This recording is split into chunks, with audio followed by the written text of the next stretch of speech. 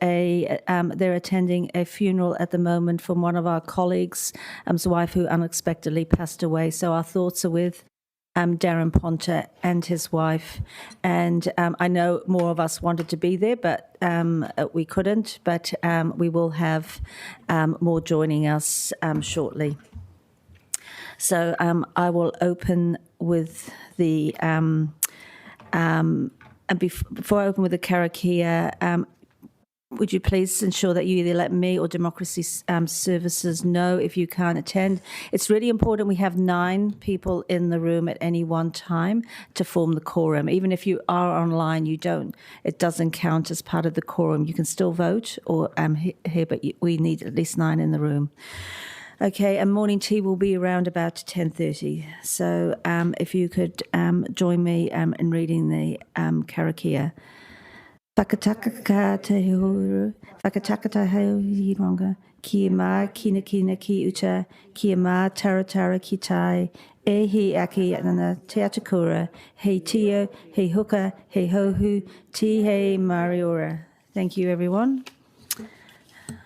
Okay, so this meeting is not only today, this evening, Monday evening, and Tuesday. I'm gathering up all the apologies for partial absences during this time, acknowledging that during this time there are a lot of other council commitments as well. So I currently have apologies from myself for Monday. Councillor O'Brien, Mayor Little, Councillor Young, Councillor Osborne, Councillor Compton, Puiwi Kelly, Puiwi Hohaya, Deputy Mayor McNulty, Councillor Randall? Yes, I need to have partial absence for late Monday session. Okay. And so is everybody comfortable if I move the motion, if I'm included? Oh, Councillor Chung? Oh, yes. Partial absence this morning. I have another meeting at 11 to 12, so I'll be leaving the meeting then. Thank you. Okay, so Councillor Foon? Yeah, possibly late apologies for Monday evening. Okay. So I'm going to move this motion even though I am in it. So I don't think anybody would object. It's going to be very difficult finding somebody who's not in it. Councillor Matthews, would you? Okay, Councillor Matthews, would you like to? I just want to say, anybody not named is a hero. Thank you. Do I have a second? Thank you, Councillor Compton.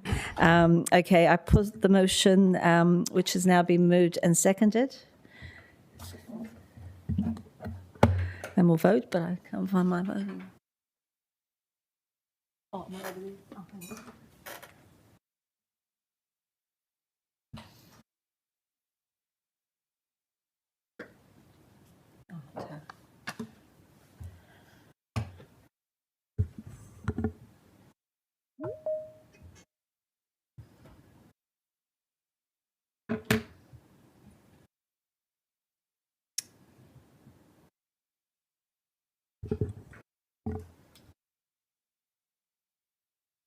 and that is carried.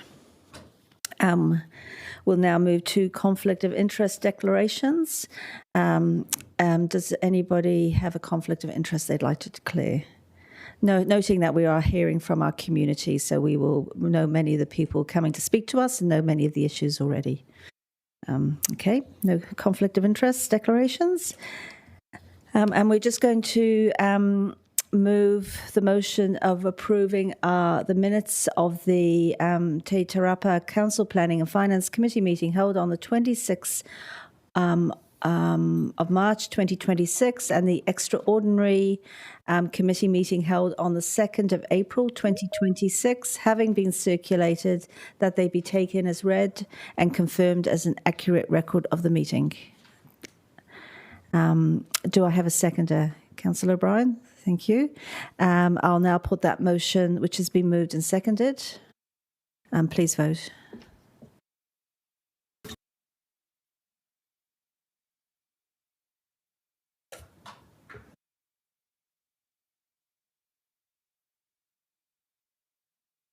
And that vote is carried.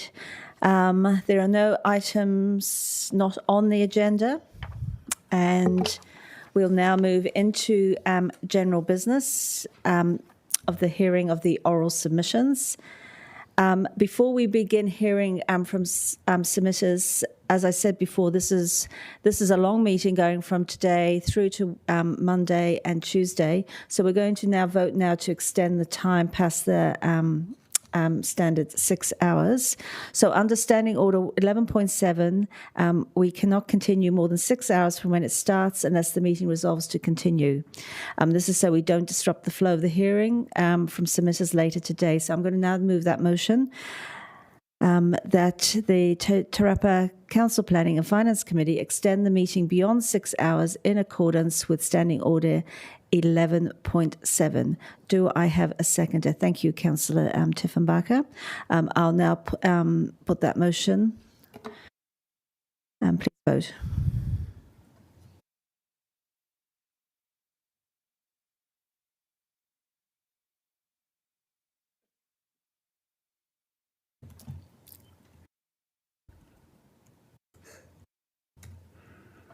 And that's carried. And what we will do once the oral hearings conclude on Tuesday, we'll then move a motion to accept what we have heard. And obviously thank the submitters for taking their time. And I will say that there is a lot of people wanting to speak with us. We've had a high number of submissions for an annual plan that doesn't include a long-term plan amendment. And so it's great to hear from so many people. And I know we're going to be hearing from people that we haven't heard from before, and some we have. So on that note, can I welcome James Brown?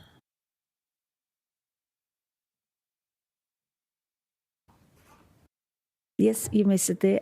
Thank you, James. You have 5 minutes, and if you want to leave a little bit of time for questions, it needs to be within that 5 minutes. Thank you, Chair. Kia ora koutou, Core James Brown, Te Ingoa. Thank you for having me this morning. I looked at your schedule and it looks quite hideous. And no doubt they're all a long list of complainants. That's what motivates a lot of us to be here. And I'm no exception. But let me start, first of all, more seriously. I want to really stress that I am a big fan of the council. I'm a strong user of the services the council provides. I have a family. We use the libraries, the pool, and so forth.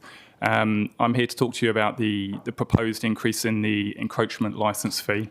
I'm a supporter of increasing rates up. I don't have a problem with that. I'm lucky I can afford that. But for me, that's the mechanism through which council should be funding its services. And there's been underinvestment in the past. You all know about this. But I'm coming to you here specifically today to urge you, to ask you just to pause on the proposed above inflationary increase in the encroachment licence fee. Now, I appreciate this is quite a niche issue and one of just a very small detail in the plan, but it is one that affects me personally, which is why I'm here, and it will affect others as well, though I can't claim to speak for them. But essentially, the reasoning is not just because it affects me.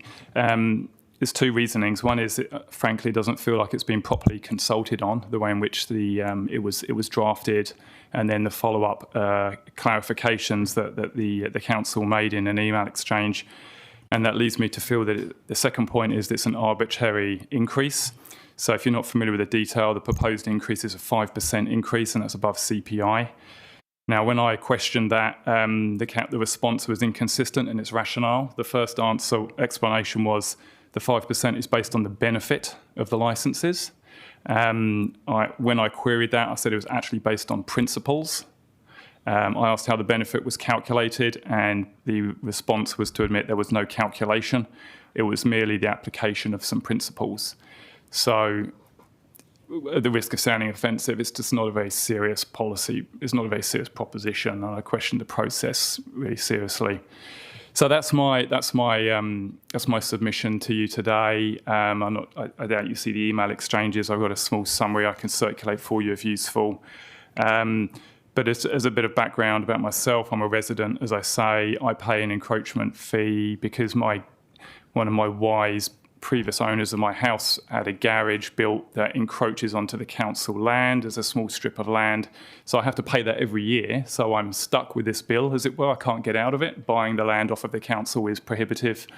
So that's why I'm here today, to ask you just to pause. I'm not saying don't increase the inflation rates. That's baked in, that's fine. But above inflation, there's no justification and there's no methodology underpinning it. So with that, I'm happy to take questions. Thank you, Chair. Thank you. We have a question, and well within time as well. And I will say we have heard similar comments from others as well to date. Councillor Compton. Thank you, James. I just, if you don't mind, would you mind giving us a bit of an understanding of how much you are paying in encroachment fees and what that increase would look like to you? Yeah, it's in the order of a few $100s a year. So I can absorb the cost, but it's the principle. There's the principle and the methodology and the policy principle. I think it's important that council, that government, operates appropriately. So there's a monetary issue at hand for me, but there's also a point of principle. Thank you. Thank you. I've got Councillor Chung. Thanks very much for coming in. Do you think the council, we should actually be looking at a difference in the value that residents actually get from the encroachment? Like some people have written into me and said that, look, I never actually used this piece of land, and so whereas some other people, like yourself, may actually have a building on it. So do you think we should have a differential between the perceived value that residents get from it? I don't claim to understand fully how your encroachment licence fee system works, because presumably you might have commercial property that have to pay these fees as well. So there's almost a third tier there. And then, so arguably you could have a different system for different types of property owners or leases. But I mean, you're getting into potentially complex territory when, as I say, I think the rates are I would suggest should be your key funding mechanism for council activities. I mean, you've got some cost to recover on the encroachment land. I'm not suggesting I should have it for free, although that would be nice. But so I don't have a full answer to that. Yeah. Great, thank you. Thank you, and thank you, James. We've run out of time, but thank you for your submission. Yeah, thanks for hearing me. Thanks. Thank you. And look, I know there'll be questions of a number of our submitters, and we won't be able to deal with everyone. Councillor Randall, there was no time to do yours, but I will try and give preference for those who haven't managed to ask a question next time around. Thank you.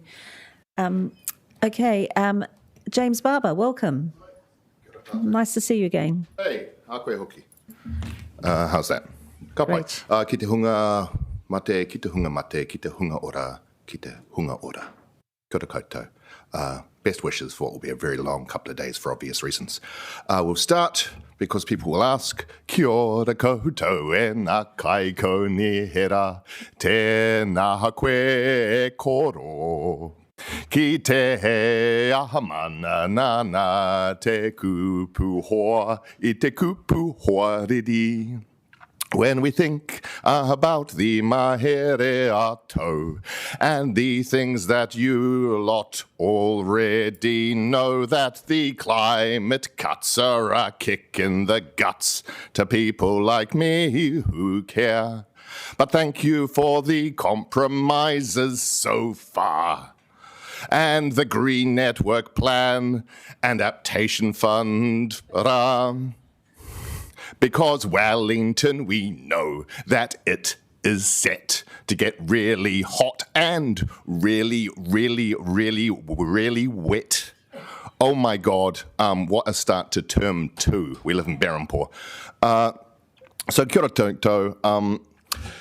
My main thing here, Climate and Sustainability Fund. I've already chatted with some of you about that. This thing, $250K per year. Please protect it. Whatever cuts you're making to the Climate Fund, please protect that one because it is so valuable and so tiny. And it funds so many organizations which do really good work, both on a climate level, but also like a social one. So like we live in Berempore, we live in a block of flats where basically everyone else is renters and migrant health workers. So before the triathlon this year, we went to Ekerua, which is a space on some of the grounds of Swiss, where they do like bike workshops. It receives like roughly $50K a year from this small fund. And we were trading in our littlest's bike because she needed a bigger one for the triathlon. And so like that sort of thing is great. But also yesterday, her old bike turned up again, and it had been taken for a small koha by a family that lived next door to us, ridden by a little lovely boy called Bablu, who's friends with our kids. It was quite a surprise to see Florrie's bike back. And, the mum is a nurse at the hospital. So these things, even if it's really hard to equate like the climate savings and the emissions stuff, they actually do a really big social good. And that's really important to show that we can take action on climate change, but make people's lives better and easier and deal with a couple of costs of living things. And that's what, say, that fund does in a lot of cases. Ekearua, they're great. What did they do? They did 330 bikes last year, rehomed, which is pretty impressive because they only have one bike matching day a week. And that's not counting all the other bikes that they, help people fix. The other one, which I have here, so that Climate and Sustainability Fund, whatever cuts you're making, please protect that because it's so valuable and it goes to so many good organizations. The other one, in terms of like the bike lane stuff, so that you guys have to make whatever decisions you make.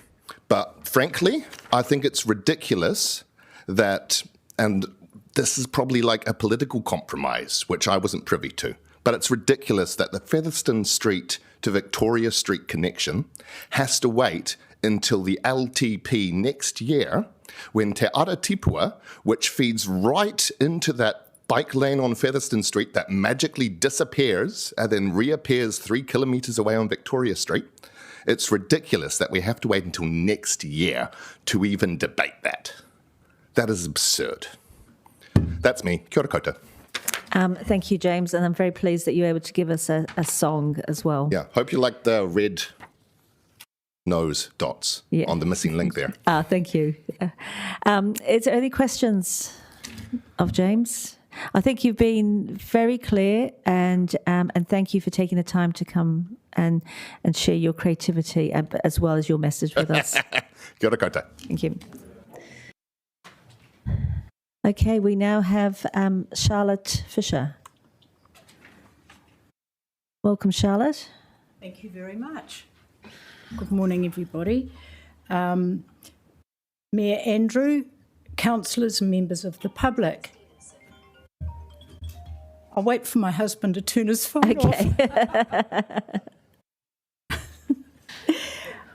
Just before I start, I should tell you that I am not against cycleways.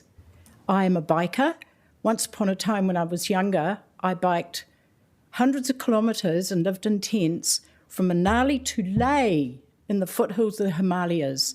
So I don't have a hang-up about cyclists. Right, Mayor Andrew, councillors and members of the public. Firstly, when it was announced there would be public submissions for the annual plan, it relieved some of the disrespect to ratepayers experienced in the previous term, so thank you for this opportunity today. Key proposal 2, cycleways. The website gave 3 options. 1, reduce cycleway further development. 2, keep budget as originally agreed. And 3, none of the above. None of the above is ambiguous and leaves the reader to think there is only 2 options. There is no clear indication there is an option to stop further cycleways completely. So many people I've spoken to assume there is only 2 options and therefore disqualifies in their minds any further participation in consultation. If you want to know public sentiment on this matter, the cessation of further cycleways would have been option 3. I quote option 3 as reading, none of the above. The correct English is neither of the above because you're only offering 2 options. On the website, you say, and I quote, please help councillors to make better decisions. We need your voice. This indicates that you acknowledge the previous suboptimal decisions that have been made. This opportunity to speak, Recycleways, is very disappointing, and to my point earlier, if you want to know public sentiment, 2 options only is disingenuous on the council's part. I propose you extend the opportunity for the public to voice their preference on the matter of cycleways. I have been a ratepayer for 41 years, not 20, 41 years. Some of you were just teenagers or toddlers way back then. So that's a long time is what I'm trying to say. I would like to thank the Mayor, some of the new councillors and some of the previous still existing councillors for being prepared to take on a monumental task of damage control and acknowledging the ratepayers who have been under enormous pressure to fund non-essential spending when we have an antiquated infrastructure in crisis. I propose to stop all further cycleways, remove the bus lane on Kent Terrace and undo cycle lanes on Molesworth Street. Both the aforementioned are dangerous. You will note that my submission is slightly different to what I'm saying today because I've had more of an opportunity to think about it. I did previously mention Cambridge Terrace, but I realise that that is probably not feasible anymore. So I'm rather referring to Kent Terrace and Molesworth Street. Thank you, Mr Mayor, councillors, for your time. Thank you, Charlotte. And a number, was there any questions of Charlotte? Councillor Randall, if you wouldn't mind. Sorry. No, that's all right. You left a little bit of time to answer a question. Yeah. So I just wondered, since you made a particular point about the lack of a no options, a no stop cycleways option, are you aware that an amendment was put to add that option in, but it was voted down? So Voted down by who, please? By a majority of the councillors. But this contradicts what you're saying, sir. You're saying that you want our voice. You want to hear our voice, the ratepayers and the I'm just public. raising this. I moved the amendment, and I just wanted to, since you made a particular point about the choice of not stopping, that there was an amendment there, but a majority of the members decided that it wasn't to be put forward. My feelings stand. That is extremely disappointing. And if you want to hear the public's voice, you're actually disqualifying us from participation of doing that by autocratically deciding not to make that an option, sir. Thank you, Charlotte. And we're now out of time, so we will. We now have Colin Smithies. Colin's online, I believe, is he? Yeah, thank you. Welcome, Colin. You have 5 minutes, and if you'd like to leave a little bit of time for questions, that would be great. Oh, and could you unmute yourself? We can't hear you.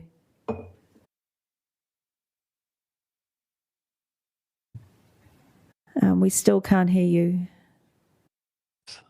Oh, there we go. Sorry. Oh, yeah. No, all good. Thank you. That's all right. Sorry. Kia ora, everyone. I'm here for the on behalf of the Evans Bay Marina Tenants Group. I'm the chairman, and recently in the budget, you're proposing a 20% increase to the marina fees. So I've got some slides, but I will talk to some of them, but there's too many to get through in 5 minutes probably. So anyway, can I have the next slide, please? How do we do that? Oh, there we go. Okay, so when the marina was set up, it was it was given to the WCC in 1987, and from then till 2003. all the fees went into the general funds, and no maintenance was done on the marina. And because of that, it has basically had it's been demolition by neglect, and this is a problem. It is not fit for purpose anymore. It is currently probably not safe. At high tide, at very high tides, our access to our boats is underwater because it's not a floating marina. It doesn't have the resources that most of the marinas in Wellington have. And but in 2003, when we set up this group, we had a charter which was signed up with the council and us, as you'll see in your the stuff that was sent round to you. And it's signed up with you guys, and there are principles with which we all work under. We wash our own face. It doesn't cost the council anything for us, but we require to have a working marina that allows us to have our boats there. And most of our over 50% of the people that are at our marina are on a fixed income, or they are low income. It is a marina that you are here because of the price. It is cheap. End of story. And in one of the documents that you've got that I sent around, I have benchmarked it against which is part of the agreement in terms of setting fees in the charter, was that it'd be benchmarked against other facilities. And you'll see there that in that benchmarking, we are priced probably at the top end of what you would call, if you account for quality. So a 20% increase will put us well over the value of the marina to most of the people in the marina. Now, you're going to have some unintended consequences which will not lead to an increase in revenue. Because most of our guys are here because of price, they're price elastic because of that. You increase it by this much, and we will end up with a drop-off in the number of people at the marina, so you'll have a drop in revenue. And more importantly, you will end up with abandoned boats. Many of these boats that are at our marina are less than $5,000 worth of boat, and people will just walk away from them. And it'll cost you between $10,000 and $20,000 to get rid of each of those boats. You will see on the regional council's Facebook page, there's 4 boats already that people that are trying to chase the ownership of, that will end up having to be disposed of, because no one will want them, because they are now in such bad repair. So we will end up with a situation, if we do have this 20% increase, we will be over what the marina is worth, and people will go to other places, or they'll put it on swing moorings and just forget about their boats. And then there'll be the problem of ratepayers. Colin, we're coming to the end of your 5 minutes, but I do have a question from Councillor Tiffenbacher, if you would be able to take that. Yep. Thank you. Yep. Yeah, thanks very much. Hey, can you just give us an indication of what a berth is worth there, and so how much people are actually paying on that berth already? Yeah, so this year was $3,799 for the berth for the year. The 20% increase will take us up to $4,559 for the year. So effectively that's more than actually some of the boats are worth, yeah? Oh, way worth. I mean, people have these boats because they've had them forever, and they're part of their family, and they are boating people, and that's what they do. So they need a place. The only thing that Evans Bay has in its favour is it is cheap. Thank you. At the moment. Thank you, Colin. We're out of time now, but thank you for taking the time to speak to your submission. Thank you. Thank you. Okay, we now have Bella Liddy, Melissa McGee from Roll Property. I think we've got Bella online and Melissa here in person. So welcome. Again, 5 minutes. And if you could allow time for questions, if you want, that'd be great. Thank you. Good morning, Mayor and councillors, and thank you for the opportunity to speak today. My name is Melissa McGee, and I'm here on behalf of the Property Council New Zealand, alongside Bella online from our advocacy team. We represent members who own, invest in, manage and develop property across Wellington. I want to focus my comments today on one thing: sentiment. Because behind every rates increase, levy or differential in this annual plan sits a broader question. What message are we sending to the businesses and investors we need to keep Wellington alive and competitive? At the moment, the sentiment from the commercial property sector is concerning. We recently surveyed our Wellington CBD members. These are not speculative offshore investors. They are the people actively trying to keep buildings occupied, maintain older assets, attract tenants and invest in the city. 95% told us they were seeing declining demand and increasing vacancy in the CBD. 91% said Wellington is less competitive than Auckland or Christchurch for commercial investment. And over 70% said they are either delaying, reducing, or considering exit investment in Wellington over the next 2 to 3 years. That should concern all of us. Because once investment confidence leaves a city, it is incredibly hard to win back. And the issue isn't one to change in isolation. It's the cumulative impact of rising costs. Our members are facing 7.4% general rates increase. That will be over 56% increase in rates over the past 5 years, a 6% increase to the downtown targeted rate, a business differential sitting at 3.7 to 1. This is the highest in the country. Rising water charges, insurance, seismic costs, and a softening tenant demand at the same time. These costs don't stop with landlords. They flow through to tenants, businesses, and ultimately the wider public. When operating costs rise too far, investment stops stacking up. Maintenance is deferred, upgrades delay, and vacancies persist. That weakens the very vibrancy and revitalisation we are trying to restore. We appreciate council faces difficult funding decisions, but the current differential and downtown targeted rates place a disproportionate burden on the commercial sector at a time when the CBD is already under pressure. Businesses are being asked to carry a larger share of the city's costs while dealing with declining foot traffic, reduced occupancy and weaker returns. And perception matters. With the highest business differential in the country, each increase reinforces the view that Wellington is becoming harder, not easier, to invest in. We're not asking council to solve everything overnight. We are asking for a clear signal that council understands the commercial pressures facing the CBD and it wants to restore investment confidence, and that as the business community is seen as a partner in revitalising the city, not simply a funding source.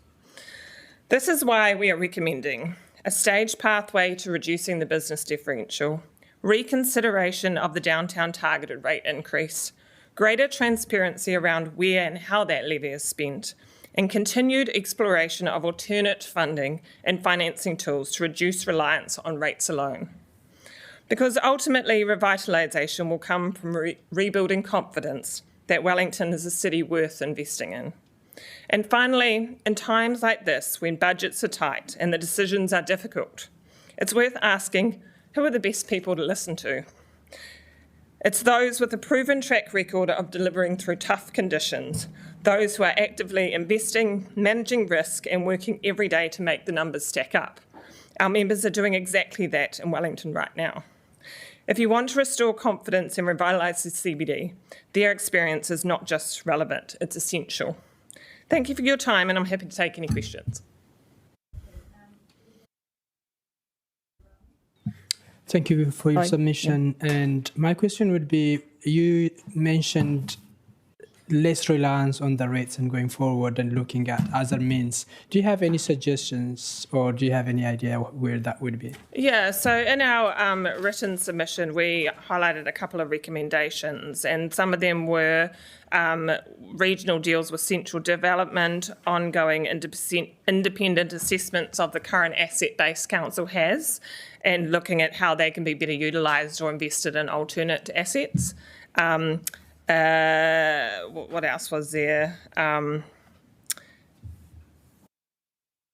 Provide clearer transparency on the downtown rate and how that is used, and if it's still relevant to today's uses opposed to when it was originally set up. We are actively keen to engage. And to go in more detail, there's only so much you can give in a written submission, but we certainly have heaps of ideas, and we're keen to talk to the relevant people to help make it happen. So.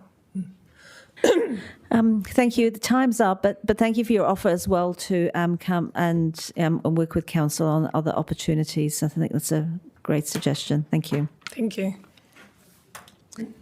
Okay, we now have Leith Wallace. Welcome, Leith. Nice to see you again. You can stand there or you can sit at the table. It's up to you. Some of us are short. Okay. Can I say, being both short and old, can I say before I start, I've already discovered 2 flaws in your beautiful new building by 9 o'clock. One is the stairs there. The only option access was stairs. Someone had to guide me up the lift, and there are no shelves for handbags in the toilets, and that's really important. That's a side issue. It's not what I came to say. No, that's all right, but thank you for the feedback. It's good to hear. Yeah, thank you. Okay, so I'm going to talk about kia ora koutou, sorry, that little rant aside. I'm going to talk about cycling infrastructure and safety for cyclists, and I'm going to try and do it nicely. My first point is that cycling activity is concentrated on the flat streets of the CBD. Someone spoke about Victoria Street, and the eastern suburbs, and the scenic route around the bays, which is an area we all enjoy. But if you look on the other side of the city, on the hilly western and northern suburbs, cycling is minimal through to non-existent. It's not popular and successful, it just doesn't happen. So that's more than half the city, and probably more than half the rates intake as well.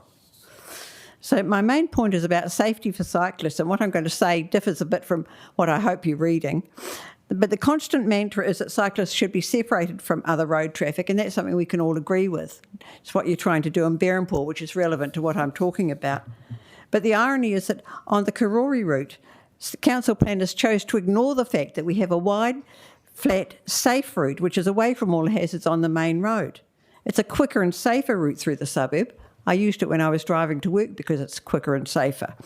And it's a clear choice of the people who live in the suburb and know how the suburb works. And it's also marked on the cycling network as an alternative route. But council planners insisted on imposing a busy and incomplete cycle lane onto the main road. It's a bitsy and a bad design. It puts cyclists in direct conflict with one of the city's busiest bus routes, with all of the pedestrian traffic in the shopping areas and on the main road, 2 petrol stations, 3 sets of traffic lights, and a steep hill. And we haven't got the bendy buses yet. That's going to be fun. And all of that is completely avoidable by the simple choice of using the existing parallel safe flat route. Dogma prevailed over safety for cyclists and over the residents' wishes. The claim that, this is where I divert from what I've written, the claim that the consultation process gained community approval for cycleways is simply not correct. The council's own summary showed that 50% of residents who responded to the survey opposed the cycleway. The quoted figure of 54%, which is still low, was skewed because the survey received a number of cut and paste submissions in the usual well-organised pressure campaign from people who live over in Seatoon and Hilton Bay. That's not, more than 1,200 people signed a petition asking for parking to be retained on the main road. And the petition was set up because council survey, as a previous submitter said, the council survey didn't offer that option. It didn't offer an option about using the parallel route. Council surveys are frequently limited in the choices they offer.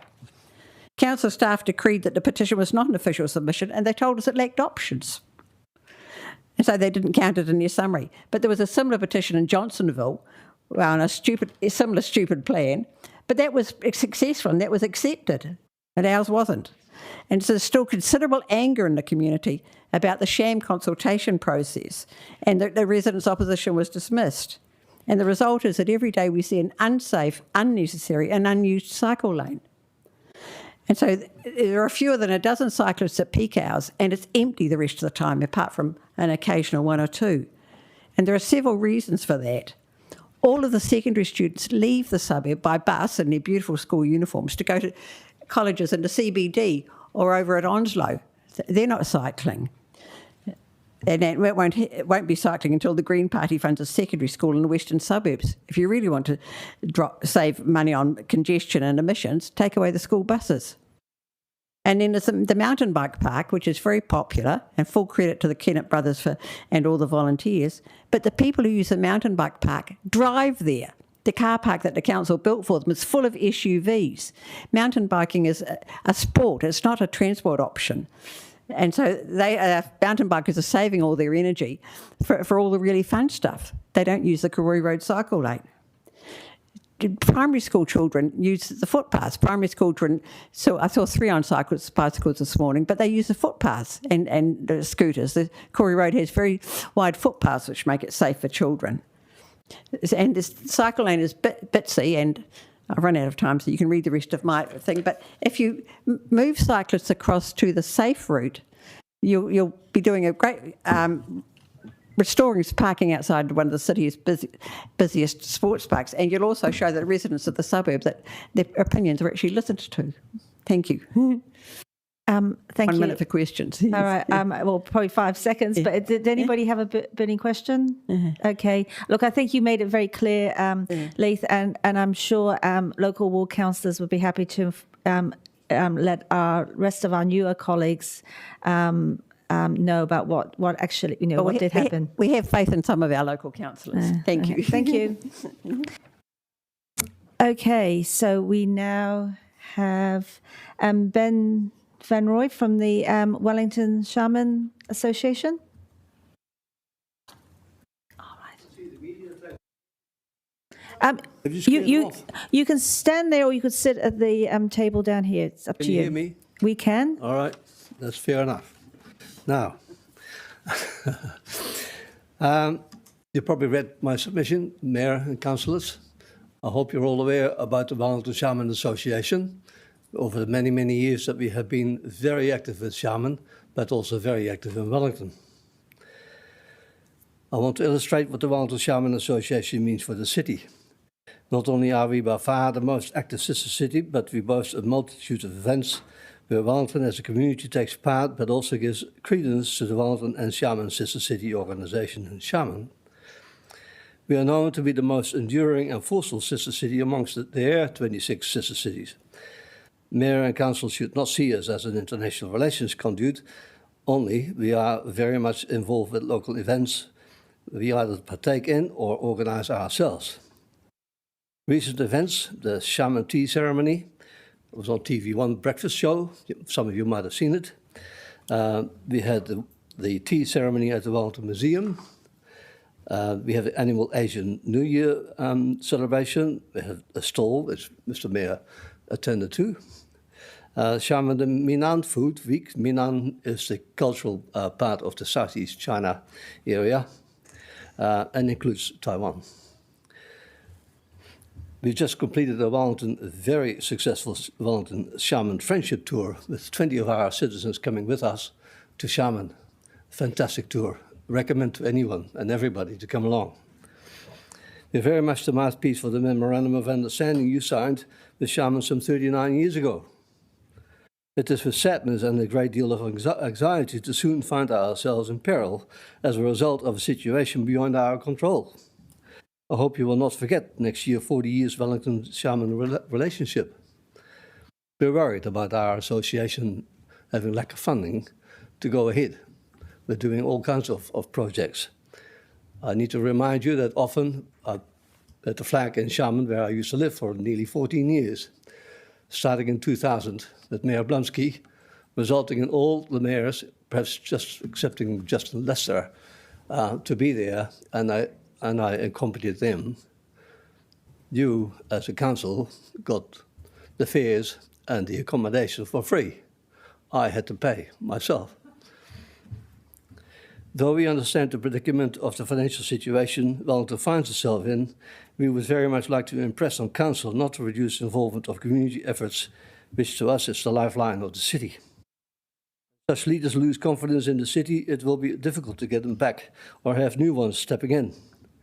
Having said that, to enable Wellington finances to come to a more manageable situation, I forward an idea where you could reduce costs substantially. Here I like to also kind of lament, you have Wellington NZ, you have Creative HQ, you have our own international department. You're paying huge rents, you're paying incredible amounts of money to outcomes that we don't even know about. How do you factor in, how does Wellington, New Zealand give you the outcomes that you pay so much money for, including Creative HQ? And they're both in different buildings for that matter yet as well. I understand you got some free floors here, why don't you put them in there? Cost you nothing. Our association has a multitude of members that have great capacities in all manner of organisational and business expertise. I note the employment of the International Department and its running as office and subsequent overheads are pretty expensive. It occurs to me that the Wellington Shaman Association can do much of the work they are doing.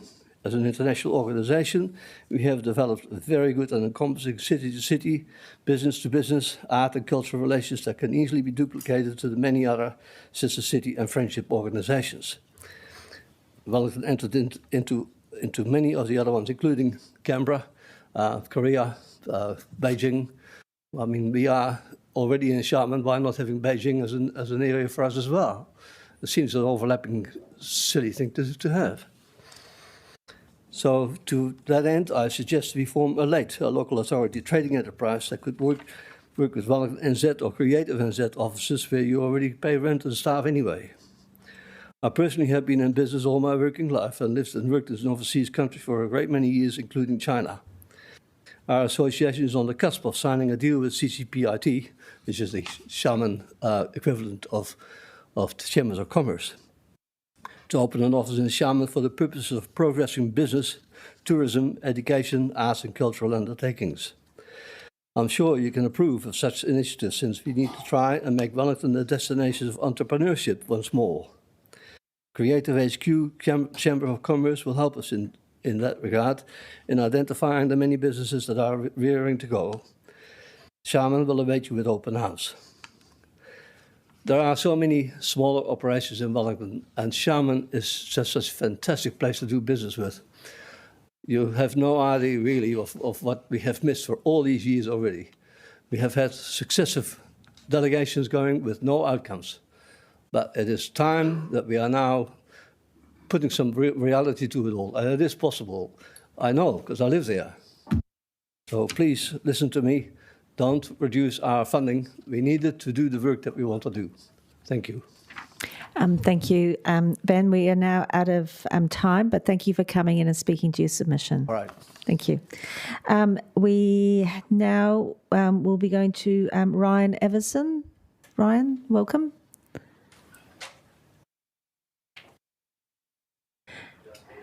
Thank you. And you have 5 minutes, and if you want to allow some time for questions, could you just leave that within that 5 minutes? Thank you.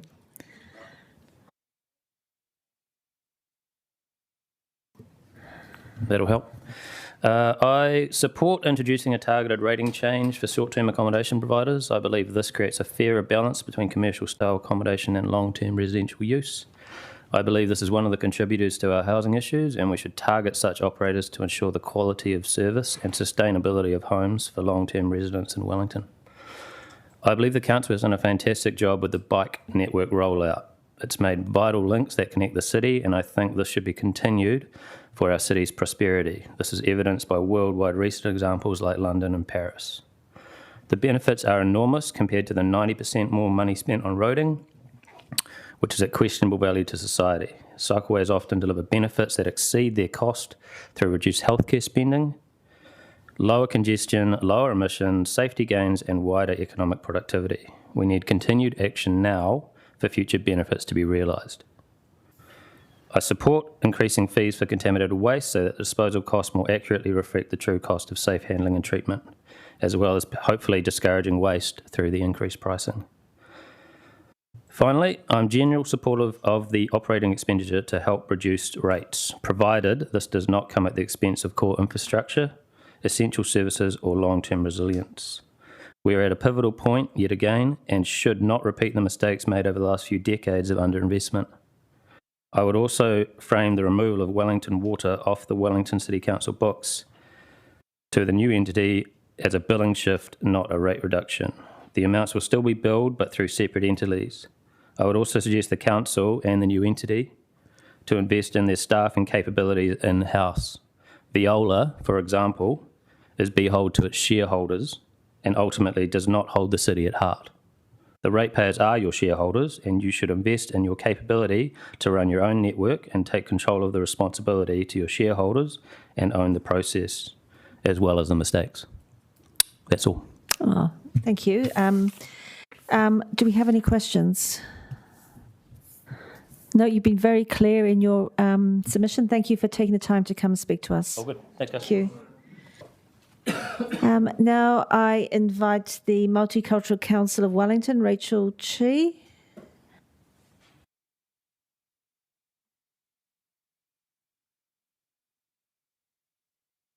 Rachel, welcome. Lovely to see you again. Rachel Chi. I'm the president of Multicultural Council. It's my privilege to represent the Multicultural Council of Wellington at this annual submission opportunity to speak. So we have submit online, and it's great to see so many councillors and mayor and also support us at our function events. So I just want to acknowledge that. Multicultural Council of Wellington has been established about 40 years. We've been always working closely with City Council, different team, and then the council level, councillor level, and also the mayor level, and then the operation engagement and all these different departments. So we really appreciate for the ongoing support to the communities. But in the meantime, we actually want to add value to the city and to the City Council for making Wellington a better place for everyone. So my family being in Wellington for the last 26 years, we've seen Wellington grows, sometimes ups and downs with different events and different challenges, such as COVID. But then today I want to highlight the importance of Wellington being the capital city. One is that make people's life easier, such as parking. I know many people want to have the cycleway to let city being accessible. But in the meantime, what we found as a residents, as a communities, we found we have many families have seniors, children, disabled people that really need to drive sometimes to the city and also to the hospital, for some appointments. So we just want to say the car parks is very few in the city. This is making people, we actually want to make people to come to the city, not turn them away to Lower Hutt or Taurapa because we are Wellingtonians. So I just want to highlight that the urgency from both business, from residents, from the communities, we actually want to have more accessible car parks in the city so people can have the choice if they have to drive. I think this is people's rights to have that option. So this is one thing. The other thing is the grants and the funding. I understand the City Council want to generate more income, so to reduce the rates increase and also to make other changes. And it's very important for communities to be engaged, for people to be thrived by getting the community by getting the funding and to make events. We organize multicultural festivals, Lantern Festival, Diwali, Eid, other events, African Day, etc. We organize so many events. I want to make sure people like Wellington, community feeling engaged and thrived. So So the funding cuts for recreation and creative community, and that part, we really want to increase that part, because previously it has been very challenging for us to get funding, and we have to cut our annual events where people have very high expectation to see happening. So that's one, the funding side. And the Wellington as a capital city, we like to see the international relations and to be more highlighted, because as you see, other cities have international relations that will add value to the city growth. Wellington hosted the International Tourism Summit a couple of years ago. That brought a lot of international tourism business, government agencies, and also our sister city from Beijing delegation. So it was very successful events in Wellington, bring a lot of people from, I think, was it 40 countries or more, that the delegation came and then experience Wellington, go back and promote Wellington internationally. And it's a great add value thing for Wellington to engage with our sister cities. So I like to see the funding for international relations not to be cut, because we want to see Wellington as a leading example at the capital city of New Zealand that we make proud of by adding, exploring more opportunities for Wellington. And the other thing will be the public resources like the libraries, recreation centers, communities that people use a lot.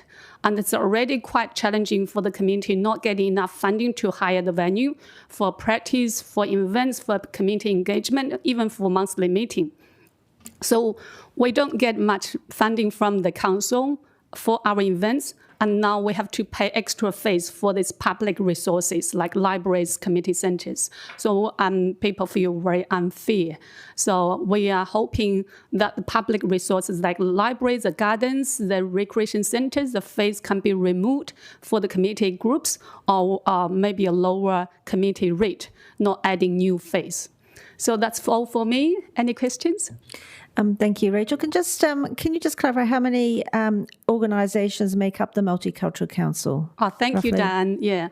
So Multicultural Council Wellington established in 1986 and then registered in 1987. We have more than 20 ethnic community groups on board.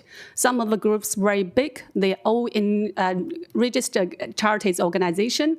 For example, Wellington Indian Association, and it's a member of MCW, and they have, as far as I know, more than 1,000 paid financial members. And we have Chinese, Indians, Malaysians, Filipinos. I'll just say in row, I don't want to miss anyone. We have Asian, Europeans, Latin Americans, Pacific, Maori, and Africans. So we do have a lot of members and a lot of residents who call Wellington as a home for 1 generation to 4 generations. So we represent a very wide group of people, not only the ethnic communities. We're actually part of the Taurapa that make Wellington a better place for everyone. Thank you, Rachel. We're now out of time, but thank you for your presentation and for coming in and speaking with us. Thank you for the opportunity. Thank you. We have one more speaking just prior to morning tea. So can I welcome Vic Labour, Arunan Noble, Charlie Cowdery, and Ben Watkins. Welcome.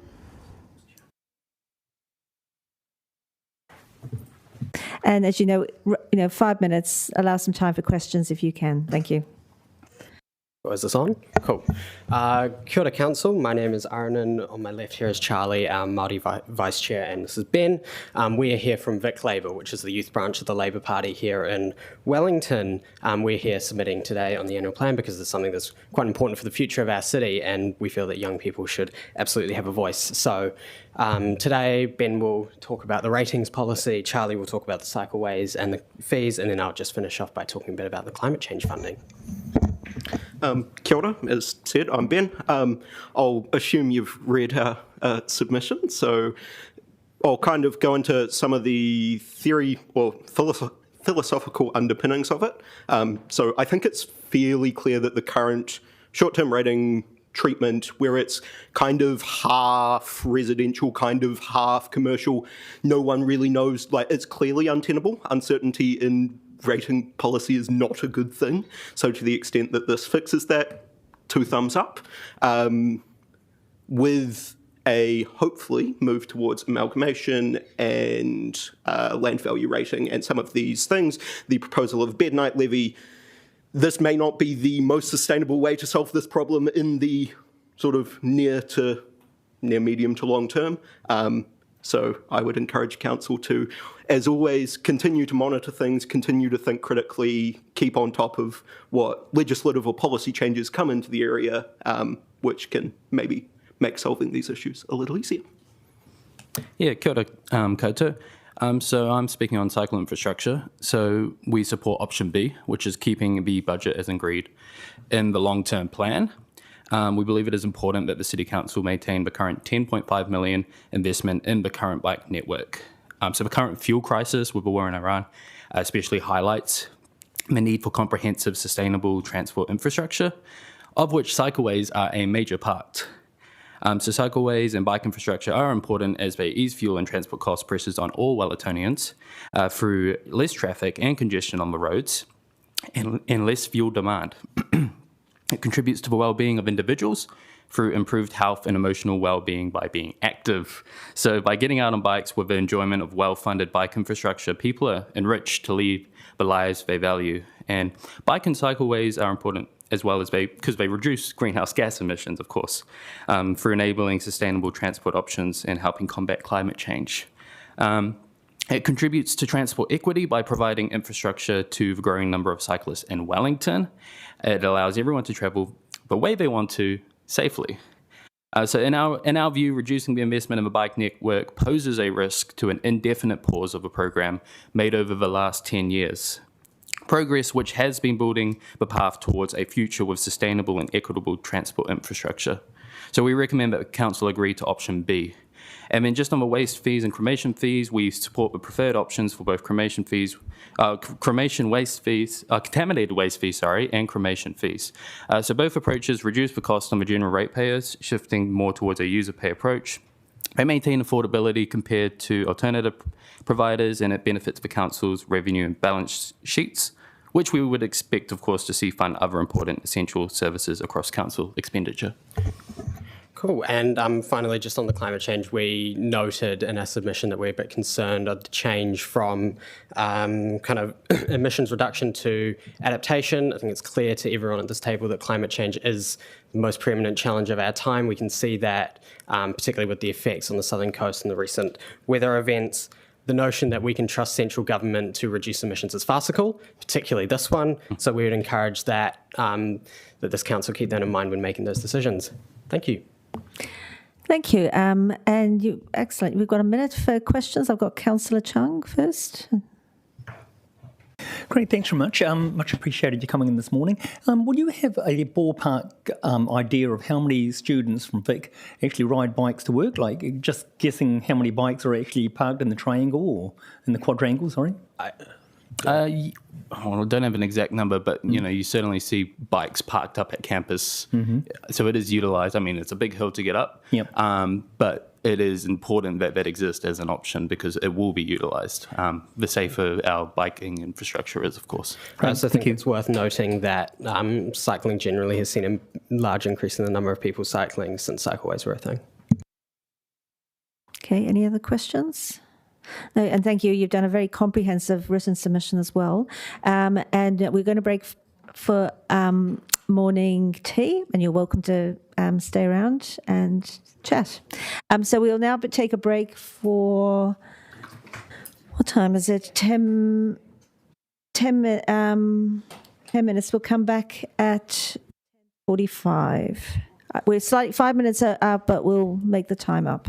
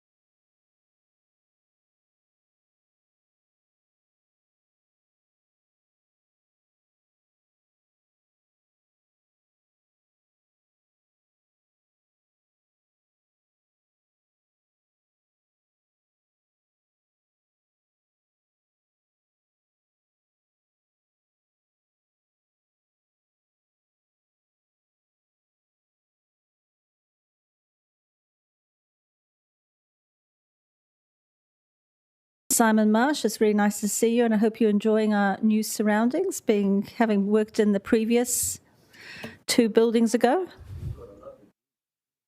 Wonderful. Wonderful.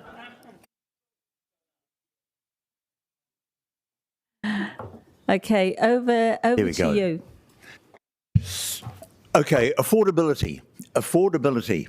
Now, councillors, I'm here to ask you to reduce the average rates increase below the 7.4% that's proposed in the annual plan. Now, following Council's Infometrics report on rates affordability, you, councillors and officers, have committed to rates affordability in the triennium plan. Plus, I note that your Chief Strategy and Financial Officer has said that rates affordability is the focus of developing this annual plan. Affordability, keep that in mind. Now, yesterday I also took a look at your pre-election blurbs and your council bios and was thrilled, absolutely thrilled to read that the word affordable appears right throughout all those bios and blurbs. It's very important that things are affordable. Now, rates increased a crippling 82% over the past 5 years. That's 4 times the rate of inflation for that period, 4 times. That is just absolutely huge. So why are you accepting as affordable an average rate increase of 9 to 10%? And that includes Te Aku Wai's water charges, because you've got to include that. You've got to keep that in mind as well. That's 3 times the rate of last year's inflation, give or take. And that is only if you pass every element of your annual plan. Yet, you want the city to be affordable to live in, and yet you agree with ratepayers when we say that Wellington rates increases are unsustainable. Unsustainable. So, councillors and officers, you must work harder to get the rates increased below 7.4%. And looking at some of the items there in the consultation document. Cycleways. I do believe you need to halt all new cycleway development. Don't do the Bunny Street or the Brooklyn cycleway upgrade. Save $3 million on fees. And I think that all the fees should increase by the CPI, at least. And I know you've increased some fees by more than this as a catch-up. That's fine. But you haven't increased fees such as residential parking. And that should go up every year. And I know that affects me because I've got a residential car park. But it should go up every year. And in fact, you should extend the area that residential car parking goes to. OPEX changes. Now, you've all got your pet projects or ideologies. But if you're honest about making this city affordable, if you're honest about it, you need to put these to one side. Now, my focus when I was around here was on economic performance. So when I saw you propose trimming $500,000 from the economic budget, I thought, you can't do that. But then the voice at the back of my head says, yes, you do. You have to go across the board and you have to be really quite vicious and cut costs out everywhere. And that brings me to that climate change budget. I'm disappointed most of you ignored the crippling rates increases we've had to bear and ignored your stated objectives of affordability and decided not to save $1.6 million from the climate budget by voting on it, even before it could be put up for consultation, which was sneaky. And you did it with something else, the cycle sheds as well, taking money out of the bike shops. Anyway, Civic Square activation. Reduction in the activation budget for Civic Square, well, that's quite pragmatic. This is a sort of space that organically activates itself. Grassy areas, seating in a sunny day. People will go there. They'll love it, as they have historically. And I hope the officers and councillors took note of the public reaction to the budget proposed for the library reopening. Now, that was not pretty. And you can't afford to keep on doing that sort of thing. When we open the town hall, I hope you're going to invite all the ratepayers along so we can see what we paid for. And you're not going to put a bucket load of money into making us jolly and happy and giving us ice creams and candy floss. But it's not all about cutting costs. You need to look for non-ratepayer funded opportunities. Opportunities are out there. But in summary, officers and councillors, you've all acknowledged the need for a more affordable Wellington. Your research has demonstrated the unaffordability of past rates increases. ELT has confirmed that rates affordability form the focus of this plan. So I'm here to ask you to request officers to come back with further savings in the 26-27 annual plan and take into account Te Ake Wai's water increases, because 7.4% is still not, to use your word, affordable. You need to adopt Ernest Rutherford's theory. We haven't got the money, so we have to think. Thank you. Thank you. And look, we're just out of time for questions. Oh, you had 3 seconds. Oh, well, I mean, I don't know whether Deputy Mayor McNulty is that quick, but look, I'll let him, if you've got a very quick question, you're okay. Okay, that's fine. Thank you for coming in and sharing your views. Thank you. Okay, we now have Trish Given from Living Streets. Welcome, Trish. Kia ora. Stand or sit? Does it matter? Or either one? Yeah, you can stand or sit. It's entirely up to you. We'll have a wee stand. Good morning, everyone. Thank you for this opportunity to speak today on behalf of Living Streets, Aotearoa, Wellington. I'm here to speak on behalf of the cycleways proposal changes that are in the annual plan. So we're here today because we believe that Wellington has a choice to make about what kind of city it wants to be. A city designed around people, or a city that continues to prioritise traffic over community well-being. We strongly support continued investment in walking, cycling, accessibility and public transport infrastructure across Wellington. And we are deeply concerned by the proposals to delay or reduce investment in the Paniki Poniki bike network and wider active transport improvements. Because these are not nice to haves. These are essential infrastructure. Infrastructure that keeps people safe. Infrastructure that helps Tamariki to get to school safely. Infrastructure that allows older people to cross the road with confidence. Infrastructure that gives disabled people independence and dignity. Infrastructure that supports families struggling with rising transport costs. A safe, separated cycle network isn't just good for cyclists either, it's good for pedestrians because it keeps footpaths for pedestrians' use. And it's good for car drivers because it helps people who can travel by bike to do so and to make that choice. At a time when many Wellingtonians are under real financial pressure with increasing fuel prices, insurance, rent, cost of living pressures, now is not the time to make it harder for people to make those affordable transport options. And at the end of the day, walking is the foundation of every journey that we make, if you can. Every single one of us is a pedestrian at some point in our day, and yet many of our streets remain unsafe and accessible, disconnected and intimidating. And we hear a lot about the costs of this annual plan, but I want to ask, what is the cost of doing nothing? What is the cost of another serious injury at an unsafe intersection or on a road? What is the cost of parents too frightened to let their kids bike or walk to school? And what is the cost of isolation for older residents who no longer feel safe walking in their own neighbourhoods? And what is the cost of locking more households into expensive car dependency? Because delaying safety improvements does not remove the problem, it simply delays safety. And Council exists to provide leadership, stewardship and good governance. And good governance means investing in the long-term well-being of communities, even when those decisions are difficult. The infrastructure you build today shapes the kind of city our kids will inherit. We encourage councillors to be brave, to stand up for what you know is right, to think beyond election cycles and immediate backlash, because leadership is not about avoiding criticism. Leadership is about making decisions that create safer, healthier, livable communities for future generations. And the evidence is overwhelmingly clear. Safer walking and cycling infrastructure reduces deaths and injuries, improves public health, supports local businesses, lowers congestion, strengthens climate resilience, and increases social connection. And importantly, safer infrastructure benefits everyone, including drivers. A connected network matters. So does creating safe, separated footpaths and safe, separated cycleways. Attempting to force cyclists and pedestrians to use shared paths reduces safety and increases risk for everyone. And disconnected fragments of cycleways or inaccessible footpaths do not create confidence or safety.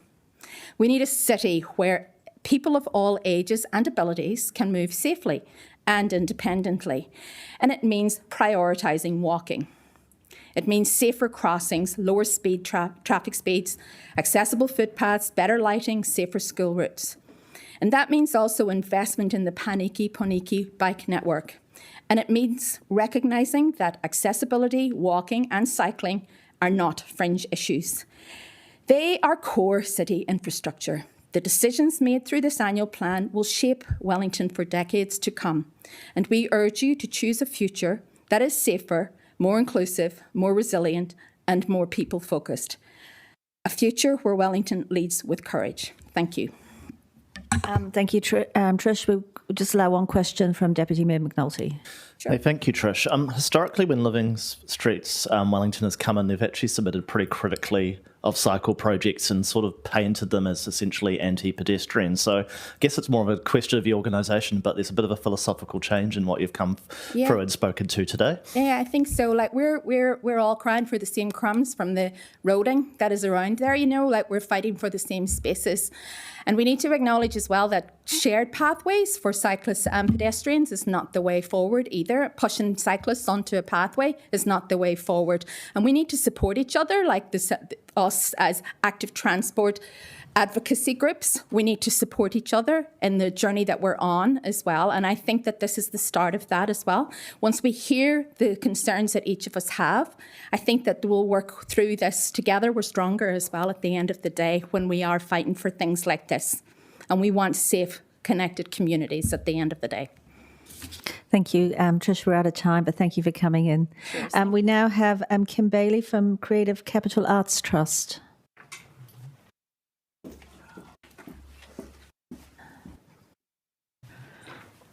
Welcome, Kim.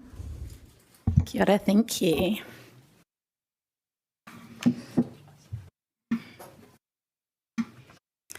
Kia ora, my name is Kim Bailey and I am the Chief Executive of Creative Capital Arts Trust, producers of New Zealand Fringe, Cuba Duper, Classical on Cuba and many other activations throughout Poneke. Kia ora, I'm Katarina. I'm the Marketing Director of CCAT, here to support. I'm saddened to be here again. After another excellent summer of festivals, once again proving the worth, value and importance of the arts sector and why cutting an already underfunded sector is not the quick fix to budget challenges that it is often portrayed as. Usually I stand here and I rattle off statistics and a perfectly logical argument about why arts matter. But today I am tired and today it is a plea. This is about more than budget. It's about or money. This is about how the council values an entire sector, our contribution, our talent, and the future of this city. Wellington has been fortunate that a long-term vision of the city as the creative capital still brings artists here to study, learn, and develop. Strong legacy success stories like Flight of the Conchords, who came through university, New Zealand Fringe, and onto the global stage, still give young people hope. They come here chasing dreams that many of us are desperately clinging to. This city was also fortunate to see experienced creative talent return home during COVID when festivals and events overseas were cancelled. People like me came back to help rebuild, recover and strengthen the creative backbone of Wellington. Together we developed your festivals, protected the creative pulse of this city and kept the arts alive through funding, uncertainty and enormous increases in infrastructure costs. Perhaps the sector's ability to continually deliver extraordinary outcomes on next to nothing has created the belief that further cuts will not damage the city. They will. Toi Poneke Arts Centre is a vital part of this ecosystem, ensuring artists have access to affordable rehearsal, office and development space. The reality is that artists in Aotearoa are still earning on average $35,000 a year, where the living wage is over $60,000. From the funding pool being debated today, our $50,000 living wage alone grants 1,727 hours of development time for artists to build and create work that the city then gets to enjoy.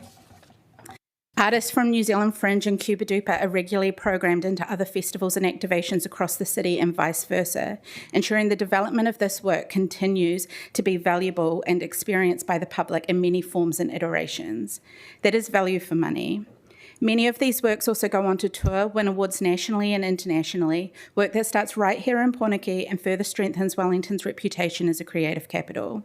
We need the arts. We need activation, creativity and public events to keep Wellington vibrant and ensure that it remains a desirable place to live, work and study. The well-being benefits of the arts are undeniable. We've provided reports that demonstrate the wider economic impact and community benefits at these events, including the impact on local businesses. During Cuba Duper, 82% of vendors reported an increase in turnover over the festival weekend. Cutting this department by the largest percentage across the budget sends a very clear message to artists. We want to see the city alive with arts, but we don't want to pay for it. I understand budget restraints. I've steered an organisation through an extraordinarily difficult period, and I know these decisions are not easy, and you will have to make choices that are unpopular. But we're not asking for more money. We're not even asking you not to cut the budget. We're asking you to keep the percentage cut to arts in line with reductions faced elsewhere. Confirm that while this is a difficult time for council and everyone is being asked to make sacrifices, you're not once again asking the arts sector to sacrifice more than anyone else. Show the future artists watching from their university halls that their future matters to you, that the only option is not leaving Aotearoa for the UK and Australia, that Wellington still believes creativity is worth investing in, that this city is prepared to make hard calls while still protecting the communities, culture and talent that makes Wellington unique. Thank you. Thank you. Just a question for me. I'm just curious to understand, are you aware that the costs being proposed are mainly in the budgets surrounding, like we've had a lot of feedback about the cost of opening the library of $400,000. We're spending quite a bit of money in the budget at the moment for opening of Tanaka Civic Square and Town Hall. So are you suggesting that those cuts should not be Not to the level that's being currently proposed. Bring down the percentage. These opportunities are activations. You saw the public turnout for the opening of the library, and our artists need opportunities for paid activation work to maintain their practice in Wellington. If they're developing and creating work and then there's no opportunity to present paid opportunities, then they're going to leave Wellington. Thank you. All right. I'm sorry, we're out of time, but thank you for coming in. Thank you so much. We now have, is Darcy Snell is here. Thank you. Welcome, Darcy. You have 5 minutes, and if you want to allow some time for questions, you need to allow that within that 5 minutes. Thank you. Thank you. Kia ora koutou, ko Darcy Takawingwa. I'm a local resident of Karori. In my written submission, I made comment on a few of the proposals. However, in speaking today, I wanted to address key proposal 2 about the cycleway changes, as this is particularly important to me. I use many forms of transport to get around Wellington: walking, running, biking, bus, train, ferry, and car. However, my primary mode of transportation is bicycle. I love riding my bike.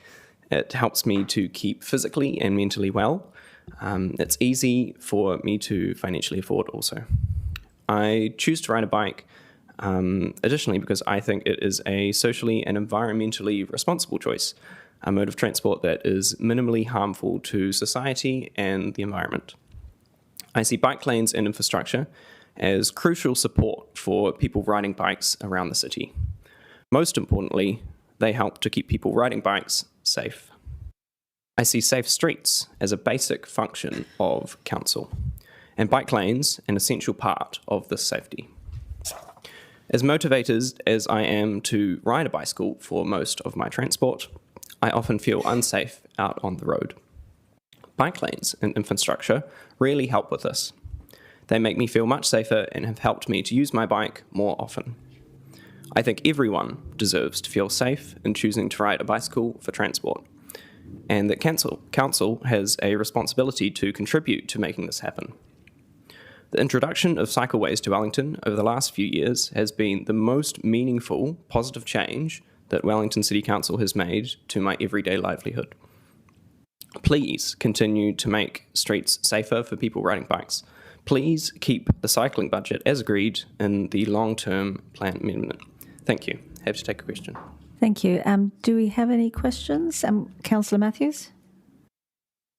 Thank you, Darcy. Because you said you come from Karori, we heard an earlier submitter today talking about the Karori cycleway and talking about how people don't use it and it's less safe and that we could have had a less direct route. So I'm just interested in your experience of it as a resident there. Yeah, sure. I think basically in line with my earlier comments, it has made me feel safer going along that route. As someone who lives in Karori, I use that pretty much every day, multiple times a day often. I think it's been a positive change. Thank you. Thank you. Are there any, Councillor Tiffenbacher? So if the earlier proposal suggested that we could take another route that wasn't on the main road but on the back, still provide a cycleway, and that would mitigate the issues for people that didn't want to use cycleways, would there be any impediment to doing that? Sorry, I'm not sure Okay, so there's been a suggestion that if you went to the back roads of Karori, you could actually get a cycleway that was also effective and delivered the same sort of things but with a slightly different route. Would there be any impediment from using that? Maybe I'll just clarify. There is a secondary route, and it goes through Friend Street. And if you're from Karori, you'll know. Yep. And it's really in reference to that. I'm aware of this. I guess in coming today, my main message, is just that we should continue with the plan. I'm not exactly sure some of the details of the plan. So if that route is maybe part of that, then yeah, great. But otherwise, yeah. Thank you. Any other questions? That's it. Thank you, Darcy, for a very succinct presentation. Okay. I now invite Frank Sutton. Welcome, Frank. Morena, Mayor and Councillors. Thanks for your time today. My name's Frank. I'm an environmental planner from our company's Adamson Shaw. We're land surveyors, planners, and we do a lot of subdivisions in the city, probably a fair majority of them. Hopefully this is a nice simple one to help make subdivision and development in the city cheaper and promote it really. My submission on the annual plan is on the hourly charge out rate of a consents planner expert or compliance officer during the resource consent process. I was here a year ago presenting on the same issue. Although it appeared there was some interest in my presentation last year, unfortunately no changes were made to the hourly rates, and we're in the same position this year except they're going up yet again. The rate is increasing from $266 to $272. The increase is small, but the issue is the total amount of $272 an hour. This is a very high hourly rate in any line of work. I have 2 points to present today. Point one, the amount. The comparable cities to Wellington City are Auckland, Hamilton, and Christchurch. The following examples are the rates for a senior planner or expert at these councils. Auckland is $228, Hamilton's $228, probably not by coincidence. Christchurch slightly higher at $245. Of these comparable cities, Wellington has the highest hourly charge out rate by some margin. This margin of difference obviously gets multiplied by the number of hours a consent takes to process, which adds up. The rate should be reduced to be more in line with comparable cities. I would suggest $245 to match Christchurch. My second point, and this one's more important than the first and would really like to see it implemented, the hourly rates need to be attributed to level of experience.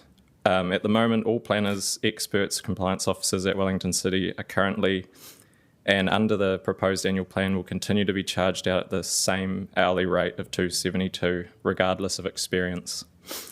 All of the comparable cities, and I'd suggest a majority of other councils in the Motu, have different rate for different levels of experience. Wellington City is the only city not to do this. For example, a graduate level planner at Auckland City has an hourly rate of $198. A graduate planner at Hamilton City has a rate of just $180 an hour, whereas a planner at Wellington City is being charged out at $90 an hour more than someone of the same experience in Hamilton, and $100 more than my hourly rate as a senior planner at Adamson Shaw. I can see from my talking points from last year that Hamilton added a new rate for graduate planners last year, so it is possible to make these changes. The high hourly rate is leading to higher consenting costs. Based on the hourly rates, it is assumed that Wellington City's consenting costs will be the highest in the country by some way. Majority of Adamson Shore's subdivision applications are assessed by the graduate and intermediate planners as they are not overly difficult. A lower hourly rate for graduate to intermediate levels would make a massive difference to the final cost of our simple subdivision consents. The market continues to be very slow in Wellington City. Subdivisions and development are at an all-time low. All fellow consultants we talk to say it is currently worse than the GFC because of the slow burn of this recession. There is no indication that things will pick up this year or even next, unfortunately. Raising hourly rates in this climate doesn't align with the real world. Over the past few years, the council has begun to operate more like a business, which is great. Council has bills and wages to pay too. But if it's going to be like this, then more effort needs to be put into charging a fair hourly rate and different rates for different levels of experience. There won't be many businesses out there that have the same rate for all employees. And after all, we as consultants don't have a choice on where to go to get our consent. Wellington City is the public service. So to conclude, Wellington City's resource consent processing hourly rates should be lowered to be more in line with our comparable cities, and the rates should be attributed to level of experience.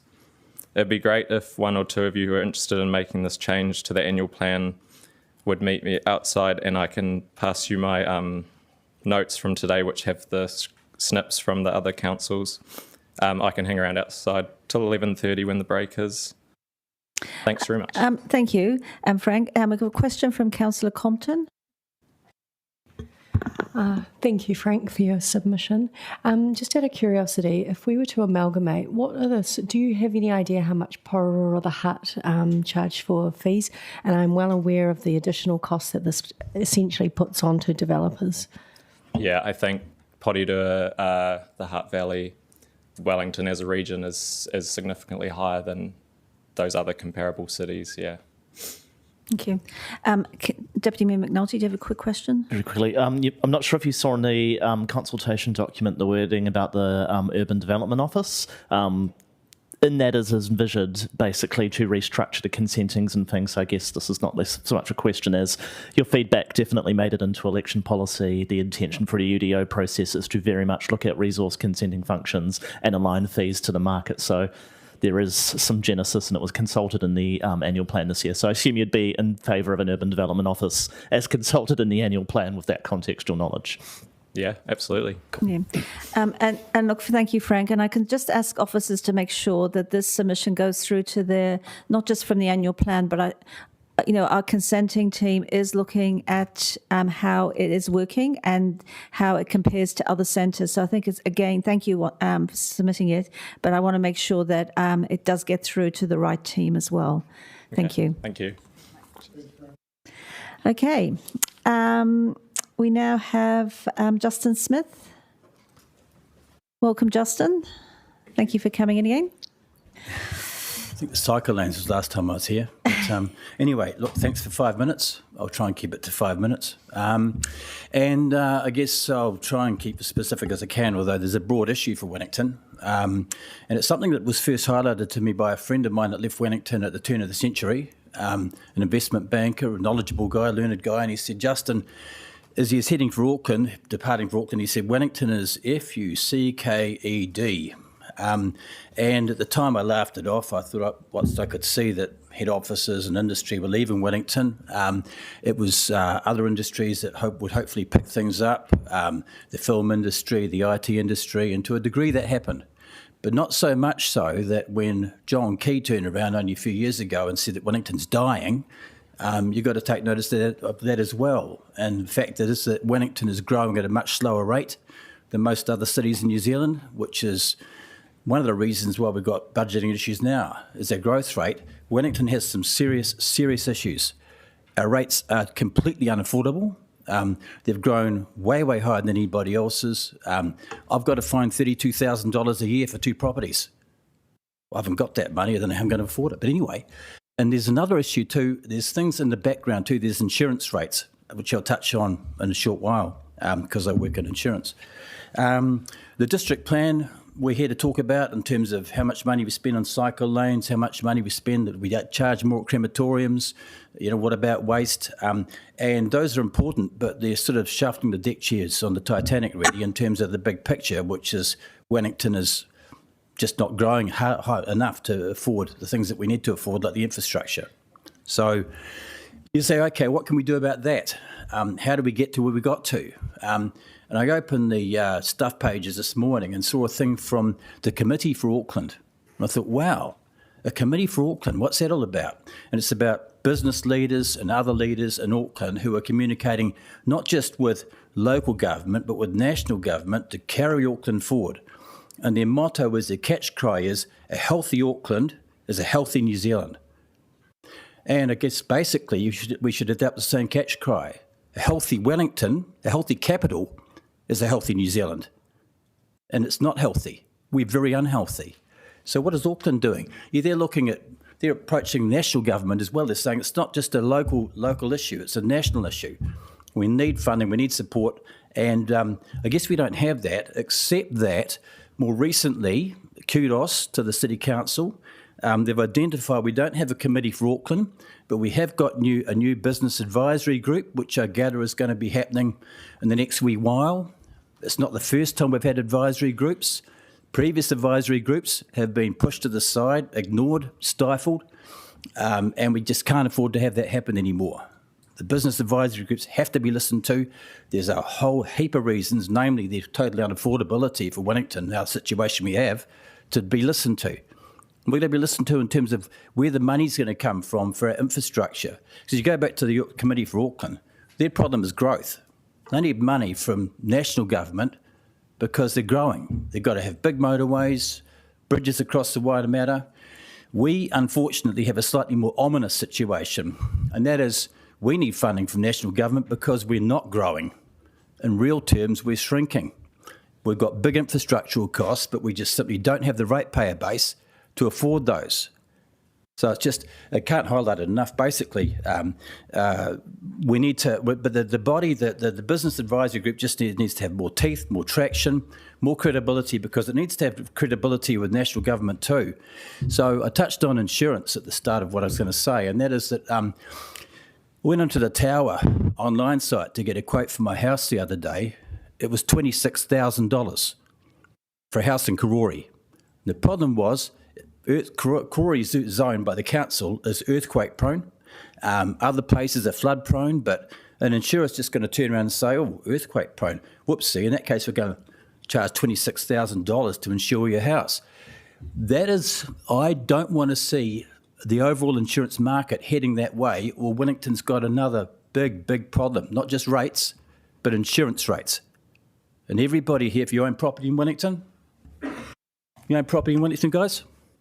Well, you'll know what your insurance rates are costing. And so this business advisory group, this council, has to get them. The good news is I sent an email to Nicola Willis just before Christmas, and she actually came back. Well, it was a pretty AI-generated thing, but I told her about the insurance rates in Wellington, and as it turns out, she's now launched an inquiry into, a bit like with the supermarkets and petrol stations, insurance prices in Wellington. Good. But the City Council and this new advisory group need to get right alongside her and make sure that the impetus is kept up for that. Thank you. Anyway. Thank you, Justin. We're out of time. It might give you just a little bit more comfort, but with the new mayor, we are developing relationships with central government in a stronger way. Thank you. Thank you.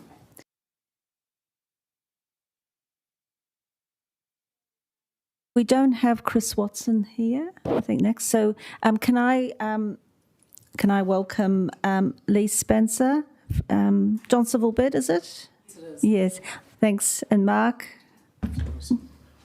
You can either stand or sit at the table. It's up to you. I think you guys go forward. Yeah, please do. Tēnā koutou katoa, Madam Chair. Everything should hopefully be pretty evident from our submission, but the main reason that we wish to appear today is that we really want to highlight the things that are important for Johnsonville. So one of the things that we believe and we understand by your own info metrics research shows that Wellington businesses are already at the limit in terms of rates. But we would also like to take a positive slant in that the JGB supports genuine operational savings, because every real saving that flows through to lower rates helps our businesses keep their doors open, retain staff, and continue contributing to the city's economic base. Our submission also asks Council to apply a cumulative cost test to new fees and charges. I come from British lineage, and of course there is the saying, look after the pennies and the pounds will take care of themselves. And I think if the council could apply that lens and indicate very strongly and communicate that to its ratepayers, then I think that would give the city a lot of confidence. The other thing I would add is that I believe that Johnsonville is the heart of Wellington. I know it's not the CBD, but we have a population of, we have a broader catchment of 65,000 people, which is the city of Napier, the size of city of Napier. And I think when the businesses are doing well there, then I think it's indicative of Wellington. The other thing I would ask from a bids perspective is a lot of the plans that the council currently has. Now, we have a 2008 Johnsonville plan. None of it's been implemented, and what we have discovered through looking through everything is that there's a lot of fragmentation in some of the ideas that you have for Johnsonville. We would ask that these be brought together into something so that we have a better understanding. The other thing is we would love to see the money that has been earmarked from the sale of the library to get a really clear idea of what's happening with that. So that's where we're at. I hand you over to Mark Kirk-Bernard, our chair, Sam Hinder, who runs his own quantity surveying business, and Mark Kirk-Bernard, property owner, and also he's our lead of our green space and urban development on our bid, and they would like specifically to talk to pushing for a rec centre for Johnsonville. Thank you for the opportunity. Ka kite. Can I just clarify, just on your map that you've handed out, you're talking about, are you talking about Alex Moore Park on there? Yes, and I'll defer to that with Mark. Okay, thank you. Yeah, I'll let Mark go into detail about the proposed rec centre in a minute, but just on behalf of Johnsonville Business Group and being the chair and representing our businesses, we just want to make sure the council hear us. It feels like Johnsonville over the past wee while has been neglected a bit. There's obviously been a lot of waiting for Stride and Johnsonville Mall, but it feels like we've done enough waiting now. Can we instead implement some things and take some action? I don't know where Stride's at and how far along that is progressing, but I guess from a business point of view, we're hoping council can, put some focus into Johnsonville, and we think the rec centre would be a great way to start that process. So I'll hand over to Mark to talk more about our thinking. Thanks. Back in 2023, the council did a community facilities and recreation plan, and that highlighted the need for indoor sports centre in the northern suburbs. And we did a little bit of work at that time with council officers trying to ascertain where that might be. We've looked at the population catchment of Johnsonville, and we're shouting out about 65,000 people. For a sports centre of something like half the size of Akitangi, we think the catchment would be more like Karori to Tawa, so that includes Northern, Wilton, Thorndon. So that's a population of 90,000 people. And if you look at similar sized cities and see what facilities they have, you might respect the fact that we might need that in our area too. So the map on the screen just gives an indication of a site that we think would work, that's owned by the City Council. We've done some early cost estimates to show that this would cost about $26 million. Johnsonville's just wanting a no-frills indoor sports centre to meet the needs of the children and community in the area. And we're open to questions. Okay, do I have any questions from Councillor Randall? Yes, I know there was some work done on possibility of putting it in the triangle with Stride. Is that work sort of come to a negative point that it's probably not going to work as far as you can tell? It's just private land and it's not something that we could comment on. Okay, thank you. Okay, I don't see any other questions. Thank you very much for coming in and your presentation. Thank you. Thank you. Chair, I'm just heading out now. Yeah.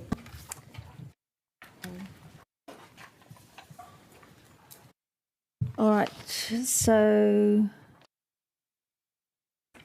we go here. So we have, apologies, I pronounced the name incorrectly. Ethan Rogashon, thank you. Thank you, I need some help. And Aidan Donahue from Victoria University Students Association. If you haven't been here before, it's 5 minutes. And if you could allow some time for questions, that would be great. Thank you. Kia ora. Thank you, Madam Chair. Thank you, councillors, for the opportunity to speak to you today. Ko Ethan Rogashon toku ingoa, and I'm joined by our president at VIUSA Te Aka Tauira, the Students Association, Aidan Donahue, submitting on the annual plan. We'll take the submission broadly as read, but we wanted to appear in person today to really ensure that councillors hear directly from students, because we believe firmly as the Students Association that Pōneke can be the best place in Aotearoa to be a young person, to be a student. But for that to happen, that requires significant investment from council. In our submission, we've set out a few specific areas of investment, including further investment into the cycleways so that we have future-ready infrastructure that encourages mode shift away from private vehicle use. We also have some other submissions on on climate change mitigation, which perhaps Aidan might speak to. Yeah, with in regards to climate change mitigation, we understand Council's review of the area and the space of the funding, and we understand that we don't just want to put money into things that may not be working as intended, and so therefore we understand that it might want to be shifted away, but we don't want to see that money put into something else. We want to see it ring fenced into other climate change mitigation areas than the education training sort of side. Yeah, and further on some specific student-focused points within the annual plan, we would just like to commend the proposal for the Urban Development Office, similar to the work that's been done up at Auckland. We think that that's a really important step towards increasing development, especially within central Wellington, where we know we're having an increase in our student population year on year. The percentage of students enrolled at Vic, I believe it's jumped by 12%. As at the start of this year, and that's just going to continue to keep growing. And in order to match that demand, council needs to meaningfully take steps towards securing further housing development, especially in our high density areas, including within the city centre zone. And we're happy to take any questions on the submission from there. Yeah. Thank you. Are there any questions? Councillor Rogers? Yeah, I was just wondering if you could speak broadly to the priorities that we've outlined in the annual plan and whether you think it adequately balances the needs of people who are currently working in the city versus the students who might work in the city in the future. Yeah, definitely. I think that, VIUSA submits very much so that council must recognise the fact that many of our students, especially at Victoria, live, work, study within the central city, and that really is where a lot of that investment, especially with regard to infrastructure and housing development, needs to occur. We can't keep pushing the development of housing out towards the greenfields, out towards our northern suburbs. We need to keep our students within our central city, and we need to make this an attractive place to live as well, which is why VIUSA also submits in our written submission that council should aim to maintain funding for things like creative capital and for our major events within Pōneke, because that's really what sets Wellington apart from other cities and what makes this a special place to live as a student. Thank you. And we have a question from Councillor Abdurrahman. I wonder if Visa has any views regards to the cut to the social and recreation funding, 650 to move other budgeting areas, and if that money has to be found, where do you think should be going? Look, that is not an easy question to answer, in all honesty. Abuse's position is we are very well aware of the external forces that are at play within Wellington and sort of the raising measures. No one could have predicted the things that have happened this year. Look, our view is students are always usually the ones coming in to participate within sort of those recreation programs. If something has to be cut, it'd be something along the lines of looking at general usage. If it's not being used, then we don't see the view of maintaining it. Okay, thank you. Any other questions? Thank you for a very good presentation. And we are now going to take a break for 10 minutes. I'm going to change roles with the Deputy Chair.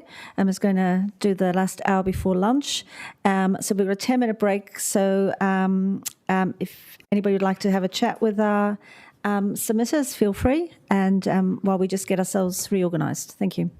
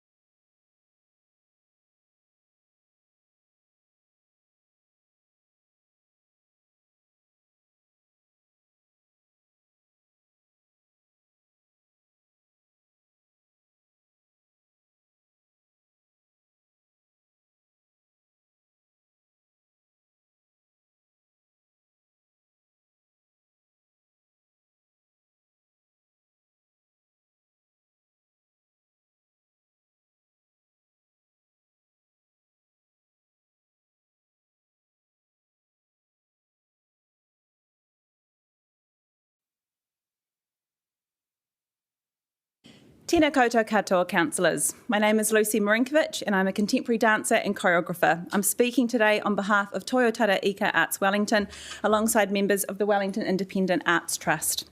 Today I'm presenting a petition signed by 1,045 people calling on Council to reconsider the proposed cuts to Wellington's creative capital budget. These signatures come not only from artists but from ratepayers, audiences, business owners, educators, young people, Wellingtonians and out-of-towners who understand something fundamental. Wellington's identity as a creative capital is not accidental. It has been built over decades through sustained investment, artistic labour and a shared belief that arts and culture are essential to the life of the city. The proposed cuts put that ecosystem at serious risk. A 5% reduction to the arts and culture portfolio compared to significantly smaller reductions elsewhere will directly translate into lost jobs, lost opportunities and lost futures for the people who make this city vibrant. Independent artists, performers, technicians, producers, educators and small organisations are already operating under immense pressure. These cuts would deepen the hollowing out of Wellington's cultural life at a time when the city desperately needs connection, energy, renewal. Again and again through this petition, people ask the same question in different ways. Without the arts, what is Wellington? One submitter wrote, "The arts are not a luxury, they are the heartbeat of a city." Another, "Why would you cut the arts when the city is in such a rut? The arts are a proven tool of civic regeneration." Many express concern that these cuts fundamentally contradict Council's own commitments through Ahotini 2030, a strategy developed with the sector and with the public in good faith. To illustrate this with one example, recent concern was publicly expressed about the state of our cherished New Zealand Festival of the Arts. We cannot expect a world-class arts festival to appear every 2 years like a rabbit out of the hat, while simultaneously weakening the ecosystem that produces it.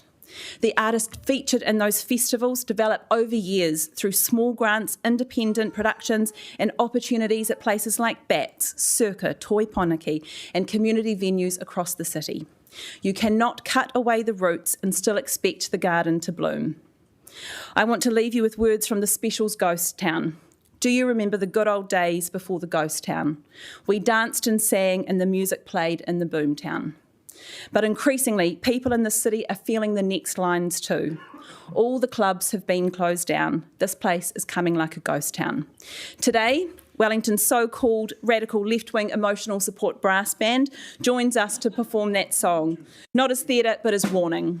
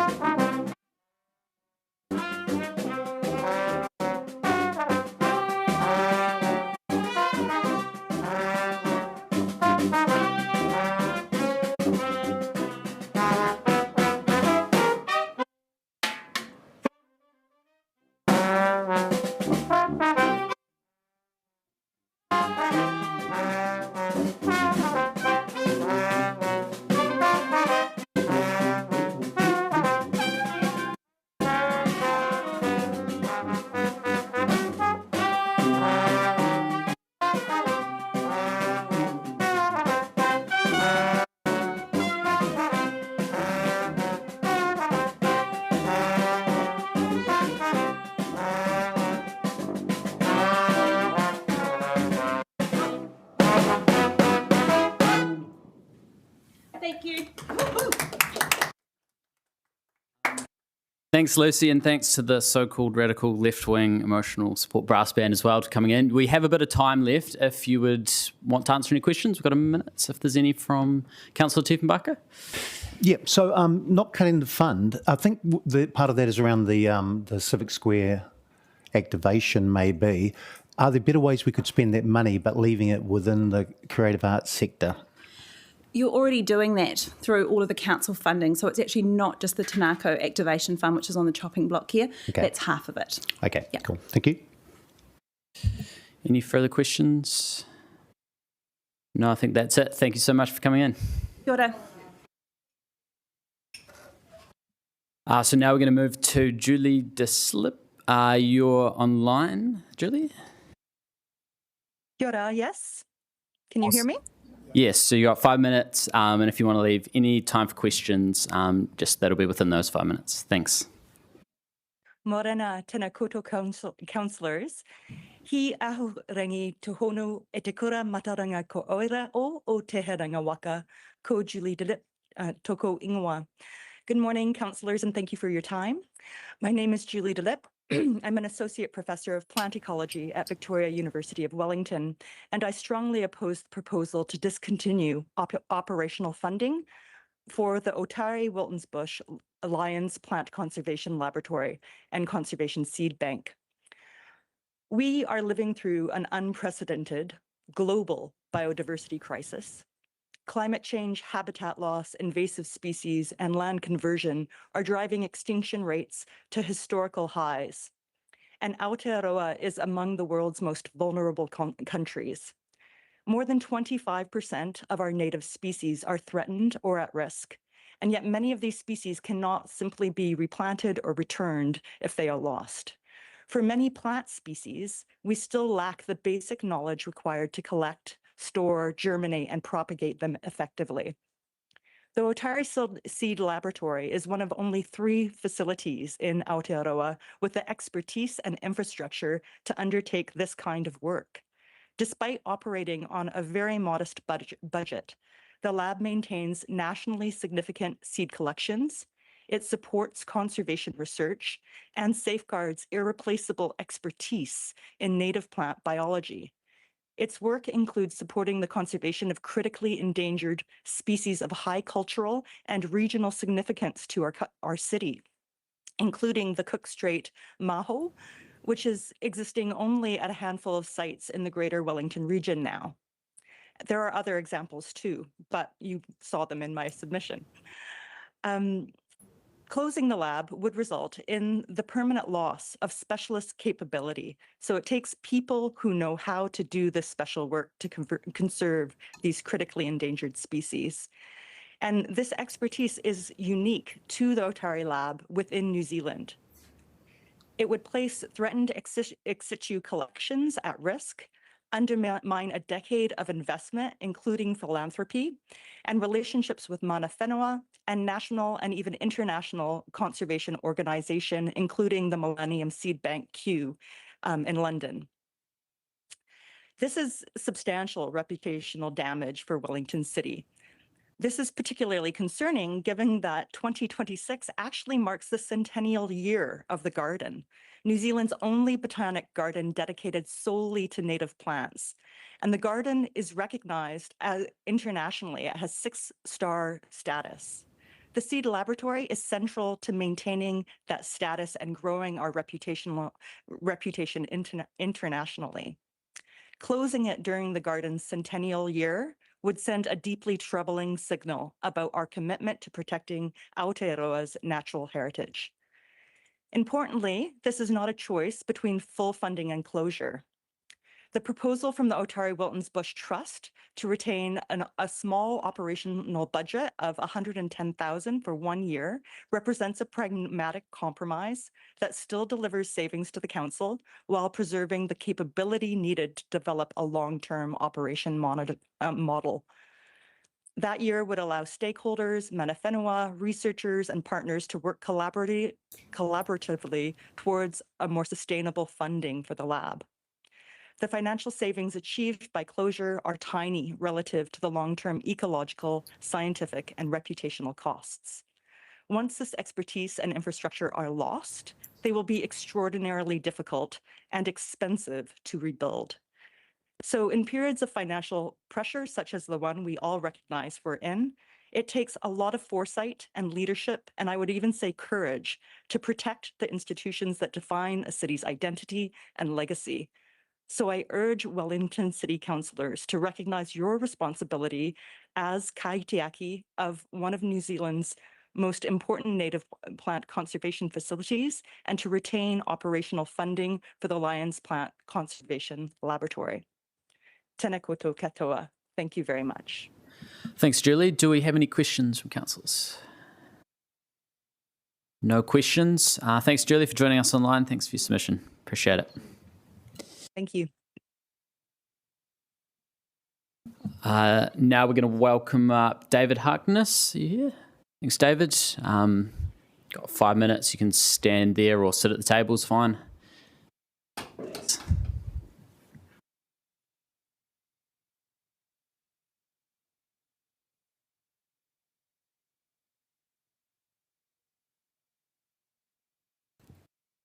Okay, thanks for the opportunity to submit on the annual plan. You normally hear me in relation to Ian Galloway Park and Capital BMX, but I'd love to speak to you at length on those topics, but today is just my personal submission on next year's plan and budget. I've got 4 points that I'd like you to consider as you work towards finalising the plan. First point, capital overruns. We've got well-documented challenges in delivering capital projects within the budgets that you've set and you've consulted upon. I believe this has got more to do with how the projects are initially framed in the business case process. So I also suspect that those presenting options to you are doing so with an expected outcome in mind, and the documentation is framed to support that view rather than undergoing robust challenge and risk pricing, and that leads to those downstream overruns. So I welcome proposals to implement a project management office. I'd urge you to ensure that its remit covers project establishment and business casing, and also to require a minimum viable scope option in every business case that comes before you before any significant budget is committed. Second point is on fee asymmetry. I find it quite interesting you're proposing to lift rates by 7.4%, but user charges by only 1.5%. So that led me to do a little bit of digging on why. And the revenue and financing policy sets these things. And I believe you're leaving around $11 million on the table that could otherwise be used to reduce the rates increase to below 7%. So second urge is that you move fees to reflect the RNF policy targets and use targeted concessions to protect equitable access rather than universally underpricing things. Third point is probably the most significant around structural reform. I think this annual plan, by its nature, is tinkering at the edges, and there are much more significant structural opportunities that would enable Wellington to balance its services and its finances and affordability. So my specific ask is that you commit the funding this year to implement a strategic options assessment programme and bring formally costed proposals into consultation for next year's LTP for items including amalgamation, transfer of social housing, development contributions reform, international visitors levy. Use this programme to understand what the minimal viable scope is for each of these items. What would it cost? What would the benefits be? And then what are the options for the item? Ensure that these are rigorously challenged, price the risk, so that you can bring well-formed proposals to the LTP consultation rather than asking us for our opinions without all of the information. And finally, I couldn't leave without mentioning Capital BMX. I note that you're reducing grant programmes and reducing budgets in park, sports and rec to reduce OPEX. This is going to impact community organisations such as my own, organisations that provide genuine community value on a shoestring. So as well as reducing the OPEX, please take the opportunity to help us offset that impact by reviewing the measures that would enable clubs and community groups to raise non-council funding and make the appropriate policy and plan amendments to facilitate this in a timely manner.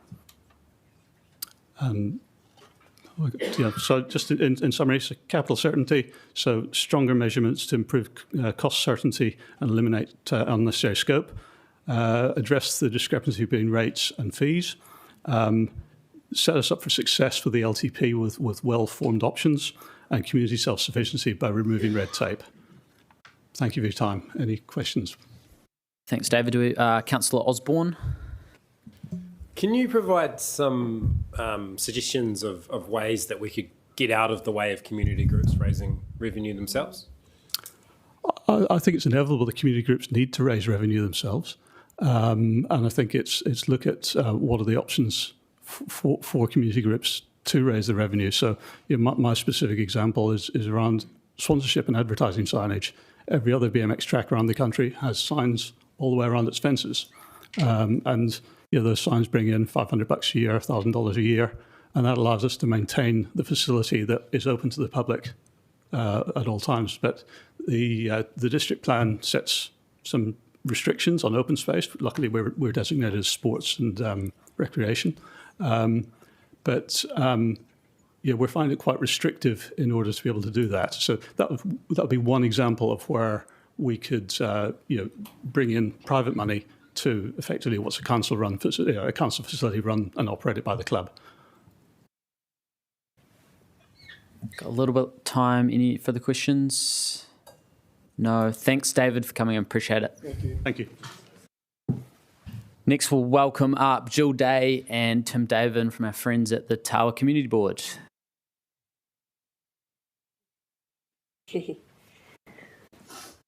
All right. Tēnā koutou katoa. Mia Little, Chair, Deputy Chair, Councillors, Pauiwi. Lovely to see you all in your new home here today. Pretty cool digs. So obviously I'm the Chair of Tawa Community Board, Jill Day, and we've got Tim Davin, our Deputy Chair. We want to begin by acknowledging the challenging financial environment you're operating in. We appreciate the work of council staff, mayor, councillors and Pauiwi in preparing a focused and practical plan during a difficult period. We know rates affordability is a major concern for our residents, and we recognise that difficult decisions are necessary. However, we feel continued investment in infrastructure remains essential for Wellington's long-term prosperity, resilience and livability. Today we'll focus on three areas that we believe Tawa has an opinion on. Those are cycleways, the Urban Development Office and Transport Minor Works. So under cycleways, the board supports continuing the cycleway program, especially the sections along Middleton Road and Willowbank Road. We have long highlighted the need for better walking and cycling connections between Tawa and Johnsonville. Willowbank Road has several sections that are unsafe for pedestrians and cyclists, creating genuine safety concerns on a key commuter route. The necessity of this route is clearly demonstrated during road closures, whether those are caused by severe events or accidents. Without a feasible alternative, cyclists are currently left stranded. In one situation, we had the road closed for about 4 hours at the end of a day due to a very serious accident on that road, and cyclists couldn't get home from work because they couldn't go up onto the motorway and there was simply no way to get home and there's no public transport getting through. They were truly stranded. Enhancing these connections is vital for improving safety, resilience and transport options throughout the northern suburbs. Furthermore, without the Middleton Road Cycleway, Tawa remains disconnected from the wider Wellington cycle network. Continuing this work ensures the investment already made in the network benefits all communities. If full funding isn't possible now, please consider deferring this program. Don't cancel it. This would allow for it to be revisited and rephased. Under the proposed Urban Development Office, the Tawa Community Board supports establishing this office. We see a significant opportunity to align this new capability with Tawa's proposed anchor project, the new combined library and community centre, and we'd like to say we're very excited and grateful to see that project in the triennium plan. Thank you. The council-owned land for this project is substantially larger than what the facility itself requires. This creates a strategic opportunity for integrated development on the site. Done well, this project can deliver the crucial community facility alongside wider benefits: new housing, improved accessibility, stronger community connection and town centre revitalisation. An urban development office could help unlock growth opportunities and align development with areas already identified for increased density and rapid transit connections, directly benefiting Tawa communities like Tawa. So under the Transport Minor Works funding, the board strongly supports continued investment in minor transport improvements. These small projects sometimes seem minor, but they deliver better, safer outcomes for our community, including in Tawa, the main road roundabout, and pedestrian crossing and the proposed Takapu road crossing. Every year, residents come to us with requests for small but important road safety improvements, pedestrian crossings, traffic calming, speed reduction. I'm fairly confident you will receive those same requests in your communities across the city. Continuing to fund minor works is essential for council to respond quickly to changing community needs and continue making our suburbs safer and more accessible for everybody. Thank you again for the opportunity to present our submission. We're happy to take any questions. I've got one from Councillor Rogers. Yeah, mine was just around the minor works transport budget. I was just wondering, from the community board's perspective, do you feel the priorities and the way that funding is allocated in your area and across the city is working at the moment? It takes time. That would be the biggest frustration. We've got things that have been in the works there for about 3 or 4 years that we're still waiting on, and some of those are quite significant safety concerns. So in some ways the budget's probably already constrained enough, I suspect, when you look at the backlog of work.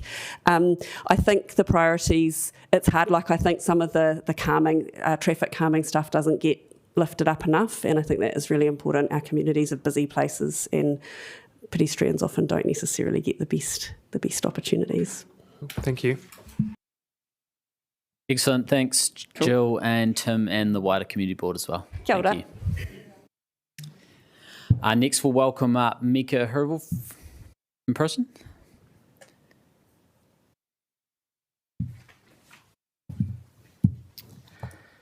Kia ora, I'm Mika. Thank you for taking the time to listen to my submission this afternoon. And wanted to say thank you to all of you and to council staff who put in effort to get people to submit, particularly from me to Councillor Tiefenbacher. If it weren't for your advocacy and advertising, the annual plan might have passed me by.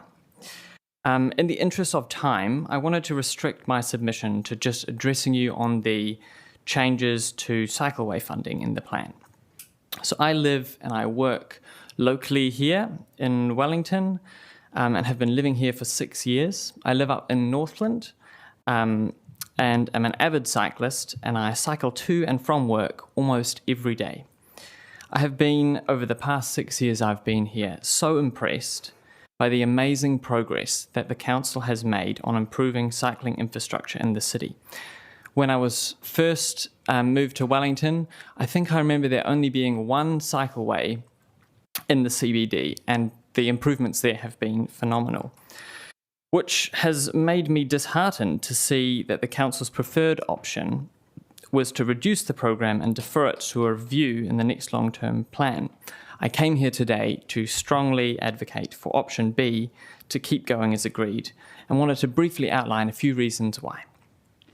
Firstly, I think that cycleways have proven to be insanely effective in Wellington and generally in Aotearoa. The Island Bay Cycleway has seen a 146% increase in use between the years of 2023 and 2025, and cyclist numbers in the surrounding streets have remained relatively steady, which indicates to me that it's largely new people taking up cycling. Anecdotally, I can also say that my wife takes the route through Newtown and Island Bay from Northland to work every day, and sees lots of young parents taking their children to school along the cycleway, and lots of people commuting in from those outer suburbs to the CBD for work, creating a safe way for people to use a different form of transport. Secondly, I think cycleways are great value for money. The first 2 bike lanes built in the rollout cost less than half the national average per kilometre, and were completed in half the typical time. Delivering under budget and ahead of schedule, I think, for infrastructure in New Zealand is not always common, and are great results for this council, and something that I think is phenomenal and we should push ahead with. Thirdly, I care about having a thriving local business scene and a vibrant CBD, and study after study, internationally and at home, has shown that cycle lanes are have either a positive impact on local businesses or have no impact at all. And finally, on a more philosophical note, I believe the roads are for everyone. For decades, we have prioritised cars in this country, and we need to better recognise other forms of transport.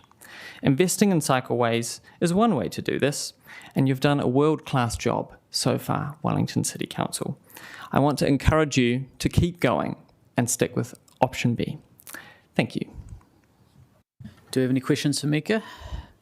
Councillor Tiefenbacher? Firstly, I'm very happy that I've managed to get you to submit, because, as I said, it's important we hear from everyone, so I have no issue with this in the slightest. You said that there's lots of data that shows that businesses aren't affected by cycleways. Can you name me one business on any one cycleway within Wellington which is actually probably better off, you think, than it was prior to having a cycleway in front of it? Just one. Just because I wonder myself, and I'm not sure, and this is actually an open question. I think that Well, I don't think I would name particular businesses, but say that businesses generally, where there's an increase in foot traffic and people who can get there easily, increases the engagement with the public with those businesses. So I suppose that would be most businesses where there are cycleways going past them. Okay, this is probably where we disagree, but that's all good. Councillor Randall, did you have a question? Yes, given continuing the cycleway program as you've proposed will cost more, either in terms of debt or when we're over the debt limit, what is it that you propose, how would we propose to fund it? Should we just add on the debt or increase rates, or should we cut other services? Thank you for that question. Look, I think some of the funding proposals and the savings the council is making is really good in the plan. I think the increased rates to Airbnb and this kind of short-term accommodation is perhaps one source where funding could be drawn from, and I would, as an individual, support increasing that further to get closer to the commercial rates, because to me that's a business like a hotel, and so I think there's a potential. And I did a submission with a few other people, and we sort of talked about this generally and what we thought about Airbnbs and hotels. And so I think just speaking from my section of the community, there would be support to looking into that a bit more and as a potential way to raise some revenue to keep funding the cycleways as planned. Okay. Thank you. Thank you, Mika. Appreciate you coming in. Now we're going to move to ICTA New Zealand. We've got a few people in the room and someone online as well. Welcome to bring forward as many people as you like. Thank you. Kia ora, namaste and warm greetings to you all. I'm Kashmir Kaur from ICTA New Zealand. Here with me is Uncle Manjit Grewal, who's the founder of ICTA. And online we have got Malcolm Fu, who's our advisor.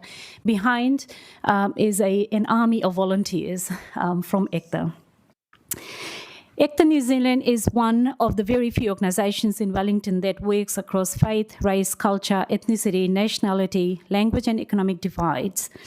Our work comes down to 5 H's: hunger, homes, health, human capital and harmony. For 9 years, every single week without exception, we have worked directly with some of the most vulnerable people in the city. And we've learned this: communities need more doing and less hooey. We believe local government has an important role in making sure all residents can live, work and participate fairly in Wellington. But we also think the city has reached a point where every dollar must be spent much more carefully than in the past. The focus now has to be on essentials. Good ideas that aren't urgent can wait until Wellington is on steadier financial ground. We've already submitted written feedback on things like prioritizing core water infrastructure, our concerns about continued bike network spending, and our opposition to increases in cremation fees.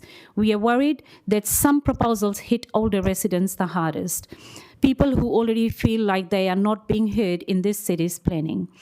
And superannuation is not keeping up anywhere near rate increases and the new water bills about to hit. But today we want to raise something broader.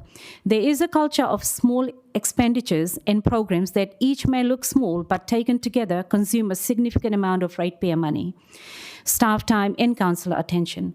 The question council needs to be asking is, what is actually delivering practical value to the people of Wellington? Take the Ethnic Communities Advisory Group. ICTA supported its creation. We genuinely believed it could help bridge the gap between council and our diverse communities. But 2 years on, we ask what measurable outcomes it has produced. Here's a concrete example. This annual plan, consultation is exactly the kind of process that advisory groups should exist to support. Yet not one ethnic community association leader in our network, let alone the ordinary residents we work with every day, had even heard about this survey before our members reached out to them. The consultation ran primarily in English and leaned heavily on online participation, which immediately excluded many migrant communities, older residents, and people without easy digital access. So what part did the advisory group play in designing, promoting, and making this consultation accessible?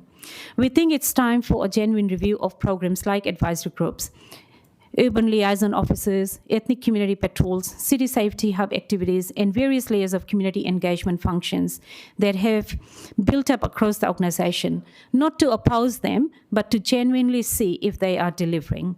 In some cases, council-funded initiatives are duplicating work that charities and grassroots organizations are already doing voluntarily on the ground 7 days a week.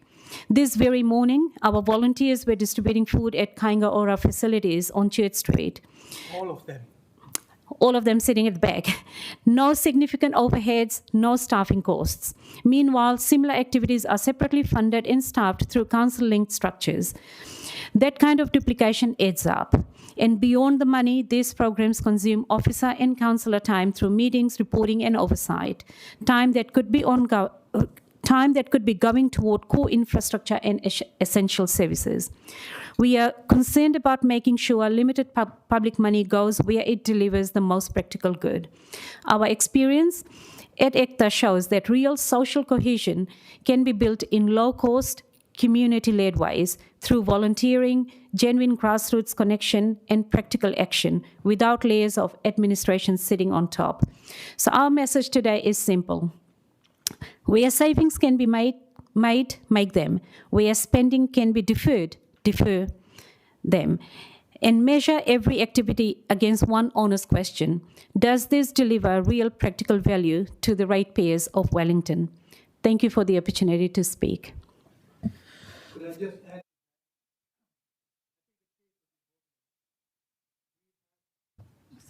Sorry.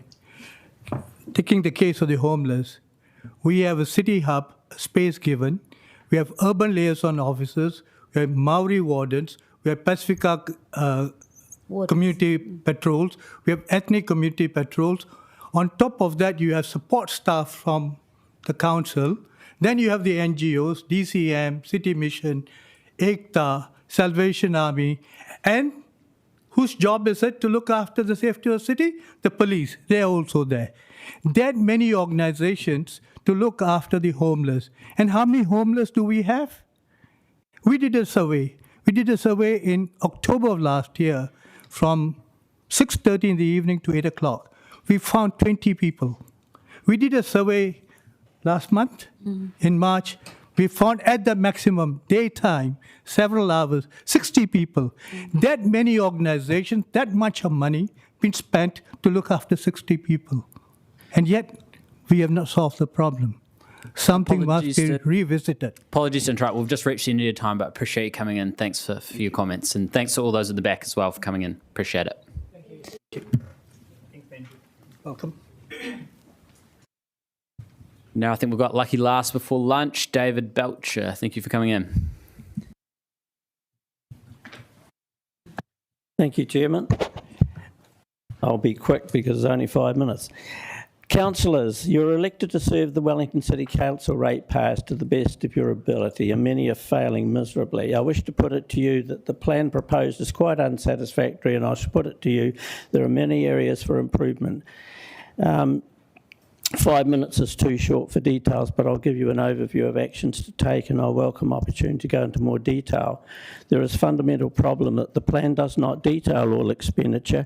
It's all words. We need a simple plan with last year's actual expenditure with this year's budget expenditure beside it, and then people can understand it.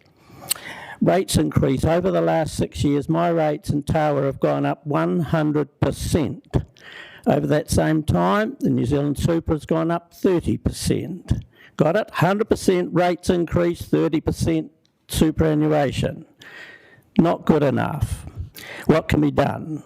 The budget and the 10-year plan belong in the trash can.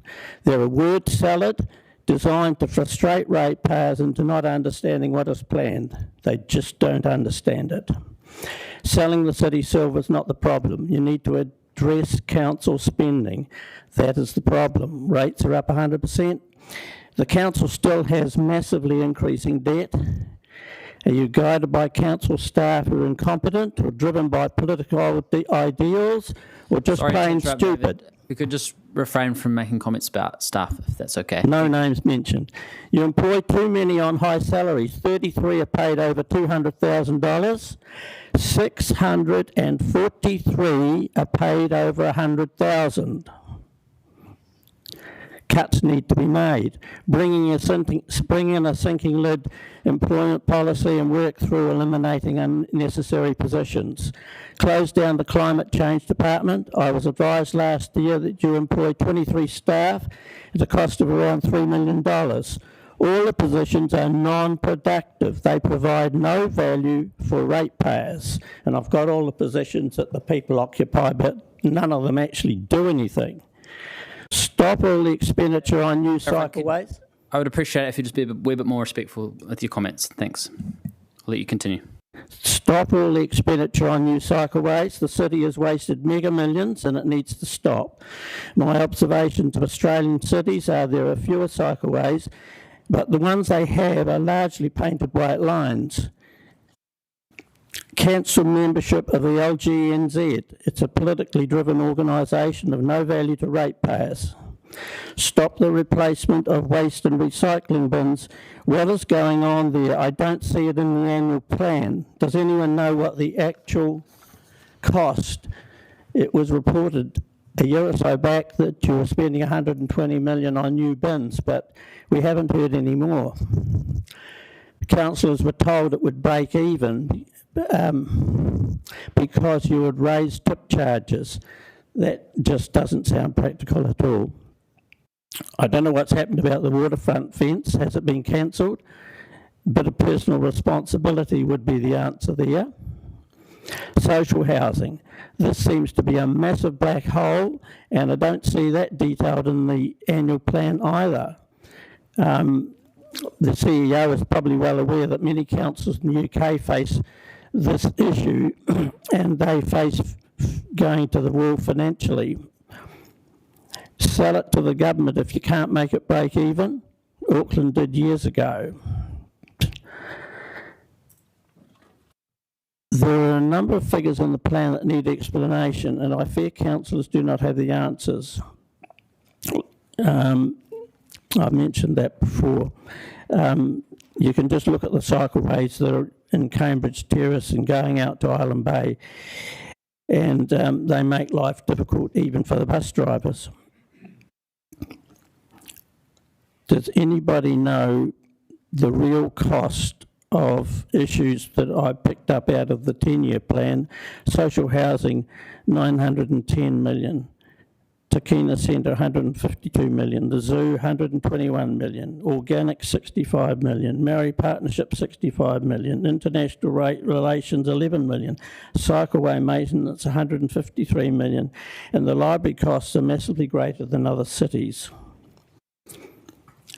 The problem for ordinary ratepayers is the budget and the long-term plan are just word salads. You need more detail of last year's costs and the proposed budgeting costs of the future, and then people can better follow what is proposed to be spent. Thank you. Thank you, David. Appreciate you coming in. So that's the end of our oral submissions for before lunch. Just noting that when we break for lunch, we're going to close this room. So if you'd like to have any more sort of conversations with some of our participants, we can do that in the outside area, outside the room. Thank you.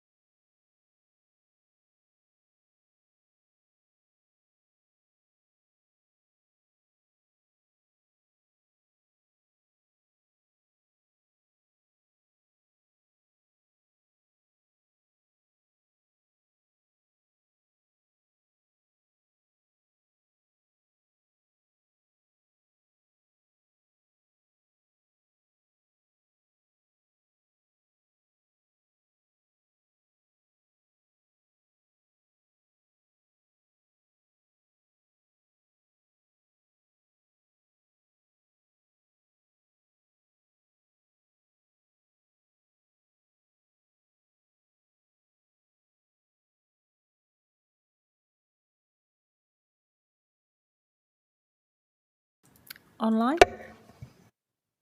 Is he there?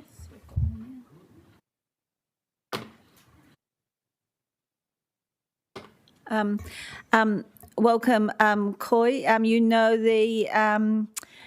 the drill. 5 minutes, and if you want to leave some time for questions, please do so. Yeah. Hello, everyone.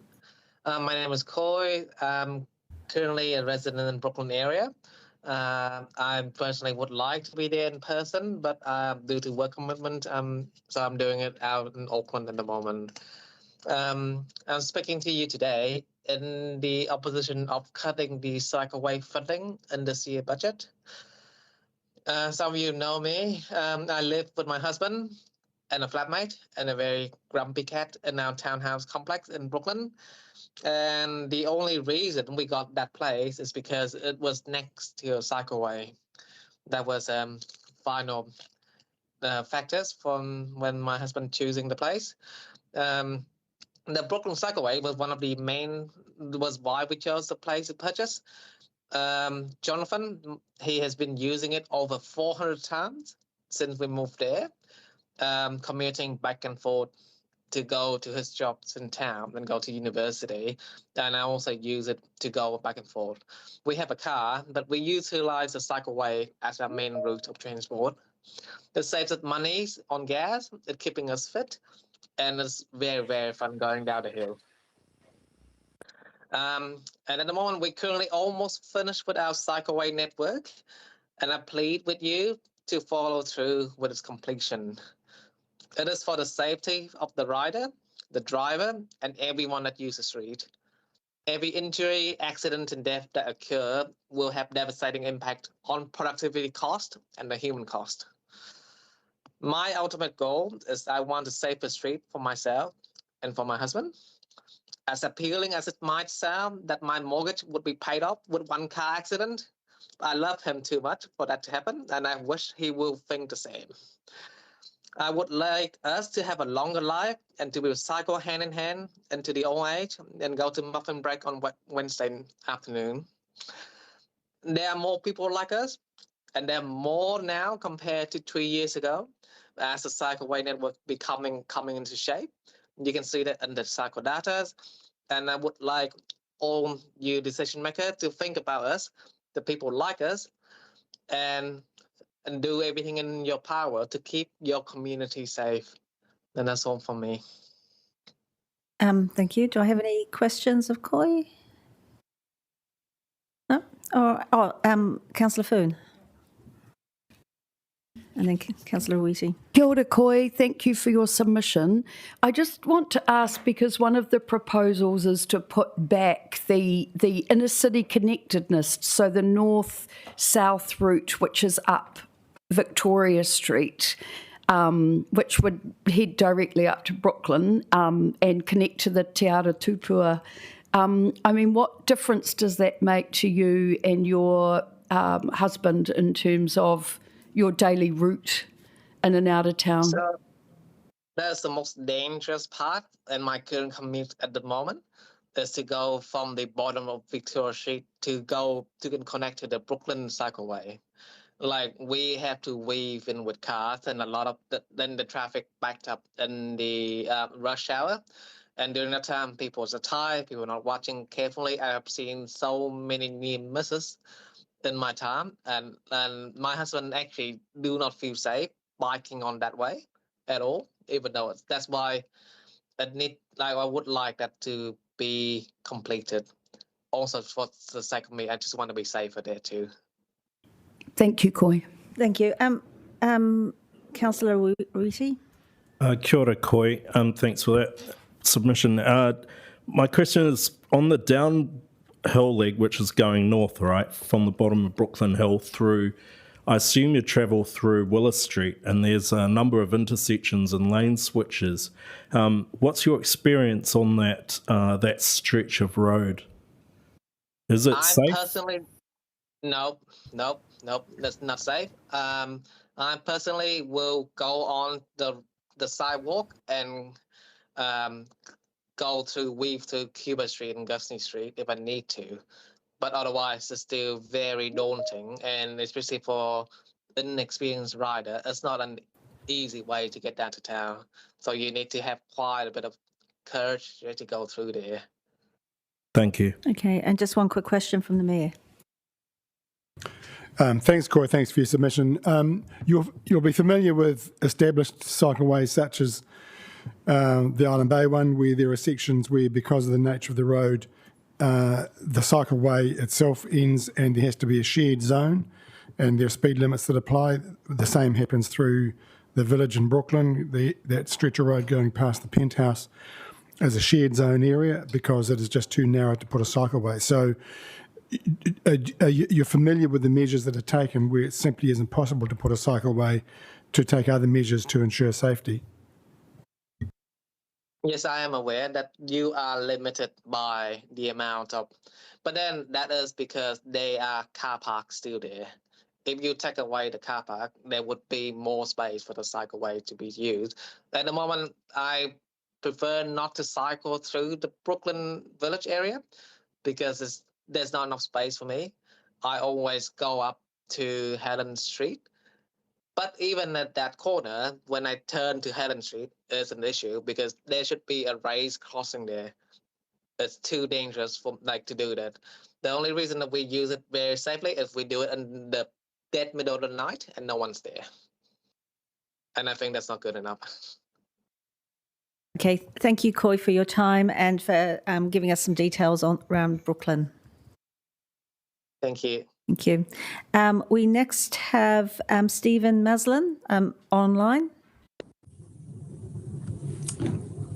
Kia ora, councillors. On the 13th of December 2022, the sun was blazing. I just picked up fish and chips from the Wellington Sea Market on Cuba Street, and I was biking to Oriental Bay to meet my wife and 2 young children. On the way, I was subjected to road rage. A man in a white ute chased me down on Cuba Street, then Gusney Street. At the lights, he rammed me with his vehicle. He got out and shoved me, shouting homophobic slurs throughout. That kind of incident may be rare, but when somebody tells me they don't yet feel safe cycling on Wellington streets, I understand that completely. 4 years on, there are no new cycle lanes in the central city. People are still being close past, yelled at, and abused simply for choosing to bike. Just last week, my sister told me she wishes she could cycle to save money amidst rising fuel costs, but the gaps in our network, particularly in central Wellington, put her off. So it strikes me as deeply short-sighted to cut the cycle lane budget for a project that is clearly working, and the evidence is on our side. The University of Canterbury researchers citing New Zealand transport planners found that money spent on high-quality cycling infrastructure yields benefits between 10 and 25 times the cost. A separate analysis found that every dollar spent on walking and cycling infrastructure creates benefits between $2.20 to $8 through reduced healthcare costs, lower congestion, and environmental improvements. We're not spending money on cycle lanes, we're making it. The New Zealand Cycling Safety Panel found that the single greatest barrier to cycling is not hills, not weather, it's perceived safety. People don't ride bikes because they don't feel safe. And the research is unambiguous. The more connected and protected the infrastructure, the more people ride. We see that here every day in Wellington. There's more bikes on the street. The more bikes means safety in numbers, money saved, and as the Ministry of Health has documented, measurably better physical and mental health outcomes for the people riding them. As someone who was physically assaulted on the streets of Wellington, in no small part because the infrastructure wasn't there to protect me, I'm asking that this council hold the line, continue the rollout, keep to the plan. Do it for safety, for our economy, for our environment, and for my sister who wants to ride but doesn't yet feel she can. Kia ora.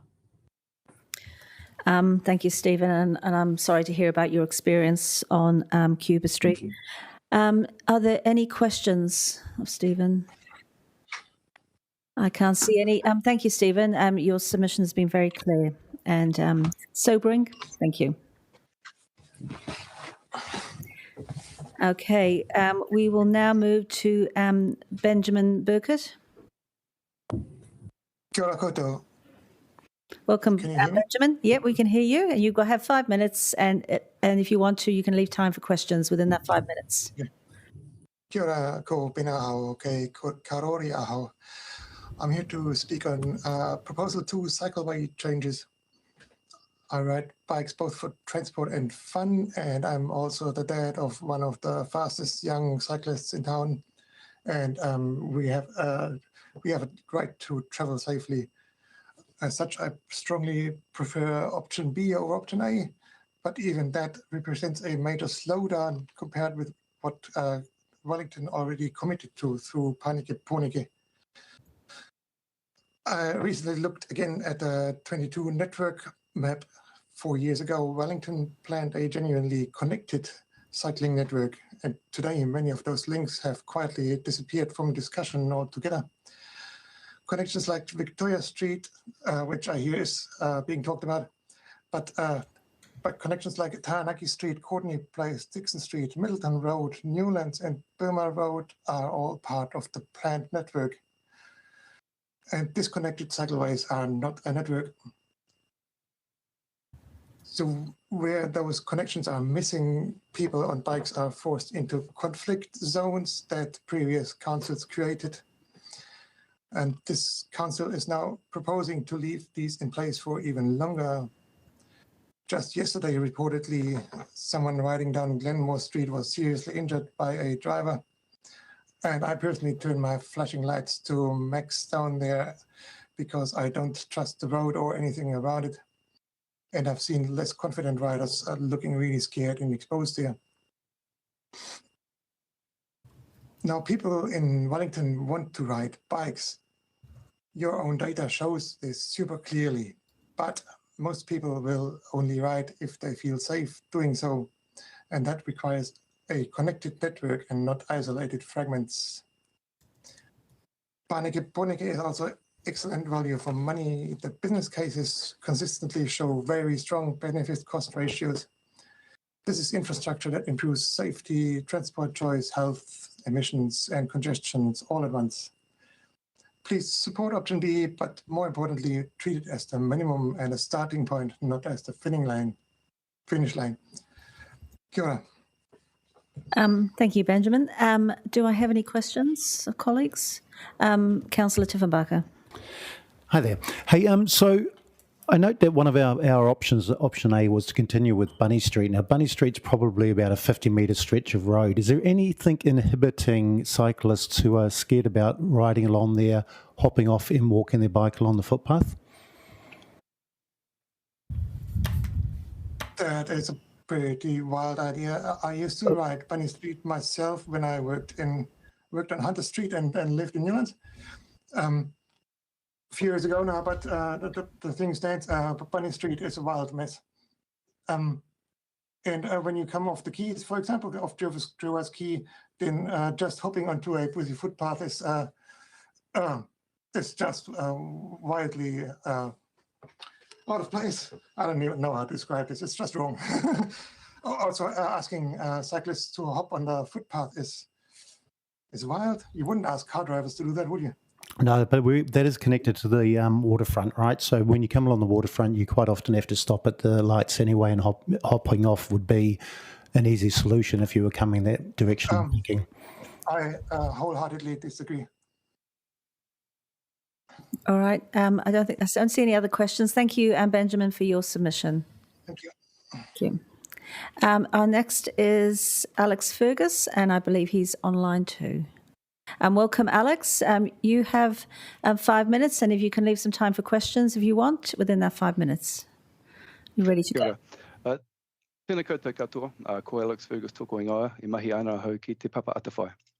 Good afternoon, everyone. My name is Alex Fergus. I'm a Senior Technical Advisor in the Flora and Ecosystems team at Department of Conservation. Thank you to the Chair, Councillor Calvert, and the rest of the Council Planning and Finance Committee for the opportunity to speak to the proposed annual plan. First, I want to acknowledge the outstanding threatened plant conservation contributions made by the Wellington City Council over the last decade through its support of the Lions Ōtari Plant Conservation Laboratory. The impact of this investment must be celebrated. The Department's submission only relates to this part of the annual plan, the proposal to withdraw funding for the lab. Many of you will be aware that our native plants face significant challenges in the wild, from pathogens, weeds, browsing and land development. Where these pressures are high and population numbers are low or habitat is limited, there is an urgent need for ex situ conservation. So this is conservation outside of wild populations. Seed banking, seed biology research and propagation are critical tools for plant conservation. Demand for these is both urgent and increasing. These are the critical services that the lab provides, and it directly helps prevent the extinction of threatened plant species. The lab has already made significant contributions to a growing portfolio of research which enables conservation practitioners to recover acutely threatened species. To date, this work includes work on more than 30 species. The lab's location within Ōtari Wilton's Bush also provides uniquely effective setting for this work, with established facilities and a direct pathway from research to restoration via the gardens. The lab provides the opportunity for the Council to meet specific objectives within the Our Natural Capital strategy, in particular those relating to avoiding further local extinctions, re-establishing populations of threatened plants, and coordinating the Council's and the Department's approach to threatened species management. While it may appear highly technical, the research provides foundations for biodiversity restoration, fostering both the recovery and long-term security of species, which are unique elements of Wellington City's biodiversity. This work aligns incredibly well with the aim of the Natural Capital strategy to protect and restore the city's biodiversity and connect people with it and carry out research so we can better manage it. This is especially true as the lab provides remarkable opportunities for direct community engagement, both as a place of learning and through the sharing of research. The Wellington region faces significant biodiversity pressures, reflected in the high number of threatened plant species, 16 now locally extinct and 119 regionally critical. Addressing these declines is essential to the city's wider biodiversity challenge, and plant conservation is a critical part of that response. The Council is not alone in facing these challenges. Through national collaboration, we can develop ex situ conservation protocols, which would enable exciting pathways to restore plant populations, including the potential for reintroducing species that are locally extinct back to Wellington City. The Department has been an active partner of the lab through multiple contracts since 2019. And we have a growing need for the specialised services provided by the lab. From our perspective, ideally the lab would grow now as opposed to contract at this point, enabling greater scope for collaboration on higher priority conservation projects. However, we do not expect Wellington ratepayers to fund work that is not of benefit to the city. We propose a targeted partnership model where the future work of the lab is focused on species that are priorities to both Wellington City and the department. We suggest work on shared priority species follows a shared resourcing approach and is delivered collaboratively. And work on species that did not occur in Wellington area are funded by the department and other stakeholders. The department acknowledges the financial pressures facing the council and understands the need to identify savings.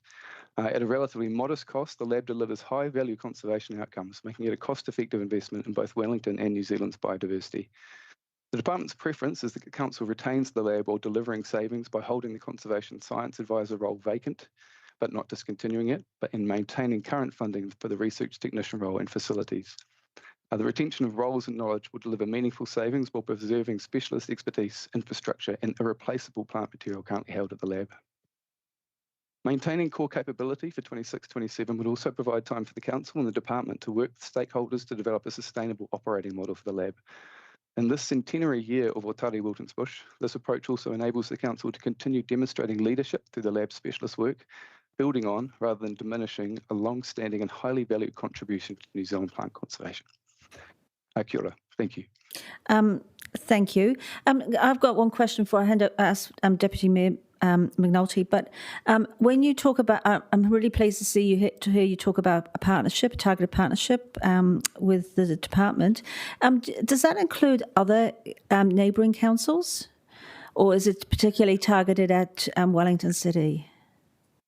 For this purpose, it's targeted at Wellington City, although we're looking at the same thing down in Christchurch because they have a small seed bank and development too. So there are basically two councils around the country that are involved in this sort of work. Okay, thank you.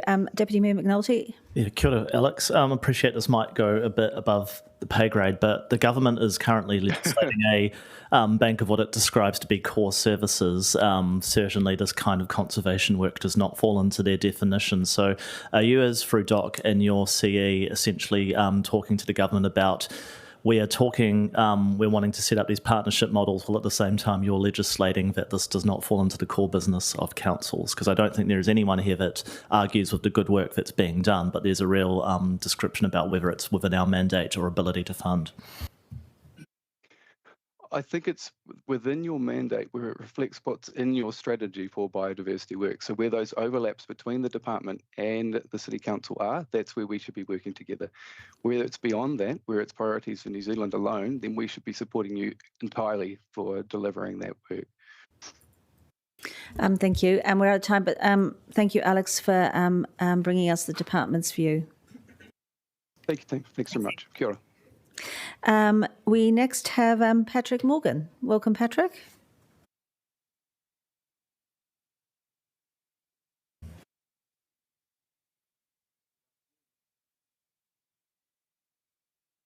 It's on. Good afternoon, everyone, and thank you for your consideration of these important questions that we've got to sort out.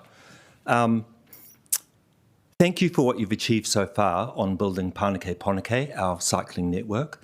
The key theme I want to touch on here is connections. A network is only as good as its connections, and right now we're missing important connections in the central city. So I know that's the focus of your staff team at this time. You don't mess with success. Cycling in Wellington is a success story for our city. It's popular, it's increasing, and especially the diversity of people getting around by bike, I think is notable to anyone who's looking. I put to you there's a huge suppressed demand for cycling in Wellington. People who want to ride, like Stephen's sister, but cannot because the connections are simply not there. If you want to see what suppressed demand looks like, please join us on the weekend at Te Aratupua and see the diversity and the numbers of people who want to make trips on foot, on scooters, on bikes, but want protected infrastructure to do that. I look forward to seeing many of you there on the weekend. This morning I've just come from Newtown School. I work part-time as an instructor with the Pedal Ready program, and I can tell you the school is buzzing with kids who love to ride bikes, who enjoy learning about using their bikes on the streets and want to explore our city by bikes. These are the future road users that Wellington will have, and it's our job as a city to meet their needs. The trouble with hitting pause on the cycling program is that we lose momentum. And when you're riding a bike, it's all about keeping momentum going. You've got a great team that's been delivering your program. You don't want to be losing them at this point because it takes a long time to rebuild that momentum. I see, Bloomberg Foundation has made awards to the city on the basis of what your team has achieved. So we want to keep that momentum going. There is a misconception that cycling lanes only serve people who are currently riding bikes. It would be a mistake to think that. We know that more people on bikes means less congestion, safer streets for everyone on our roads. We know it means cleaner air, it's climate action for our council, lower health bills, and I think particularly at this time when people are feeling the strain of high fuel bills, for people who can cycle, it's a lot less pressure on the household budget. So a forward-thinking council would be saying, how can we make that happen? How can we relieve that pressure on household budgets? You have a team in your council who can do that. They've learnt how to roll out bike lanes fast. Let's keep going. In particular in the central city, Bunny Street, the north-south connection, the waterfront is at capacity and it cannot form part of your primary cycling network. People who are walking there, lingering, wandering, they don't want to be buzzed by people going fast on scooters and bikes. It would be disrespectful to treat that as a primary cycling network. So that's why I've been pushing for a parallel route along the quays. You also need a route, Featherston, Hunter, Victoria, connecting up to Brooklyn, and an east-west route. Besides that, plans have been put on the Never Never for Miramar and Middleton Road. The cycling budget has gone through 2 deep cuts already. I think that it would be short-sighted to hit pause on that program. Let's be ambitious for Wellington. I invite your questions. Do we have any questions of Patrick? Councillor Matthews? I'm interested. We have had some conversation today about less direct routes, and particularly it's been raised in relation to a cycle we've already built in Karori.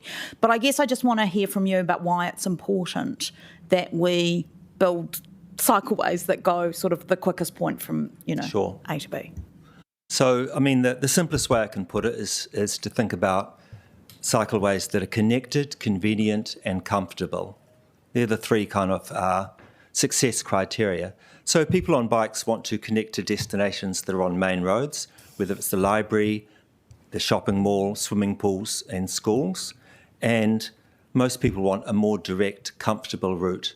Asking people to go a much longer route, you just really undermine the success of the network. Fewer people will use it. Cycleways are a solved problem. They've been solved around the world. You have a team at the council who know how to plan and deliver those. Let's back your team. Are there any other questions? Okay, no, thank you. Thank you, Patrick, for coming Thank you in. and good luck, councillors.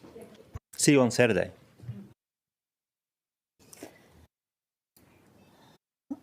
Okay, we now have Ken Drayton.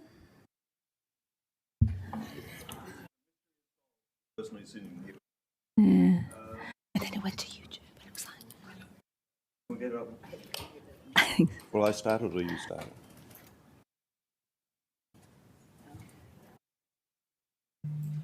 Full screen?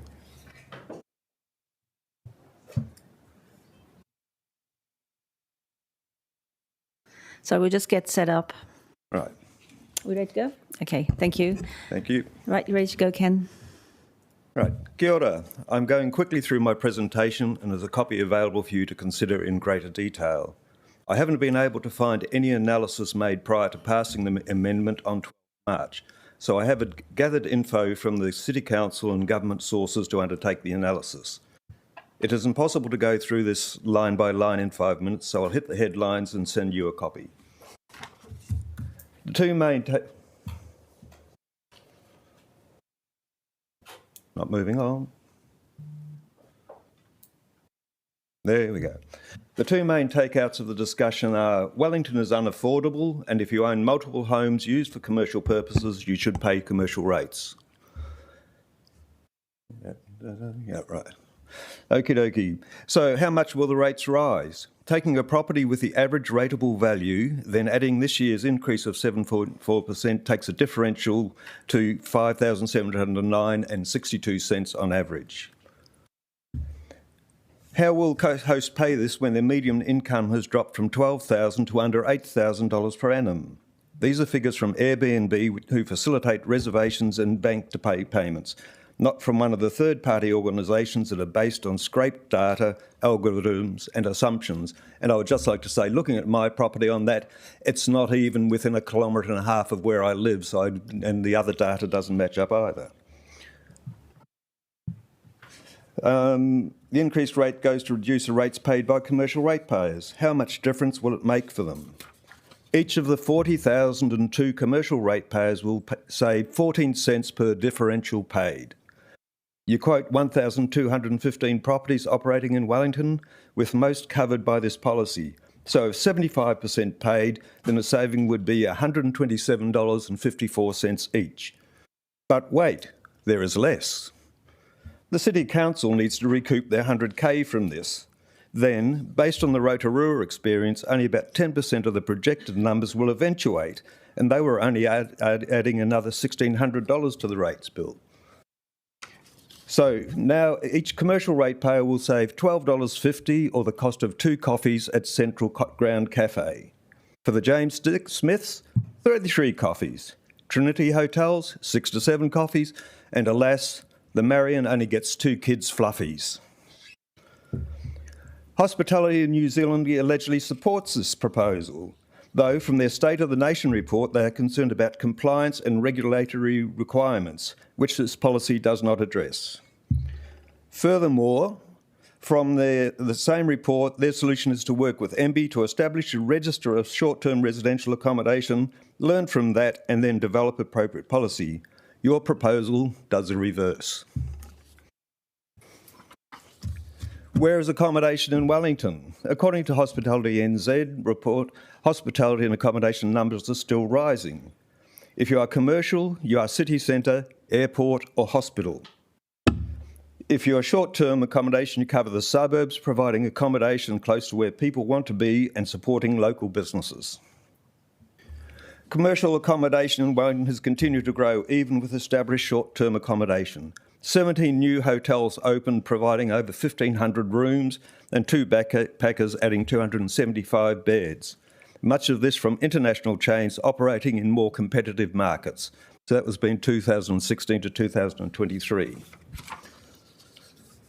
A move from a $5 rate to $50 rate is a 10-time differential. Where is the accuracy in the messaging supporting this proposal? 10 times is equal to even more than 2.7 times the commercial rate differential. I don't know how you're calculating your $20 per night, but you would need to be booked 285 nights to cover the differential. Based on the median income above, the host would then make $8 per night to cover all other expenses, including their base rates. There is excess long-term capacity in Wellington, so takeawaying this option does not mean the property can be rented long-term. In fact, may not even be suitable for long-term. What happens when the bed tax comes in? This needs to be known before any rates changes are made. So, what needs to happen? Drop this and your current policy. Support the establishment of a register for which viable policy can be developed. Work with central government on the bed tax. Boost Te Kaianga housing to improve affordability. Find effective ways to make Wellington affordable. So, does this deliver on affordability in multi-property owners? Paying rates is why many are already hosting visitors. If this is your criteria of owning multiple properties and making money out of it, then you are inconsistent unless you decide you want to investment properties should be charged commercial rates. This would return 108 coffees for commercial rate payers. Sorry, Ken, you're just over your 5 minutes, so if you could brilliant. just wrap up, please. Okay. Right. Rather than seeing it as a problem, look at it as a safety valve. With the mother in Wilkaburney, her children be able to get the place, and is 2 cups of coffee really going to excite the commercial rates payers? Okay. Thank you, Ken. We don't have time for questions, but thank you for your presentation. We now have Richard Rafe.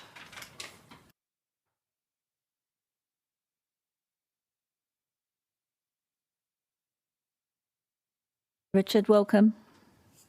Thank you, and good afternoon. Thanks for the opportunity to address you once again. Some of you were here 3 years ago when sports gathered as a collective in relation to costs of council facilities. To give you some idea of the numbers of people we're talking about, I represent Capital Football. There are 26,000 football and futsal players. That's not counting coaches, volunteers, etc., across Greater Wellington.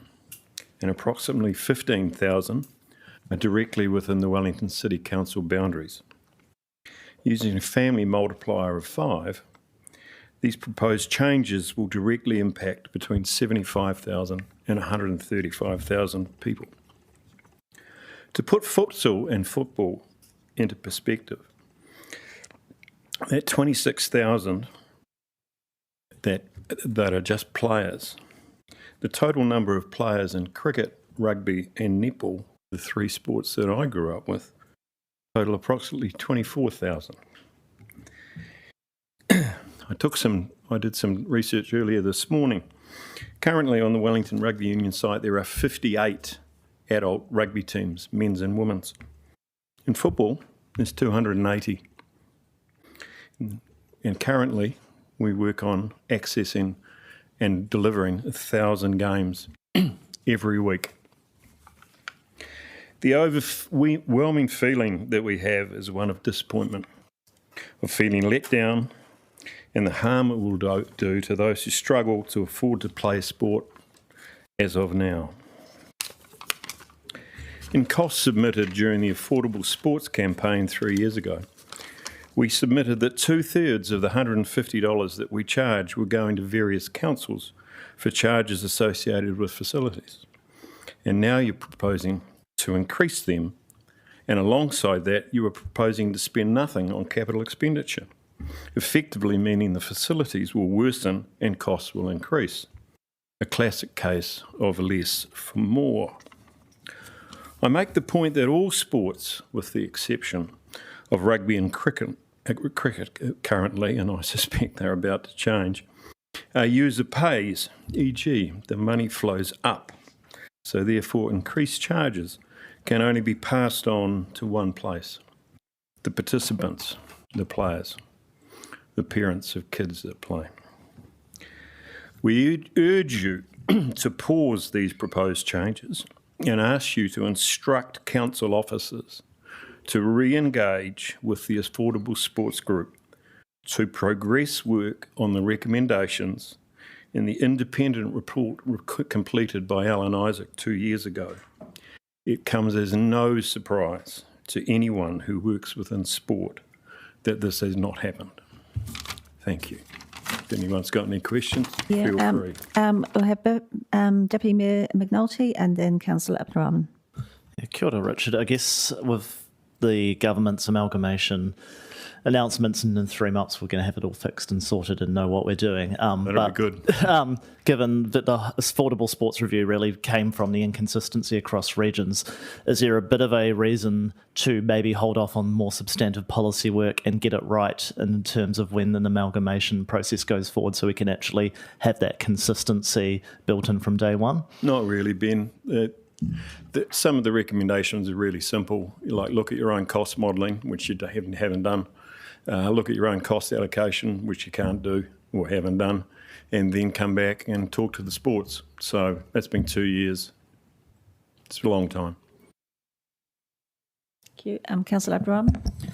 Kia ora, Richard. Amongst the recommendation at the time following the review was for council to continue engaging with capital football. What the engagement looks like over the last 2 years since the review with capital football, from council perspective? From Wellington City Council? Yep. It's pretty much non-existent. I've reached out on a couple of occasions to Ben Keat. You've got some good staff that work in there, but the leadership's lacking. The intent may or may not be there. So we can be a bit combative, as you know, but yeah, it's been disappointing. Thank you. We'll make a note of that. Councillor Osborne, quickly. Yeah. Thanks, Chair. Kia ora, Richards.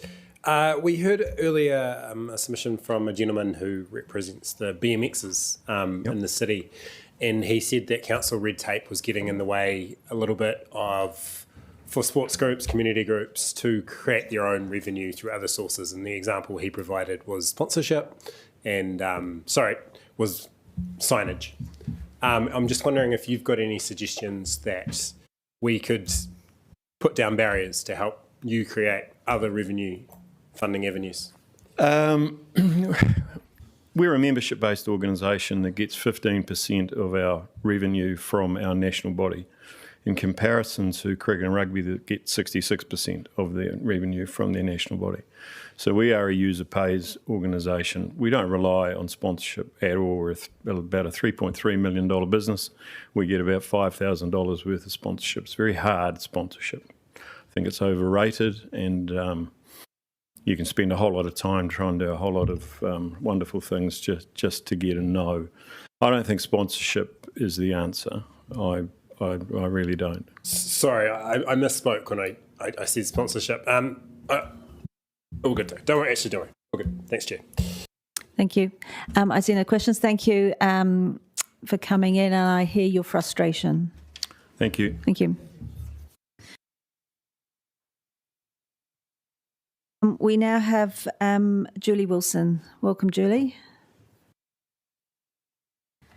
Thank you for the opportunity to speak today. For those who don't know me, my name is Julie and I'm the volunteer Airbnb host community leader.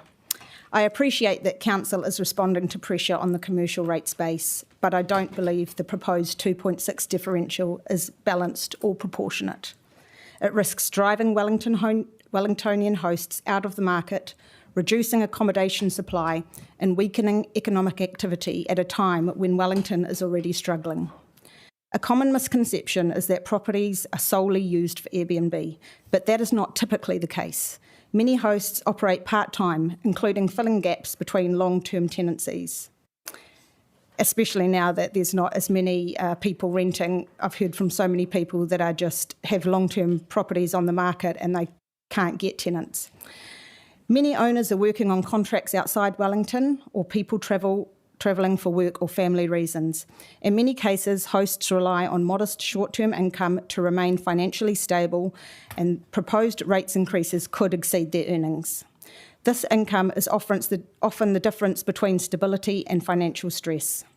There is also no evidence this policy solves housing issues. Independent analysis has identified that Airbnb is not a primary driver of affordability pressures in Wellington. There are already around 3,500 properties listed for sale or rent on Trade Me in Wellington. Airbnb's role in Wellington accommodation sector is often misunderstood. Hotels are not a substitute for what we offer. Wellington is not primarily a tourist destination city. Demand is driven largely by government, business, health and infrastructure activity rather than leisure travel. We operate in the extended stay or mid-stay accommodation market between hotels and long-term rentals. Guests choose this option because hotels often don't meet their needs for location, space, amenities or duration. Guests include people needing proximity to hospitals, schools, family or work sites, and those requiring multiple rooms or self-contained accommodation for longer stays. This includes families visiting or supporting grandparents or vice versa, where space and proximity matter. We host specialist contractors on major infrastructure projects, including teams working on the airport extension, the new IAG hub in Nauronga, and projects such as retail fit-outs. These guests often require multiple bedrooms and secure parking for work vehicles, their vans filled with expensive equipment. We also host public and private sector staff on temporary assignments. I've got accommodation, I've got people working at a hospitality venue and interim managers at the moment. They're staying for a few weeks. It also includes doctors, nurses, patients undergoing treatment and their families. Many travel from outside Wellington to access specialist care at our hospitals, with stays often lasting several weeks for chemotherapy, surgery or cardiac care. We host people relocating to the city, often families with children and pets, choosing suburbs for schooling before securing long-term housing. We also host families visiting during school holidays who would be far less likely to travel or would choose somewhere else if limited to hotel-style accommodation. Another important group includes households displaced during renovations or insurance-related repairs following events such as fire or other property damage, including the recent floods. We also host families with pets who have sold and are waiting on settlement of their new home. Airbnb fills a gap between hotels and long-term rentals, providing flexible, self-contained accommodation for extended and transitional stays that neither alternative easily meets. Removing this supply would place further strain on an already limited accommodation market. Wellington also relies on short-term accommodation during major events like World of Wearable Arts, concerts and rugby matches, when hotels alone cannot meet demand. During storms or transport disruptions, hosts have also provided immediate accommodation when hotels were full or unsuitable. In 2024, approximately 120,000 guests stayed in Airbnb accommodation in Wellington, spending around $380 per day on average. For every $100 spent by visitors when they're out and about, $32 goes to restaurants, $19 goes to groceries, $17 to retail, $17 to arts and entertainment, and $16 to transport. That spending supports businesses and jobs across the city. If hosts exit the market, which they will, visitors will stay for shorter periods, stay outside Wellington, or not come at all. When visitors don't stay in Wellington, local businesses across hospitality, retail, events and transport all lose out. Wellington's proposed approach is significantly harsher than many other New Zealand councils. The 60-day threshold captures ordinary residents regardless of how little income they actually earn.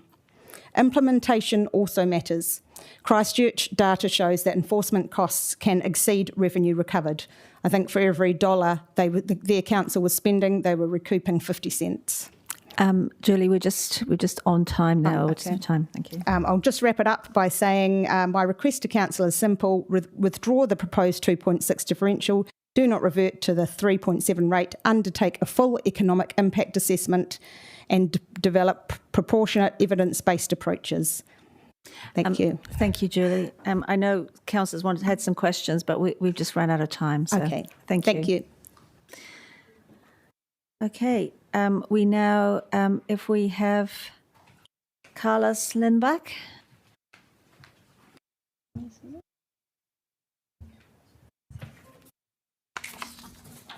Welcome, Carlos. Kia If you have 5 minutes, and if you want to allow time for questions, please do so within that 5 minutes. Cool. Thank you very much. Tēnā koutou, tēnā koutou, tēnā koutou katoa. My name is Carlos Lenebach, and I'm one of the botany curators at the Museum of New Zealand Te Papa Tongarewa. I'm speaking today on behalf of Te Papa and also as my capacity as the New Zealand expert on New Zealand orchids to urge the Council to continue funding for the Lions Otari Plant Conservation Lab until we can come out to a plan that works for everybody. At Te Papa, my role involves caring for some of New Zealand's most important botanical taonga, sharing botanical knowledge with the public, and conducting taxonomic research. That means the science of discovering, describing, naming species new to science. Over the last 10 years, I've formally described 10 new orchid species unique to New Zealand. Some of these species turned out to be relatively common. Others went directly from being completely unknown to being listed as nationally threatened species. Currently, around 400 plant species in New Zealand are considered of conservation concern, and at least 200 are at immediate risk of extinction. Within Wellington City alone, around 60 plant species are threatened. Te Papa's collection and historical surveys also indicate that at least 15 plant species have already disappeared from the wider Wellington region. Preventing further extinctions requires more than good intentions. It requires specialized research, technical expertise, and facilities capable of turning scientific knowledge into practical conservation outcomes. For many of our native plants, especially orchids, conservation is extremely challenging. Orchids depend on highly specific relationships with soil fungi and pollinators. Seeds will only germinate when paired with the right correct fungal partner, and identification of those relationships require laboratory-based propagation, sterile culturing techniques, DNA analysis, and long-term experimentation. This is practical, applied conservation science. Its purpose is simple: save a species from extinction. Wellington is home of the only facility in New Zealand capable of delivering this kind of specialized conservation work. That's the Lions Otari Plant Conservation Lab. The expertise developed there is nationally significant. It did not happen overnight. The techniques used there today were introduced more than a decade ago after one of my students traveled to Australia to learn them. Since then, expertise has strengthened thanks to public generosity, support from the Lions Club, the Otari Wilton's Bush Trust, and ongoing collaboration with Te Papa and universities, and of course, support from the Council. Today, no Crown Research, university, or botanic garden in New Zealand offers the same combination of applied propagation capability, technical expertise, and conservation focus. 4 years ago, Te Papa and the lab secured funding to develop a propagation program to propagate 5 of the Wellington region's most threatened orchids. One of those species was the swamp greenwood orchid, and you'll get to see it today during the break. It's over there. It's most likely the only opportunity you'll have to see it. This is a species that has not been recorded in Wellington since the 50s. After 2 years of research, we now have 80 plants growing successfully at Otari. Several have flowered, and they produce seeds that is currently germinating in the labs, in the incubators. The next steps is reintroducing these species into Wellington wetlands.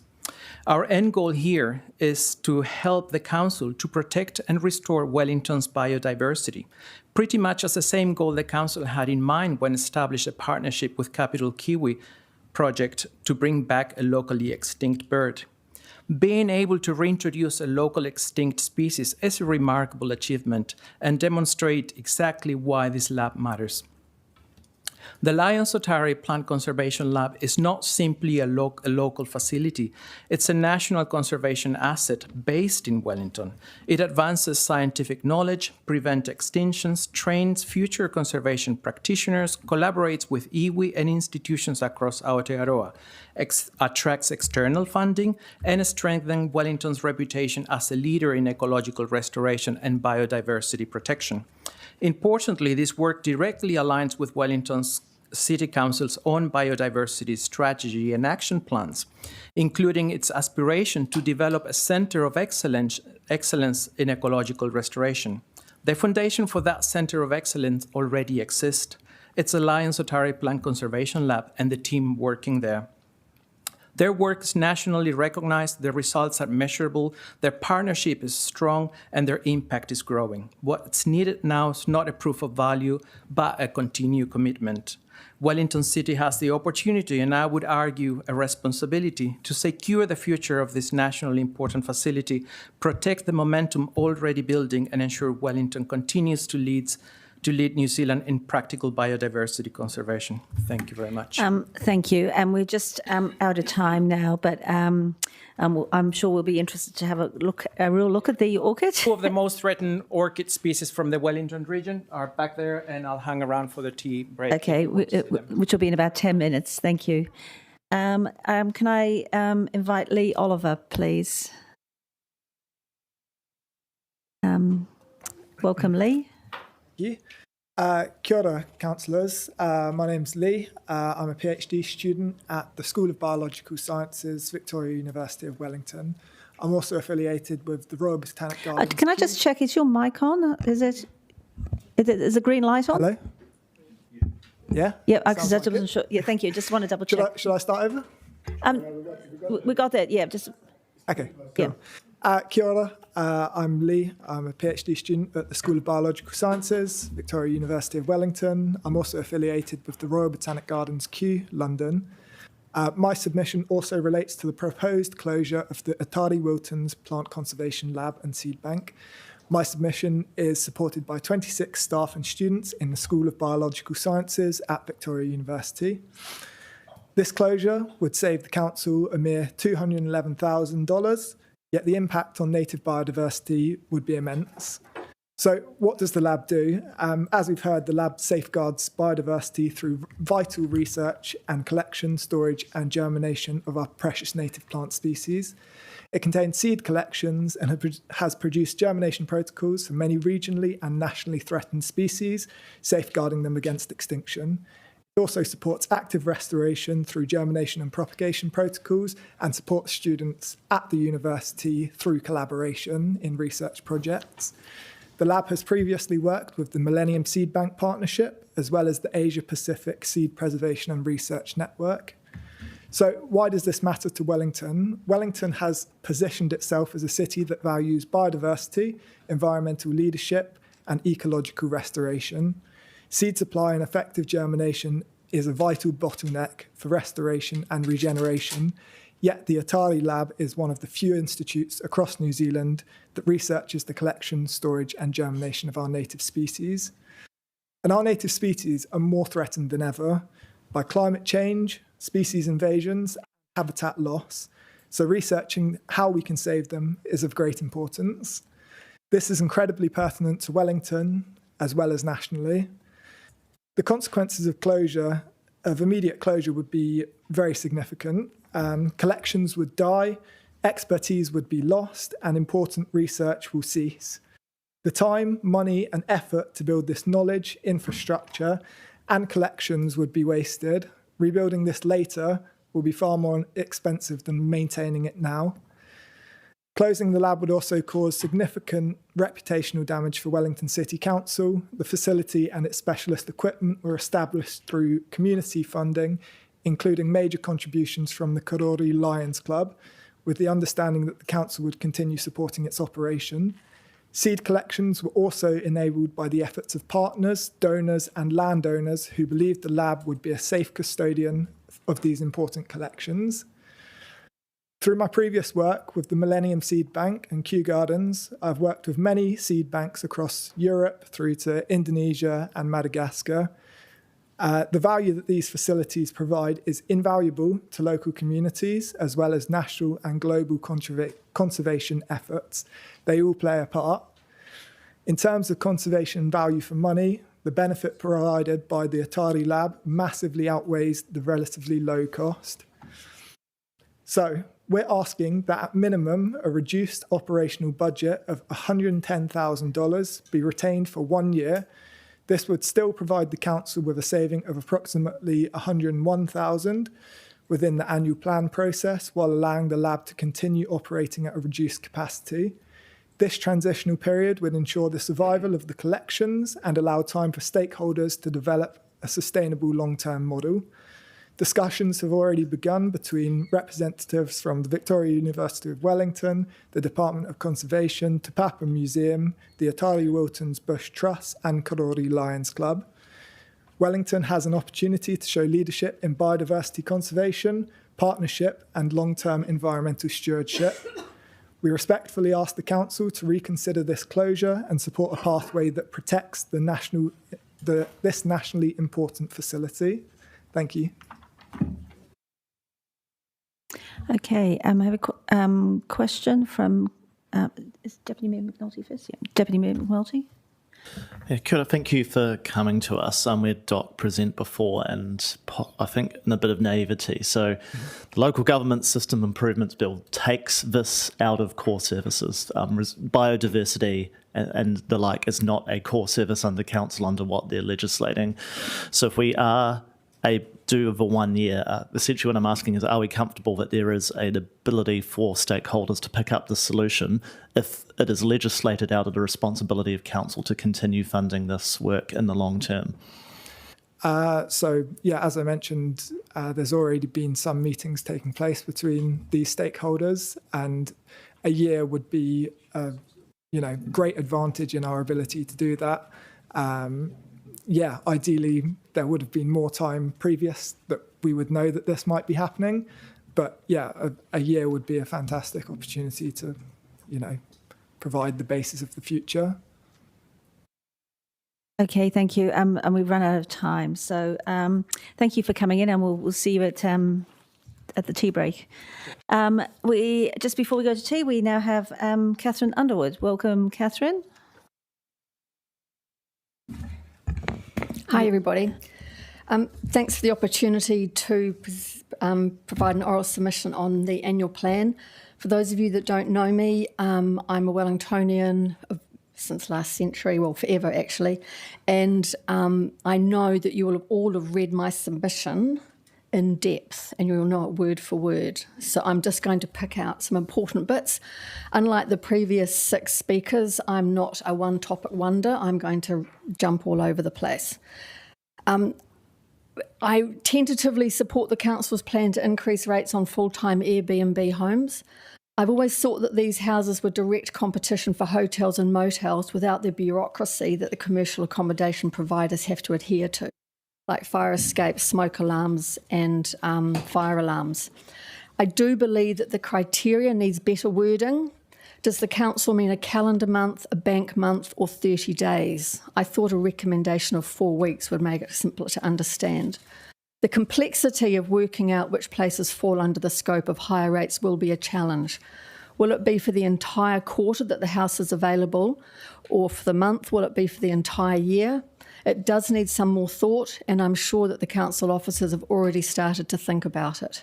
And as an aside, there are quite a few dual keys which are used for full-time Airbnb. I'm not sure why these are being excluded, but the proposal does need a lot more work before implementation. I find myself quite shocked that the council is reducing the depreciation funding by $13.5 million. I mean, isn't this lack of funding infrastructure what has got us into the current mess? The council's priorities can clearly be seen with the funding spent on cycle lanes. I'm not going to talk about the Martin Lucky Park, which has been approved, and playground upgrades which aren't needed, all while we have an issue with sewerage. It's a bit like the band playing while the Titanic sinks. Most of you, if not all of you, because you've read my submission, will know my views on cycle lanes, and it will come as no surprise that I'm opposed to the expenditure allocated for Bunny Street and the Brooklyn connections in the next few years. It's irresponsible of the council to continue to fund cycle lanes when rates are rocketing. I use Bunny Street Monday to Friday and Brooklyn Road 7 days a week, so have an in-depth knowledge of the area and cyclist behaviour. Doesn't it annoy you that I cycle everywhere and know every route that you're looking at planning? And please defer any spending discussions on cycle lanes until the 28-29 annual plan. And I think you could probably fund the cycle lanes by fining all the cyclists that go through red lights or pedestrian crossings. I see it on a daily basis. It's disappointing that the consultation document doesn't really outline the detail of all the reductions. It was only after I had submitted my comments I realised that the council had just cut off the funding for the lab run by Otari and Doc and the others. A better solution would be to revise a reduction and let the lab find alternative funding, and I like what the two previous submitters said. With regard to cremation fees, I find it weird that the council is spending $6.6 million on 2 cycle lanes that are already in existence, except for the 20 metres crossing Bunny Street to the waterfront, only to claw back $75,000 in increased cremation fees. All I can say is everybody dies, but not everyone can cycle. There are plenty more ridiculous examples of council spending where it's not needed, and I've not got time. If the council were a business or a person, they would be in liquidation. Anyway, to sum up, this annual plan is a mixed bag, and it's easy to see the council has very different priorities to the reality facing Wellingtonians. Thank you. Might be my shortest ever submission. I think it might be. You've done very well. Do we have any questions, colleagues? Councillor Randall. Yes, I'm just intrigued that you commented on that you cycle, and you commented on the not going ahead with Bunny Street in Brooklyn. Are you saying that that they're not a priority, or are you saying that those routes are already safe or relatively safe in terms of your experience? I'm actually saying that the council is going to kowtow to the cycle lobby, so they're going to go ahead, but I'm suggesting you defer it for a couple of years. There's already a cycle lane on Brooklyn Road, and it's always covered in detritus, so I would rather you spent the money on cleaning it more often than once a month. And Bunny Street, if you're coming from the waterfront, you come across at Whitmore Street, you've got a green light, there's nobody between you and Bunny Street down the quay, and then you turn onto a cycle lane. If you're going the other way, you can cross over and go in behind the Blue Bridge Ferry Terminal. And $2.5 million, what the hell are you spending it on? That's a good question. Okay, thank you. That comes to the end, and we're just going to take a short break. You'll need it after my submission. A short break. We're down to 7 minutes, so it is a short break, but hopefully we'll get a chance to have a look at the orchids. Thank you.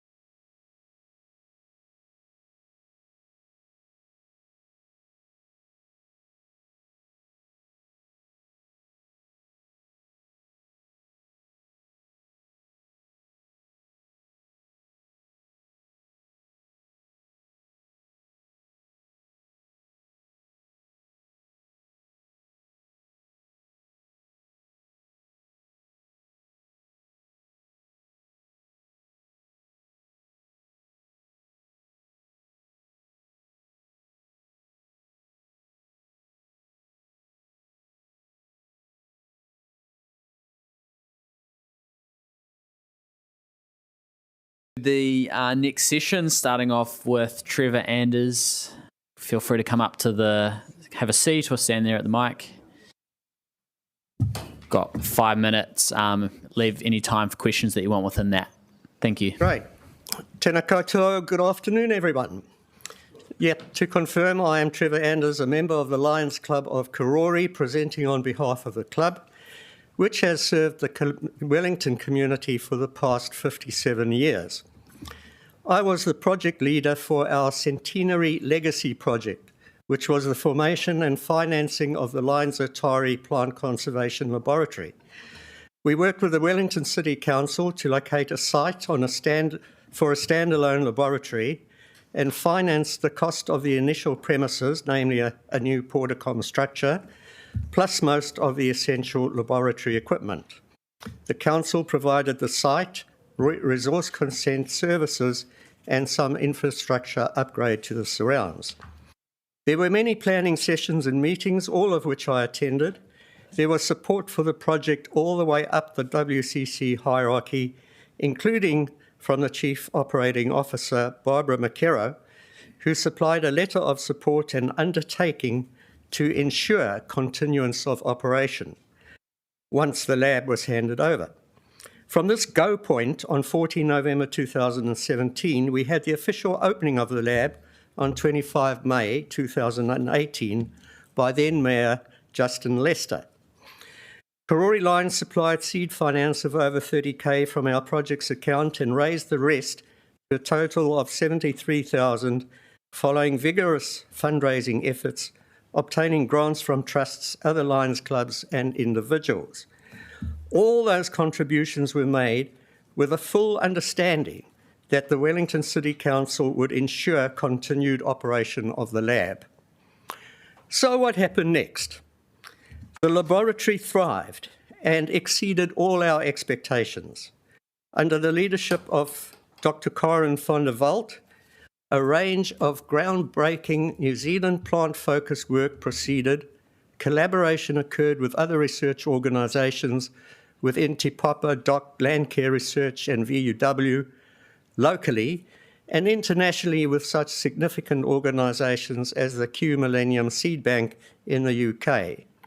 A number of scientific papers were written, and for such a small laboratory, its reputation has been enviable. The lab has punched well above its weight. We were horrified to hear that the council has proposed to save the total cost of the lab in the draft budget, as were our network of other Lions and supporters.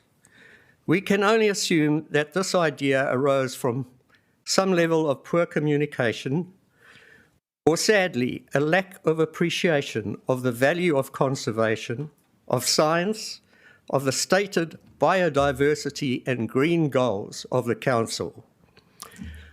The lab, by the way, is not just an asset for Wellington, it's an asset for New Zealand, and fitting and a privilege that it is in our capital city. Councillors, you will know the metaphor. We have bred a goose and been delighted that it laid a golden egg. Please do not kill the goose because you don't want to pay for the small amount of food that it eats. We have been encouraged and delighted that the Atari Waltons Bush Trust has shown that there is a win-win solution to this situation. In the coming year, approximately half the cost of the lab can be saved, while a collaborative effort involving a number of stakeholders would develop a governance and financing structure for the future. There is already substantial buy-in for this. Again, please do not kill the golden goose. The Wellington public will not forgive you. Thank you for the opportunity to present to you. Thanks, Trevor. Do we have any questions, councillors? Councillor Chung. Thank you very much for coming this afternoon. Really appreciate it. Is there any way that we can actually work through the Lions Club to actually look at a funding model? Is there any possibility of that? Well, there are far more competent people to do that sort of analysis than resides in the Lions Club, and that's why I've mentioned the Atari Wiltons Bush Trust, who do have those sort of people and the network to facilitate that. So our role is, as we see it, is to make sure that the right people get involved and also get the support from the City Council as they well deserve. Great, thank you. Thanks, Trevor. Appreciate you coming in. Thank you. We're now going to move to Parth Sheath, who is online. Hello, can you all hear me? Yep, we can hear you. All right, good afternoon. Thank you for your time and the opportunity to speak to you. My name is Parth Sheath. I live in Oriental Bay, and I'm here today to encourage the council to maintain or even expand cycleway funding in the budget, not to cut it. I want to call your attention to a 2024 research paper called The ABCs of Mobility, which examined transport usage data in 800 cities around the world. This research found that Wellington is, by a wide margin, the least car-dependent city in all of Australasia. If you look at all the journeys taken within the city, half of them were done by car, about 25% by public transit, and 25% by walking or cycling. By comparison, journeys in Auckland and Christchurch were over 80% by car, and in Sydney and Melbourne were over 2/3 by car. What this means is that our actual transport usage here in Wellington is more like European cities than like North American or other Australasian ones. Our transit spending should reflect that reality. Walking, cycling, and public transit make up 50% of all journeys taken here, but they receive far less than 50% of transit spending. Cutting cycleway funding would make that disparity even worse. Global events have also starkly demonstrated how important non-car transport options are. Recent data in Wellington and throughout the country shows a drop in automobile kilometers driven and a significant increase in cycling and public transit use over the past 2 months in response to elevated fuel prices. With prices forecasted to remain high for the foreseeable future, it would be especially foolish to cut spending on cycleways and public transit now and lock in car and fossil fuel dependence for the next decade or more. We are very fortunate here that the previous council invested heavily in cycle and transit improvements, and the city should focus on continuing to build out more infrastructure for pedestrians, cyclists, and public transport users. This would make Wellington much more resilient in the face of global disruption, and it would also help the city keep its climate change commitments. Finally, I wanted to share my personal experience with protected cycleways here in Wellington. I have always been hesitant to cycle on busy urban roads, as are many other people. With the completion of the Island Bay to City Centre cycle route, this has given me the confidence to cycle safely to work and to my kids' daycare, especially when bringing my children along with me. This experience is very common when talking to other people around the city. There's also copious research showing that a major impediment to cycle uptake is safety, and that dedicated cycle infrastructure is crucial, especially for children, women, and novice cyclists. Wellington has done a great job over the past decade building out a network of cycle infrastructure, and the results are very clear. Cycle usage has increased year after year, but the network remains incomplete, with access varying dramatically depending on which suburb you live in. Council should maintain or even increase funding and work towards completing the cycle network as quickly as possible instead of foolishly targeting it for cuts. Thank you. Thank you, Parth. Do we have any questions from councillors? Got one from Councillor Chung. Thanks very much for this. I much appreciated. I noticed that you actually want us to continue funding a lot of these issues, and that's all great, but we're facing a real problem with our budget. So can you suggest anything that you think that we can actually cut to actually try and meet our budget? To be honest, I'm not, on top of the entire finance situation for the city. But I would just note that if you look at the overall transit spending, it's wildly disproportionately slated towards automobiles related spending, even though, as I mentioned, only 50% of journeys within the city are taken by car. So I would suggest looking at some road spending and redirecting that towards public transit and cycleways. Great, thanks very much. One more.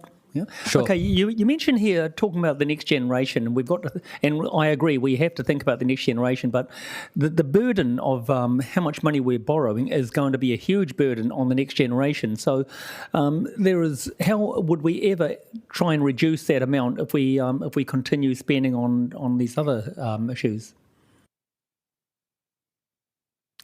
Oh, sorry. Again, similar to the last question, is that we're we're loading down the next generation with a huge debt, and so we've got to try and find some way of actually alleviating that. So, can you suggest anything that we could actually do, or do you think that there's something that we're doing that we shouldn't be doing? I actually reject the premise of that question. I think that there's been a huge issue both in Wellington and across the country that councils have chronically underinvested in infrastructure, kicking the can down the road. So I would encourage the council to invest in long-term infrastructure now, as opposed to, letting things like water maintenance and stuff pile up. Secondly, I would again repeat what I said before. The city spends far more than 50% of its overall transport budget on automobile-related infrastructure, despite the fact that 50% of trips are made by public transit, cycles, and walking. So redirecting some funding from automobile related spending towards cycle and public transit funding would bring the spending in line with what people actually use here. Awesome. Great, thank you. Thanks, Parth. Appreciate you tuning in. Next, we're going to welcome up James Burgess. Feel free to take a seat or stand at the podium. Kia ora, folks. Thanks for the opportunity to speak today. I'm here, today as a trustee of Ekara Rebicycle. Many of you will know us as a charity that fixes up bikes to give out to folks. We receive funding by applying for grants through the Climate Sustainability Fund. And I'm here to ask for continuation of funding availability through that, noting that, of course, we'd have to apply alongside other seekers of that. So at Rebicycle, we face more demand than ever. We've got queues at the gate on our bike matching nights. Cost of living, jobs, fuel crisis, all of those things are causing transport poverty, and getting people onto cheap, reliable bike transport is a great way to offset that. I'd just like to mention a couple of people I served myself recently at some of our nights. There were two brothers who were recently settled in Wellington. One was going to be using his bike to be able to get to school in a reasonable time. He didn't speak English yet. His brother had to interpret for him. So he wasn't going to be able to walk or easily catch a bus that would take him from where he'd been placed, if you like, settled-wise, to his high school. And so this was going to be his way to get to school and to integrate into the community. Another one, a person who received an e-bike from us a couple of years ago, and they rely on it for daily transport to work. They work more than one job, but they're still in relative poverty, as many people are these days. And again, they don't speak English. We have to communicate through a Google Translate on the phone.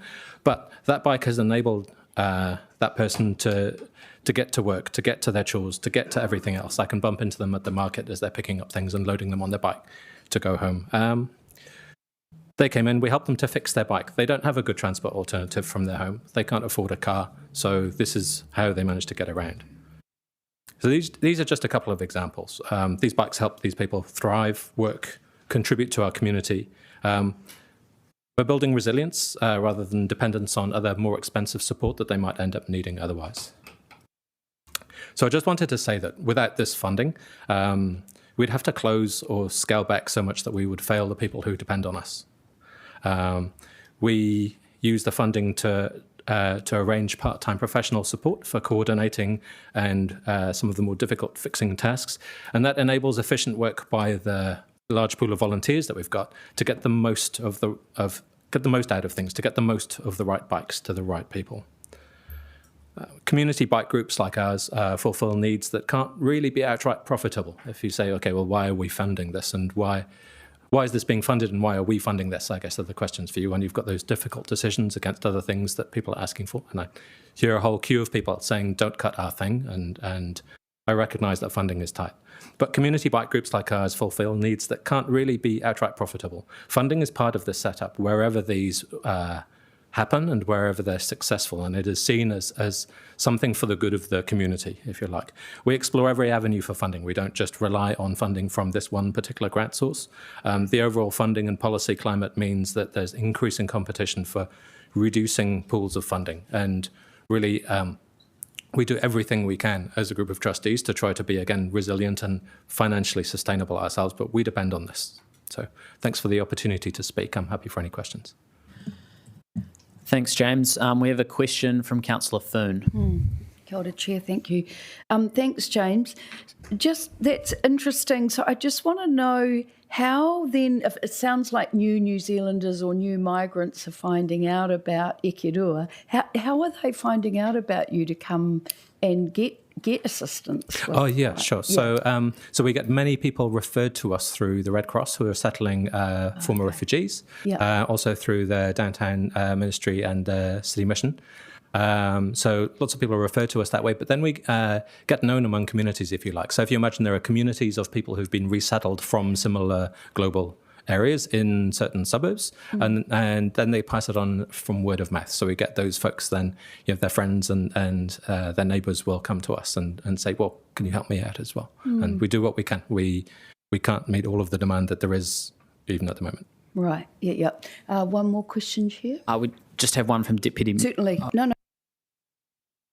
Okay, sorry, I'm just checking, so if you can fact check my AI, is it $69,000 that we did in the last funding round for Rebicycle? Yep. Okay, thank you. If you want one, you can squeeze one in, Councillor Finn. Yeah, I just wanted to know if you could just give us a broad range of what your customer base looks like. Are they children? Are they women? Are they, who's coming for bikes? Yeah, so we have a wide range. Often when a family is resettled, obviously they don't really have the means to buy a car when they arrive here. So any transport that family is going to need to do is going to need to be on foot or on public transport, or if they can get a bike, it can be on bike. The great thing about bikes is they're really cheap to run. So once you've got the bike, you're not locked into buying fuel or paying for lots of expensive spares, especially if you've got somewhere like us that can help to support that. We get a lot of families where they want a bike for all of the folks in the family. Maybe one's going to go to school, maybe a younger one is going to use it just for recreation. Maybe someone's going to use it to get to work or to get to other appointments that you have as part of the resettlement process. Thanks, James. We much appreciate you coming in. Thanks all. We're going to now move to Linda Keane, representing the Tourism Export Council. Welcome. Thank you. Kia ora koutou katoa, Your Worship, elected members, councillors, members of the executive. Thank you for the opportunity to come and talk with you today. I'd like to take the submission taken as read, if that's okay, and I would like to talk to you a little bit more about the international inbound tourism sector and where Wellington sits in the greater scheme of things, and also about the investment levels that Council has put into Wellington NZ over the last 10 years and the results that you're seeing as Wellington is a really dynamic, desirable visitor destination. So we would ask you to reconsider any funding cuts. The Tourism Export Council represents the private sector. We're the commercial conduit between all the tourism suppliers and the offshore tour wholesalers and travel agency chains. And we work very closely with Wellington NZ and other regional tourism organisations. And when we look at the current climate, post-COVID, the recovery phase where we're currently at, which is 94% of international visitors have returned, and where we look at what the current situation with the Middle East is and the potential softening of international visitors coming through in the next year or two, any investment that goes into Wellington NZ, it's really hard to quantify to see those tangible results straight away, because we work offshore with 1 to 2 year lead times.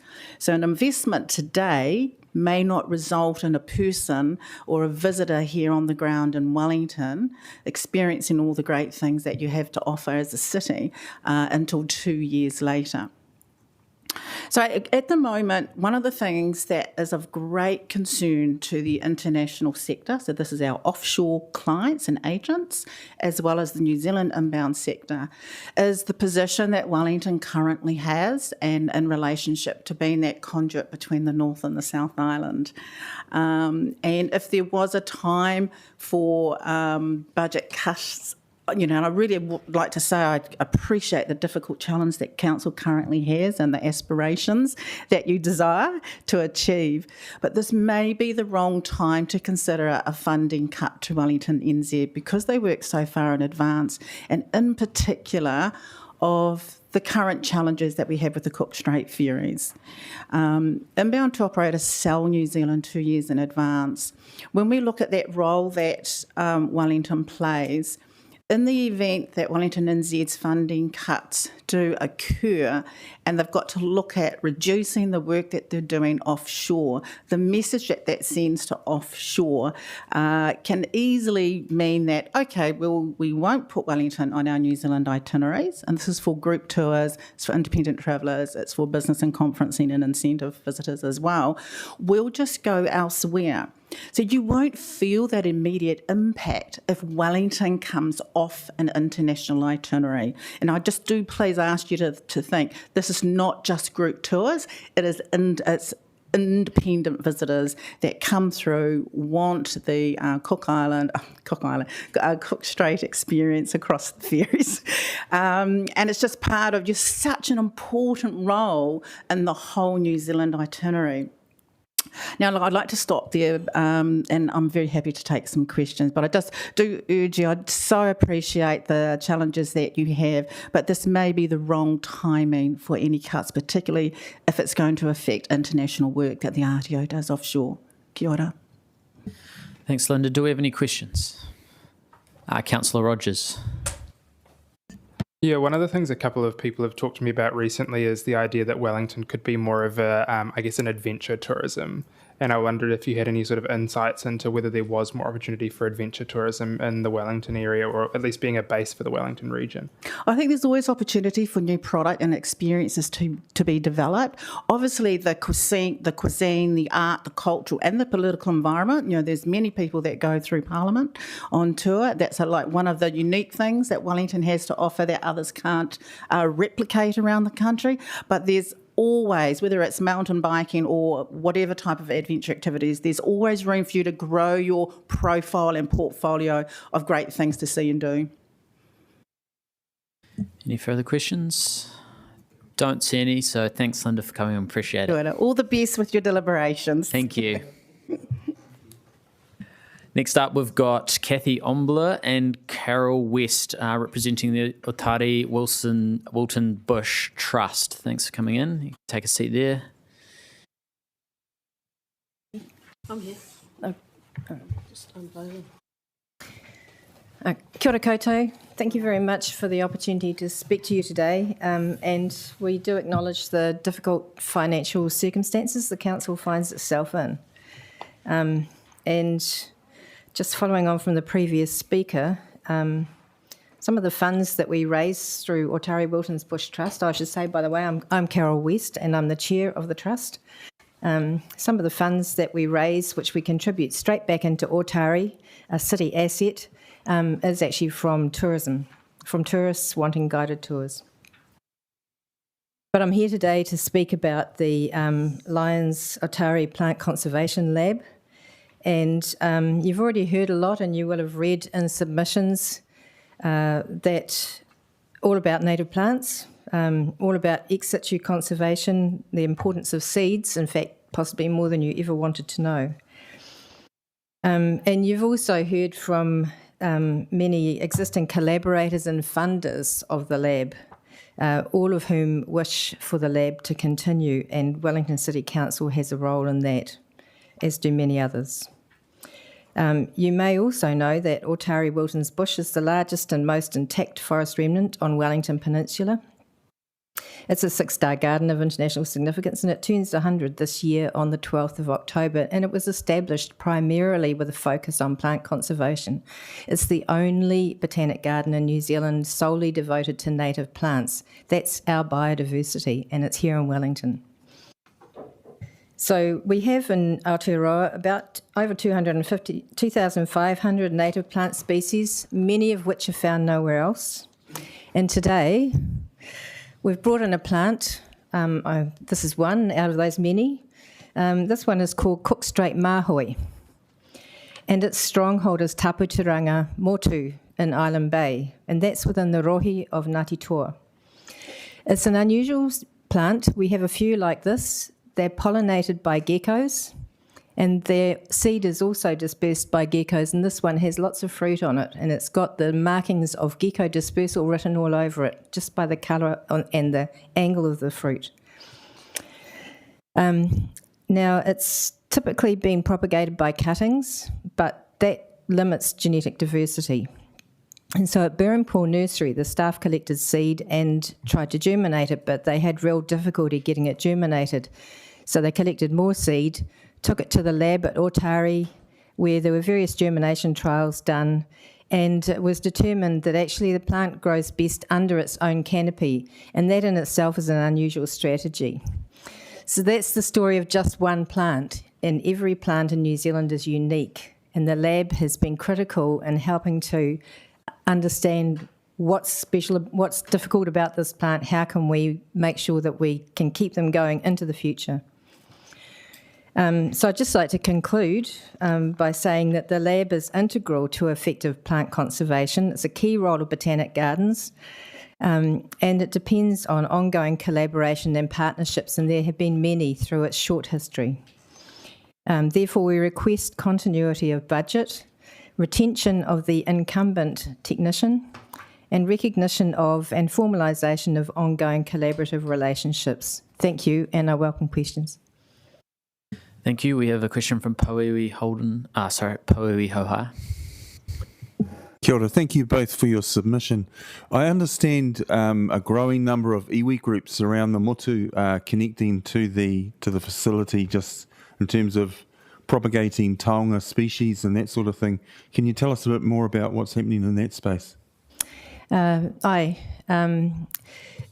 a plant called Ratamoiho that Ngāti Kuri have been down to visit many times.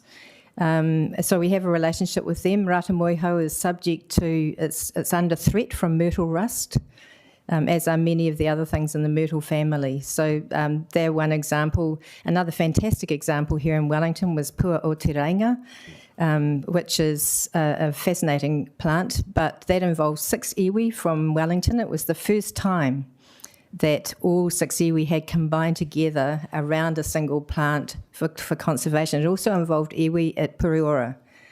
So there was a transfer of seed, and seed has been sown at Zealandia and also at Otari Wilton's Bush. We still don't know if it's been successful because they spend the first 6 to 12 years of their lives underground getting established to roots of plants, and then when they're ready, they'll flower. And then when they flower, they're one gender. I can never remember which. And then after about 5 years, they switch to the other gender. And they're bat pollinated.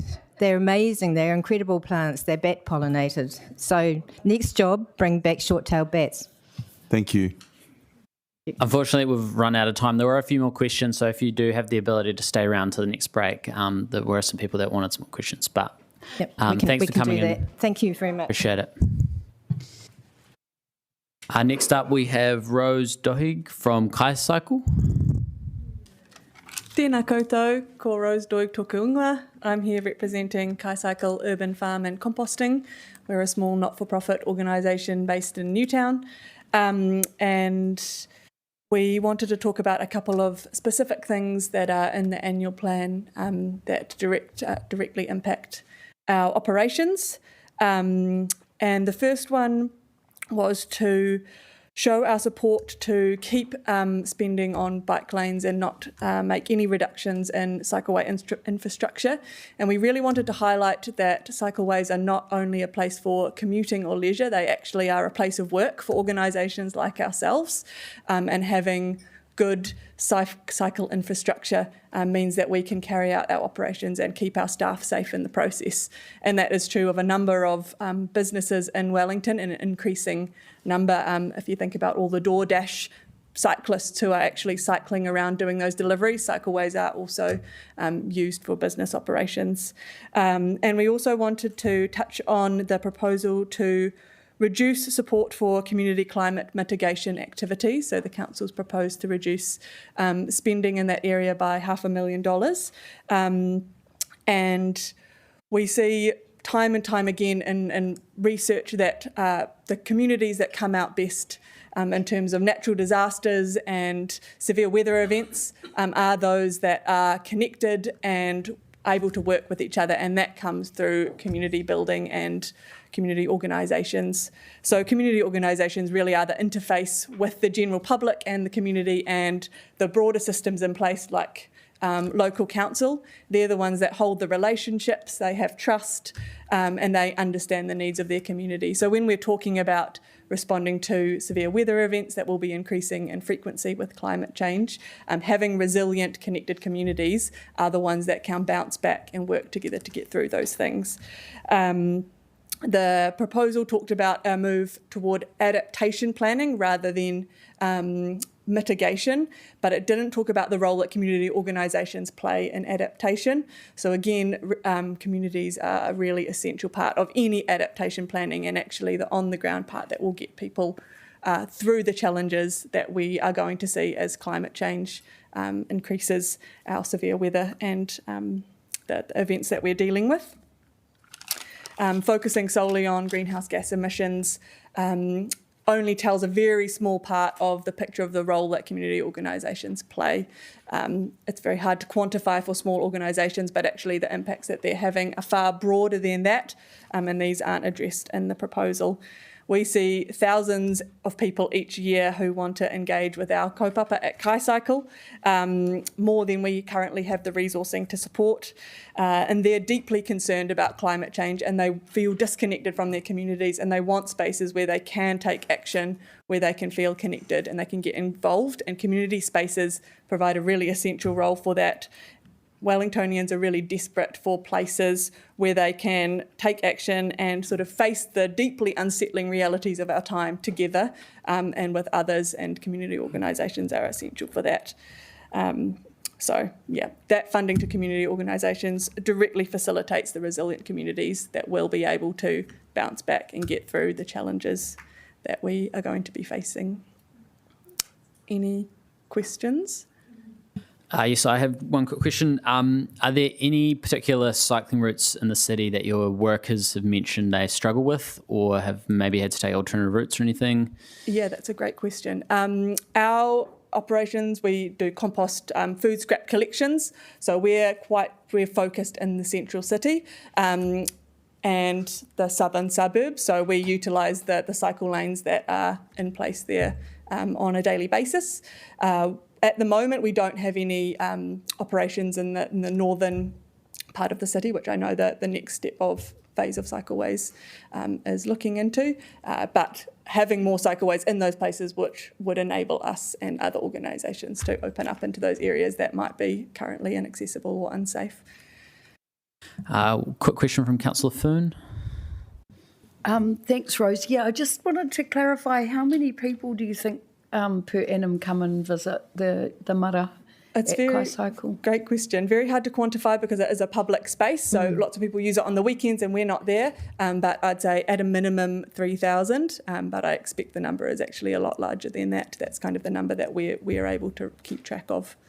Thank you so much. Thanks for coming in. So now we will welcome up Mark Galvin.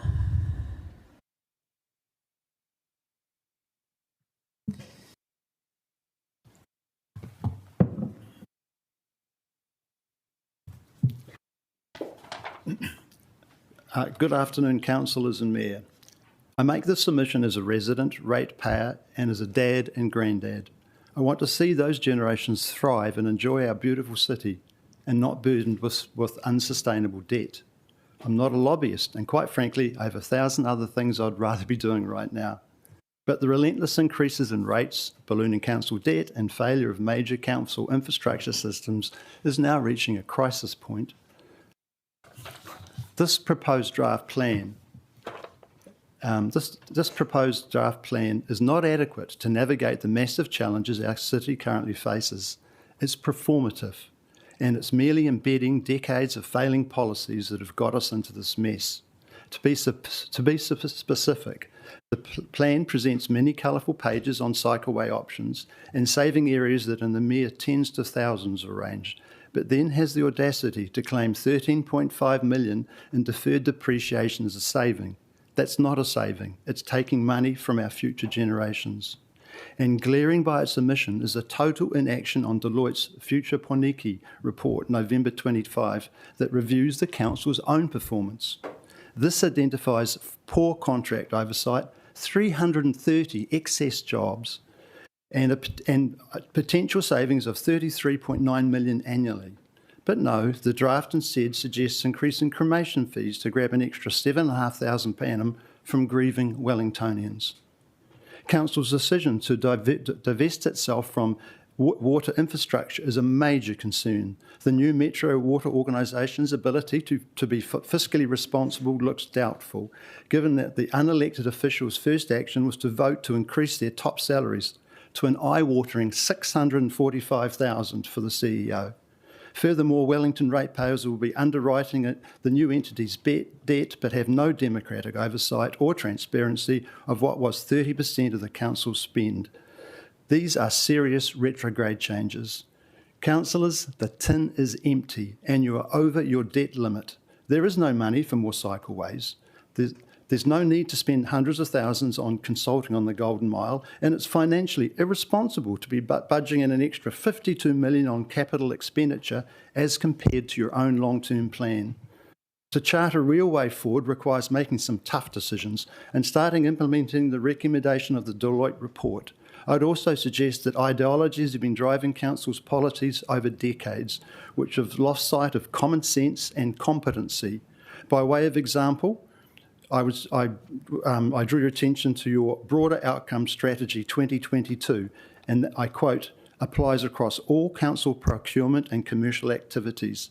This document is effectively setting the institutional culture for $740 million of procurements.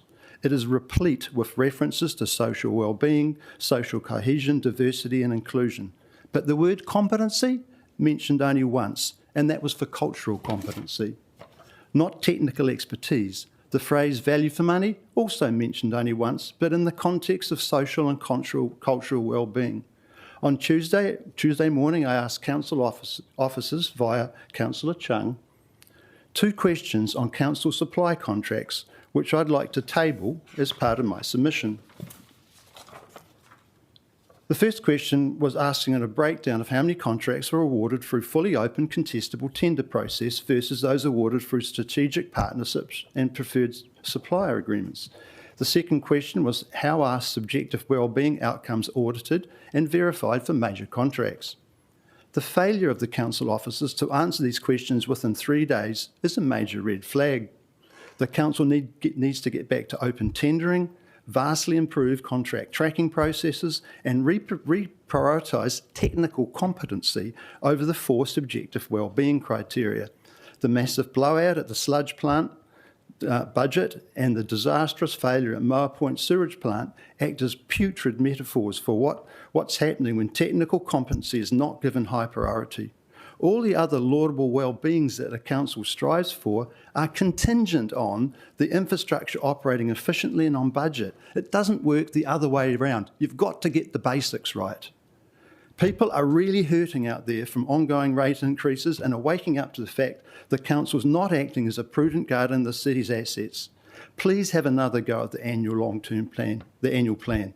The existing draft gets an F. Real solutions to turn the ship around are sitting under your noses. Thank you. Thanks, Mark. Unfortunately, we don't have any time for questions, but really appreciate you coming in and doing this mission. Yeah, okay. Next, we have Nick Reinhardt. Welcome, Nick. Welcome to go to the podium or take a seat. Thanks. Tēnā koutou. My name is Nick Reinhardt, and I'm here to express my opposition to the proposed cuts to the Poneke Bike Network Plan. I moved to Wellington almost 6 years ago, and in that time there's been a remarkable transformation in Wellington's bike network. The city's transitional bike program has resulted in the rollout of several core cycling routes with protected infrastructure, and it's no longer a death wish to bike down Cambridge Terrace. In fact, it's actually pretty fun now. But the work isn't done yet, and there's still large gaps in the city's bike network, especially across the central city. There's tremendous momentum behind cycling as a mode of transport to work, school, and other everyday activities. More and more people are choosing to bike or thinking about it, and Wellington needs to complete our bike network to fully realize this potential. One of the core goals of the bike network program is that it's easy for people of all ages and abilities to choose cycling as an option. Most people are what we'd call interested but concerned cyclists, and I'd say I'd fall into this camp. It means that we're interested in biking but need safe and ideally protected bike infrastructure to feel comfortable on the road. The data has proven this in Wellington over the last several years. As new bike infrastructure has come online, people have begun biking in increasing numbers. The protected cycling infrastructure being rolled out on key routes makes biking a lot safer and more approachable for us interested but concerned cyclists.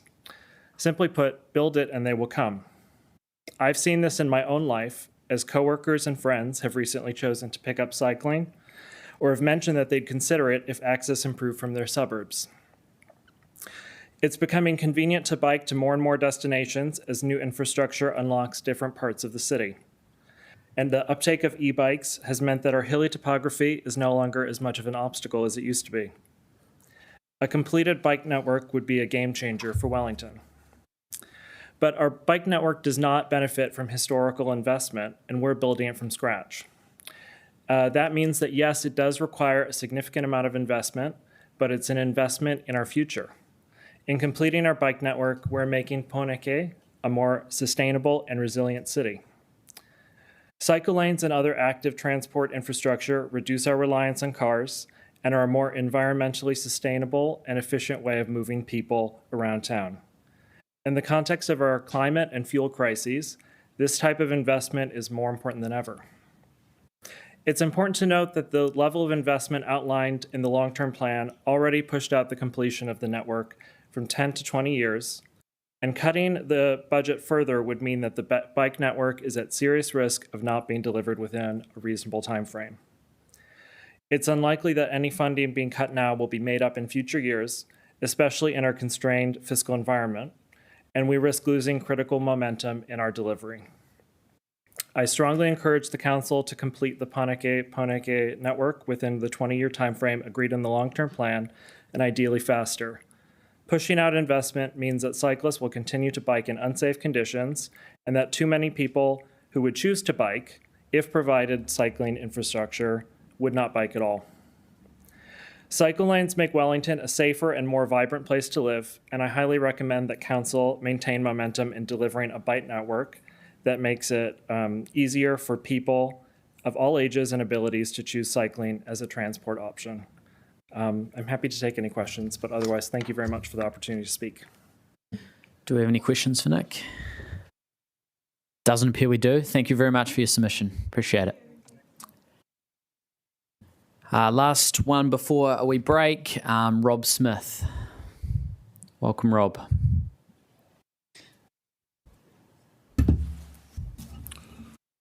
Kia ora. Welcome. Thank you very much for taking the time to hear my submission. I've handed it out, and like others, I assume you've read it all through, so I won't go through that. I'm going to stick to a number of points that I'd like to take. First of all, I'd like to acknowledge that the Council is in a difficult situation and is faced with making some decisions.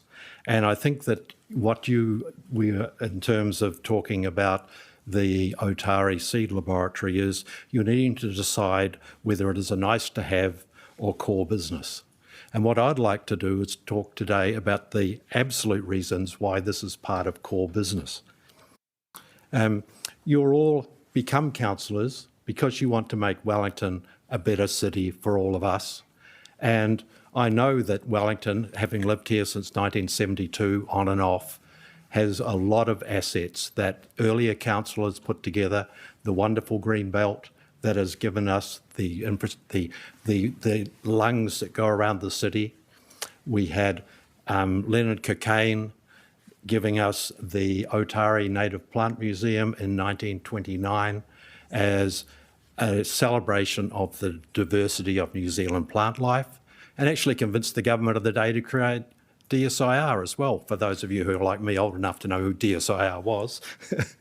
So there's been a long history, and the councillors, as your predecessors and for the ones to come in the future, have worked to do this. So is the Otari Seed Laboratory core business?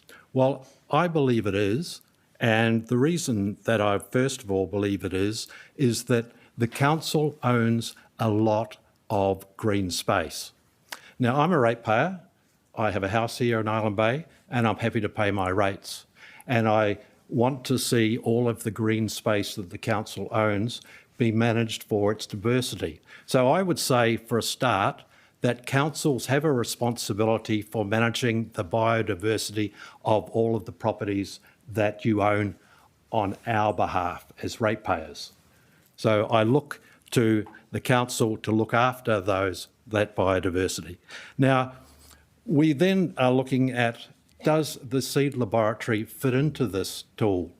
Yes, it does. We've already heard from Dr. West the practical example of the Melicitus, the coastal mahoe, and the research that it's carried out to find out how to propagate it. Now, I would like to talk to you about that rainfall event we all had a few weeks ago, when O'Whero Road and Island Bay Parade became rivers. If you have a look at O'Whero Road and you look at the vegetation on the western side, you will note there are no slips there. Now, I've been here since '72 and I've watched those hillsides revegetate. And that particular side didn't have any slips, but the eastern side of O'Whero Road, where there has been a major development and still a lot of gorse there, and the revegetation hasn't happened, you can see how the soil came down, and then the road turned into a river, and then the river picked up cars and dropped them into O'Whero Bay. Now, that is something that's happening with climate change right now, and as councillors looking after our biodiversity, even if we have some weird people in the other part of the building, the other part of the city, who have some odd ideas about conservation. They seem to just want to sell it all. But anyway, we won't go there. We believe that the council has the responsibility. The council has tools. It has botanic gardens. Botanic gardens have been involved in conservation for a long time. I've worked overseas in botanic gardens, and this is not a whimsical thing that councils do or that governments do. Botanic gardens all around the world are working on biodiversity conservation. You have the staff, you have the ability to do it. I urge you to keep the funding for the Otari Seed Laboratory, keep it running, and if you can, find the funding for a scientist to keep that work going that underpins the care of the biodiversity that you all own. Thank you. I'm happy to take questions, even though I've nearly run over time. Yeah, we've just run out of time there, but we're about to go to a short break, so I'm sure people can come find you if they've got any questions. Okay. So that's done for the session, and then we'll be back at 3:45.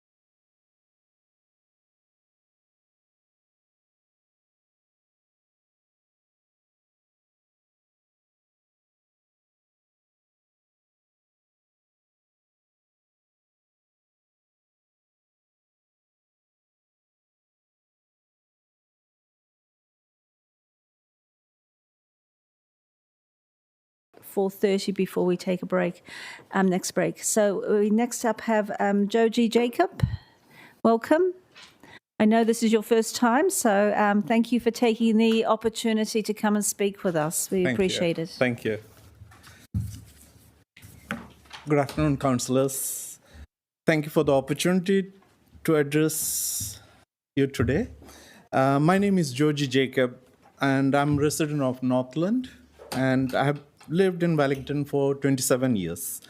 I'm speaking today on two issues that go to the heart of the city's long-term livability and the prudent management of ratepayer money. I support one of the annual plan proposals and ask to pause the other. I support introducing the new rates differential for the short-term accommodation providers at 2.6 times the general residential rate for the properties available for short-term stay more than 60 days per year. Why?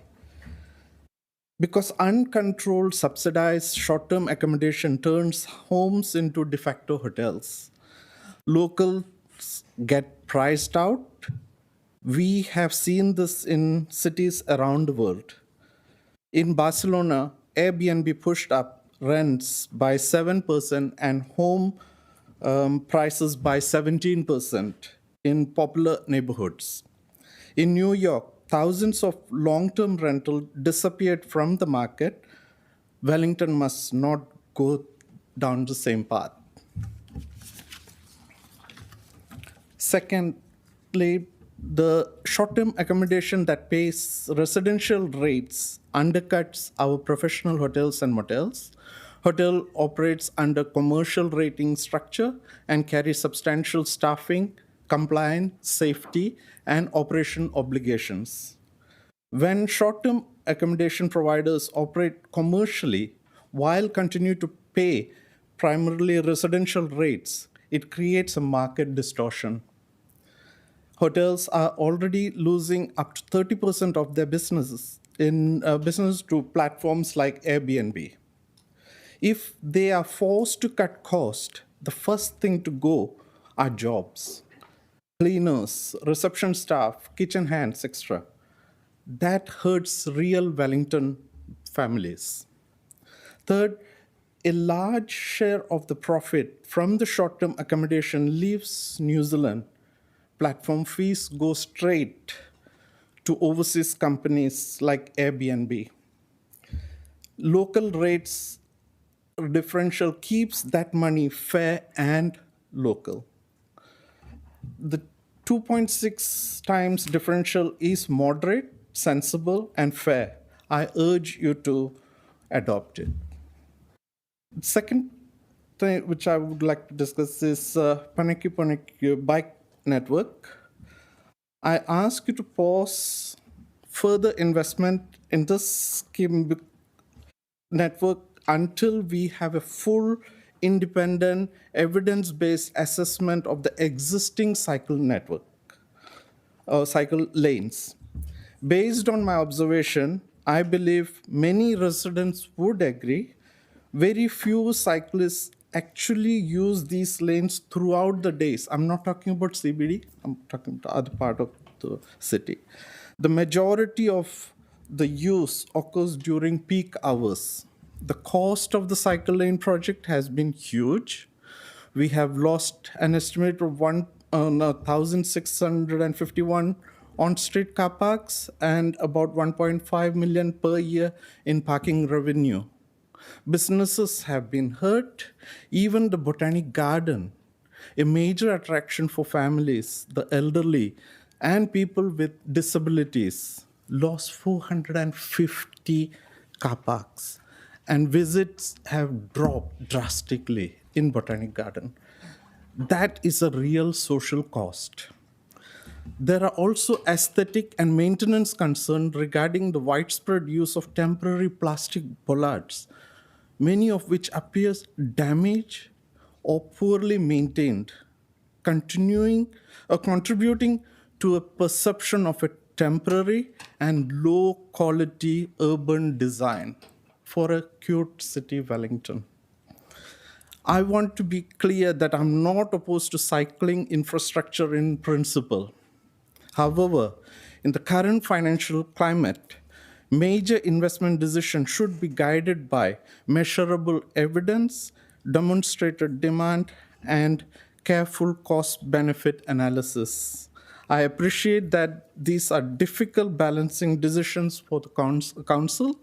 However, with increasing pressure on households and businesses, I ask the council to prioritize affordability, fairness, and evidence-based decision-making. Thank you. Thank you. Any questions from councillors? Thank you. You've been very clear, and thank you for coming in. Okay, we now have Jamie Williams. Welcome, Jamie. You can stand at the podium or sit at the table. Entirely up to you. Whatever you feel most comfortable with. I don't feel comfortable behind the podium, but I'll do it anyway. Kia ora koutou. Look, why am I here? I think, look, the reality is I haven't really made many submissions over the years, and we've done a lot of things in Wellington City and been part of kind of the business community and the community in general in terms of how our businesses have supported the community. I guess I just sort of had to take a view that you can't throw stones all the time, or you can't really have an opinion if you're not prepared to stand up in front of people and say it to them, right? So I think for context, for those of you who don't know me, for a long time we had a company called Kaputa. We had a lot of hospitality in Wellington. We ran the Basin Reserve, did a whole lot of different things, school lunch programs.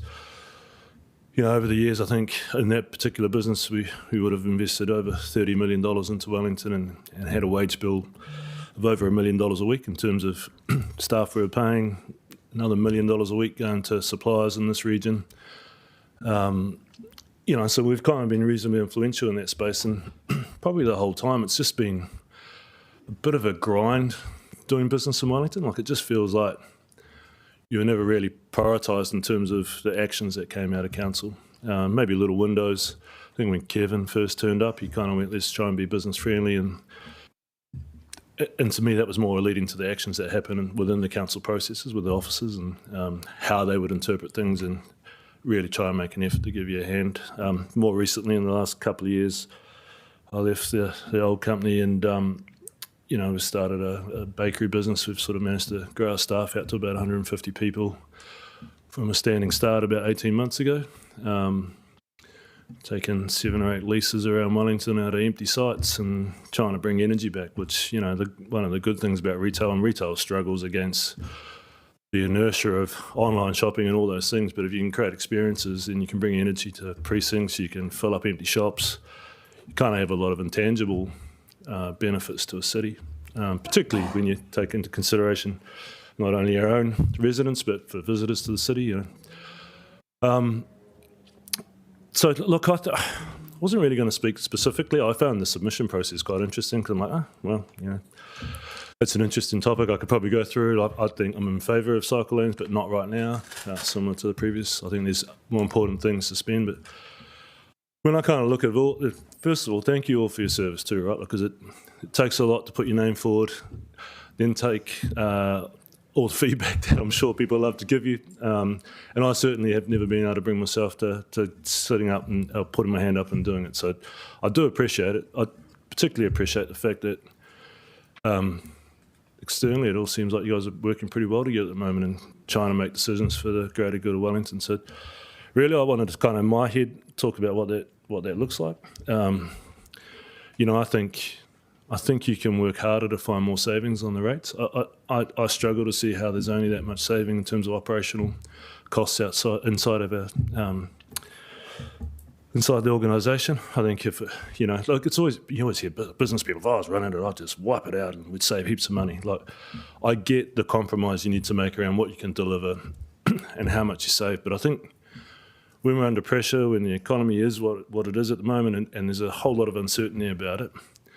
Sort of just prioritisation of what's going to make a difference tactically while we're dealing with all these external forces on us, right? And you've already had massive structural change post-COVID in terms of CBD, working from home, ghost leases all around the city. Like there's a lot for you guys to consider, and no one has all the answers, right? But giving yourself the time by being more tactical around your annual plan, whilst the long-term plan holds the strategic goals, and sort of shuffling the decks makes a lot of sense to me. And I just wanted to kind of go, look, people are struggling, consumers are struggling. Consumerism is probably a thing I've studied for so long now, and the impact. And a lot of the time it's just the narrative, the media, the message that keeps getting repeated. And in Wellington City, we get that message a lot more than everyone else because our media loves to sort of spout what's coming out of central government and reinforce it. So for me, it was around try and have a little bit of a harder look around the rates increase. I think it will go a long way to demonstrating to people you really understand the pressure the residents are in.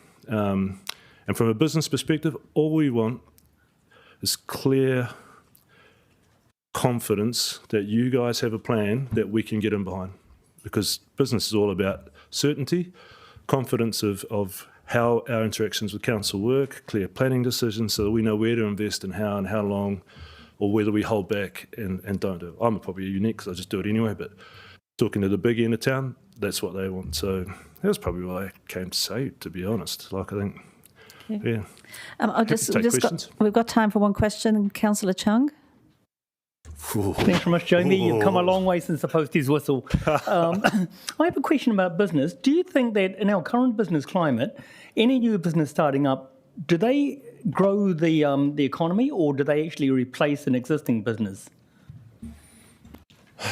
Look, unfortunately in New Zealand, it's probably replacement is more likely to happen, only because we have this real trap in New Zealand business of sort of going, that's my market, that's what I'm going to do. We don't really go, how do I take on the whole national market or create an international product? Like, it's sort of a slight weakness of ours. So you kind of have all these mini entrepreneurs who are happy going, instead of working for someone, I'll have a business. You're still kind of working for someone, just yourself.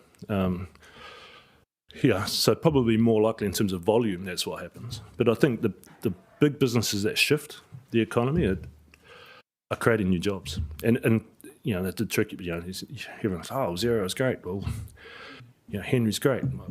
There's 998 other businesses that fail trying to do the same thing, right? So I think if that's the strike rate, you know, we either encourage more or we get smarter around the process of trying to get people to have better companies. But not all businesses need to be in tech, right? There's some global, like food security for every country in the world is a high priority. All our food manufacturers are dropping out, and we're importing so much food. So there's opportunity there, even for people like me who are not that smart, right, and didn't get a university degree. So. Thank you, Jamie. We've run out of time for more questions. All good. Thank you, everyone. Thank you. Thank you. Cheers. Okay, we have, next is Nigel Case. Is Nigel here? Welcome, Nigel. Thank you for coming in. Kia ora, thanks for having me. I have not done this process before, and I guess I'm just here because I'm feeling that my wife and I are potentially going to be unduly affected by the proposed rates increase for short-term accommodation providers. And so we do have a single bedroom self-contained unit on our property that we do have on Airbnb. And currently we're getting about 20 grand a year off that, but after expenses and tax, we end up with about 6.5 in our hand, which I would suggest is fair remuneration for the cleaning and the admin and looking after guests for a 12-month period. So I guess first thing I just wanted to check is we're currently paying about 7,400 in rates. About 3,200 seems to be the base rate of that. So is the proposals to increase that base rate by 260%? Am I reading that correctly? Of the general base rate that you get charged, 2.6. I'm not sure whether your property would actually qualify because it's to a depending on how it's structured on your property, because you said it's a one bedroom. Correct, but it is a self-contained unit, so right. in terms of Yeah. the district plan, it's considered its own household unit. Yeah. Okay. Yeah. It's likely to. But I think one of those things is we're getting feedback and how these things work out. But on the basis of it at the moment, yes, 2.6 times the general rate or the base rate that you get charged. Yeah. Nice, which seems to me we're going to be paying an extra 5,000 plus a year based on that. And we're just struggling to see the justification for it when we're essentially just a residential activity with residential demands. The annual plan is not explicit on why it wants to increase our rates by 260%, and so I'm having to do lots of inferences around the edges, and so about the only one I can see is justifiable in my opinion is that we are piggybacking on maybe council tourist attraction funding, something like that, which I agree, maybe we should be paying something for that, but we're struggling to see why we're being impacted so harshly. So that was me ad-libbing. I made some notes here so I didn't miss anything, so I might just quickly go through them. And so I think I made my first point, which is the annual plan doesn't seem to have much information on the justification for this proposal. The second thing I would identify is there's a comment in there that maybe we should be paying commercial rates anyway, even though commercial is poorly defined at the moment.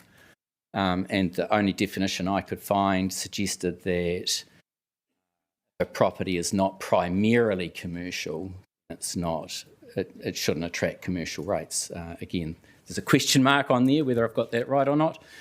We're 80% residential in our property, so it feels to me like we shouldn't be getting commercial rates anyway. Have I got that right or wrong? I think that's part of the analysis that really needs to be worked through. But at the moment, what we say for Airbnb or short-term accommodation is actually that we will charge 3.7 times the commercial, or will charge the commercial rate. So there's been an anomaly in our rating policy that we haven't been doing it, even though we have meant to, and so that in part has driven this proposal going forward. But we are hearing of those anomalies when you actually say, how does this work? Because I know we've got properties that are primarily residential, but you may have somebody trading their business out of one room, but they're still paying residential. So I think that there's some work that we need to do, definitely. Nice. I'm pleased to hear you acknowledge it, and I hope you put some mahi in there. So I guess my time's running out so quickly. I was thinking... At the moment, the rates is a blanket rate. It doesn't reflect how many bedrooms are being rented short-term accommodation, and it also doesn't reflect the proportion of a property.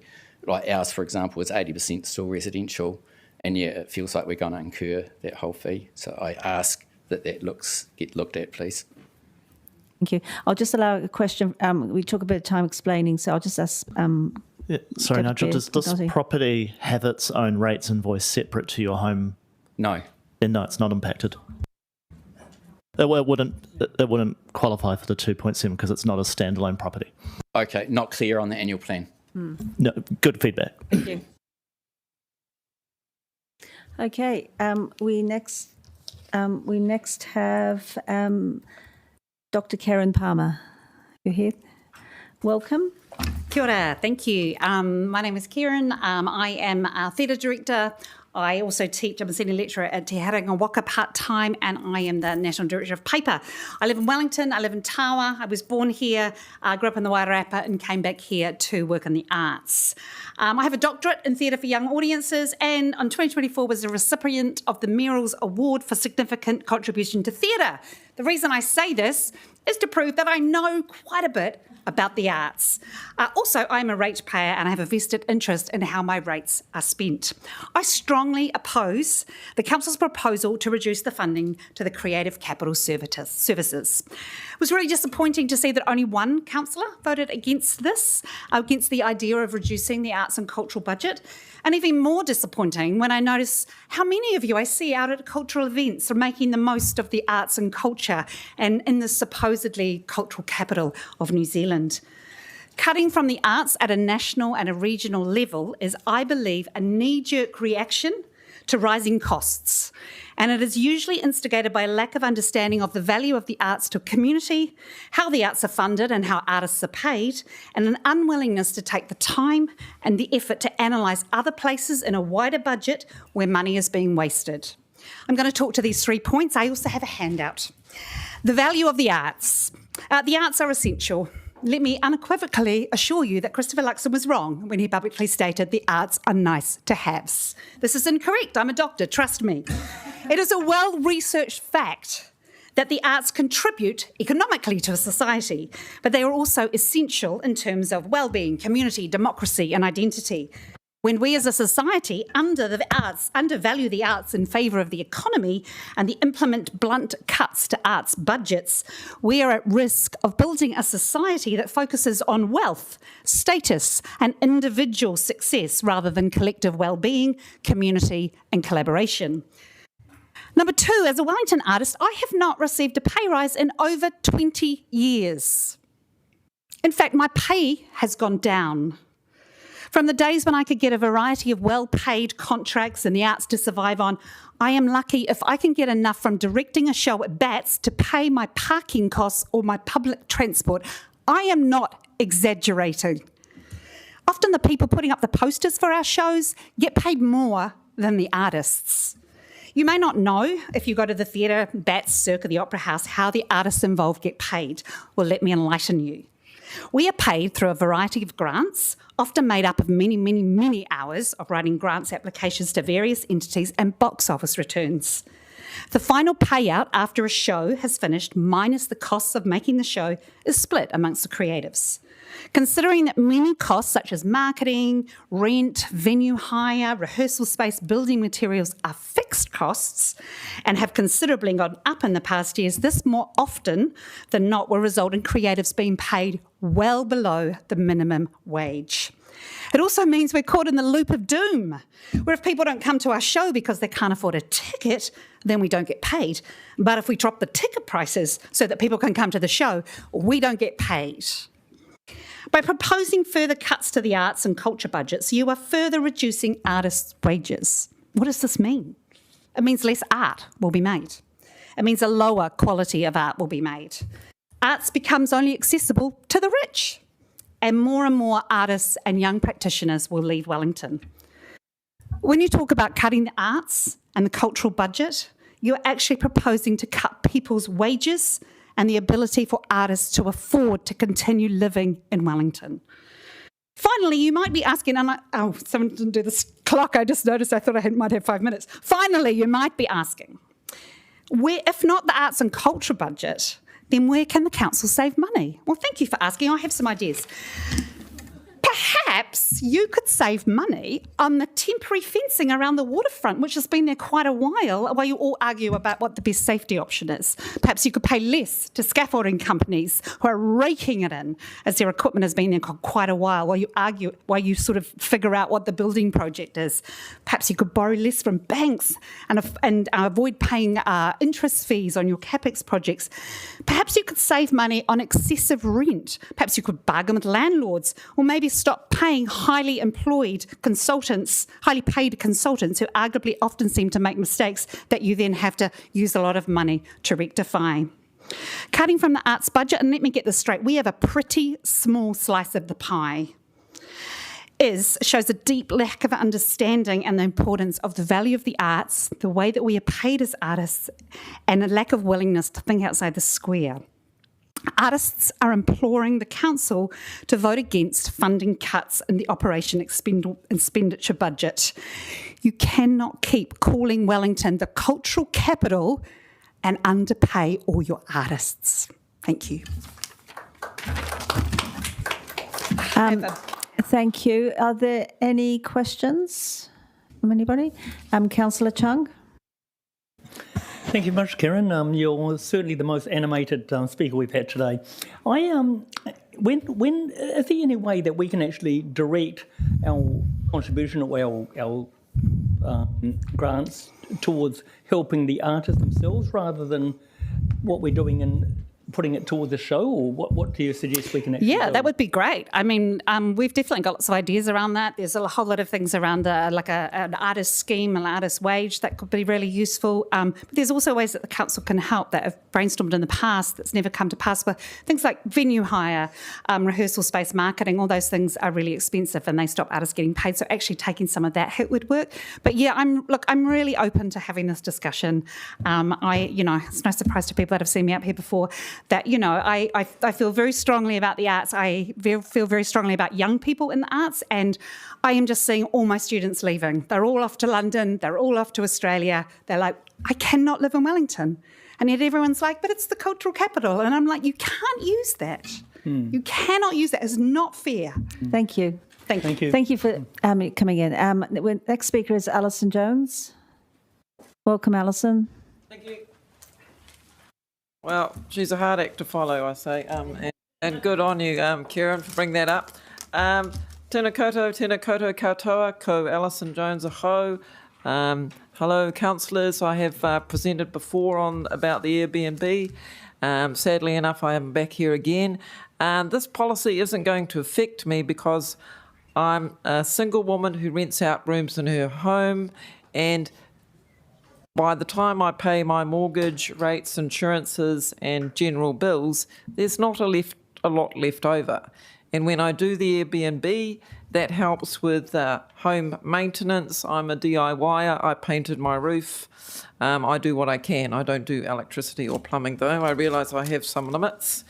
Most of the people who come to stay with me are solo women travellers. Quite a lot of them are internationals from Germany who want to stay in a sort of nature-centred home. My rooms are small, so they don't generally suit sort of flatmates or people with lots of possessions. I realise I'm not going to be affected by it, but I do want to support all the other people that are on Airbnb. I think the council needs to come to the party and be fair and create a working group, do something fair. Maybe Airbnb does have to contribute something, but this is a very blunt measure, the 2.6. People who do Airbnb aren't necessarily open all year. We're not like a hotel. We're not sort of ready to go all the time. And in my place, maybe the summer's busy, but the winter is less so. And I am turning away from Airbnb just because I've only got 4 nights booked in June. So I will be putting my listings to sleep for the meantime. And when it talks about sort of Airbnb affecting short-term rentals, I'm sorry, but Wellington isn't Barcelona, Rotorua, Queenstown, or places that suffer from over-tourism. We could well possibly to suffer from some more tourism, but we're not. And I work for New Zealand Post. I'm out on the streets. I see how many places are up for lease. And they've been up for lease for a long time.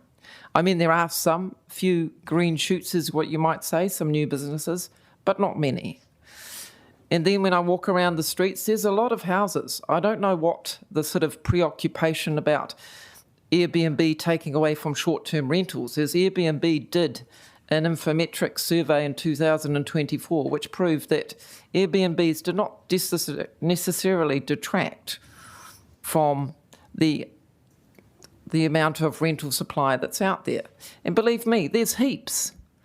You've only just got to walk around some of the suburbs and just see, I've seen around about Tiaro, the top of Cuba, Willis Street, desperate landlords writing in chalk their place, the amount, how much it costs, and their phone number. So, Wellington is hurting. We've had all the government losses. The New Zealand Film Commission relocated its head office, and it's one of the quite a few firms that have. So, I don't know what the answer is. Perhaps sell Tākina. I did see some good art shows there, but I think that was unfortunately probably not managed sufficiently well, and it's good to see that it is getting managed now, but that's a considerable cost and drain. I am pleased about the library. That's a very good overspend in my opinion. But, it just feels like we're punishing the small people or people that are just maybe asset rich but cash poor, who don't have much money to sort of come and go on. So, any questions from anybody? Does anybody have a question? No, I think you've been very clear in stating some information that's relevant to what we'll be needing to determine. So thank you. Okay, thank you. Cheers. Next we have Suzette Goldsmith. Welcome, Suzette. I have some images somehow, screens. I sent through a PowerPoint yesterday.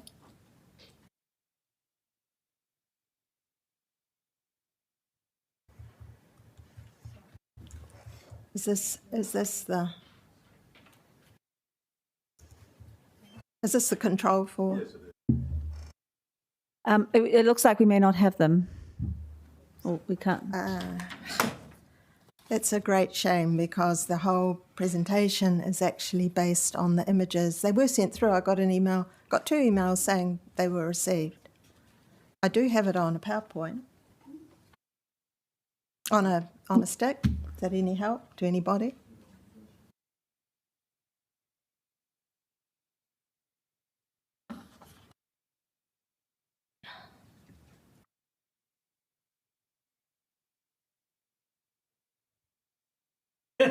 Pardon? Oh. It's all right. The timer hasn't started. That's all right.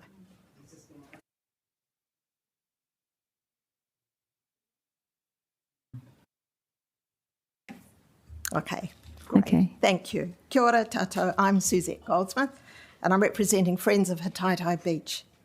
We're an informal group of Hataitai residents and others who value the beach. We've been drawn together as a result of the construction of the seawall.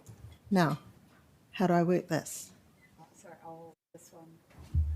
If you could just advise me, you want the next one to turn over, and the team will do it here. Okay, can you go back to that first one then, please?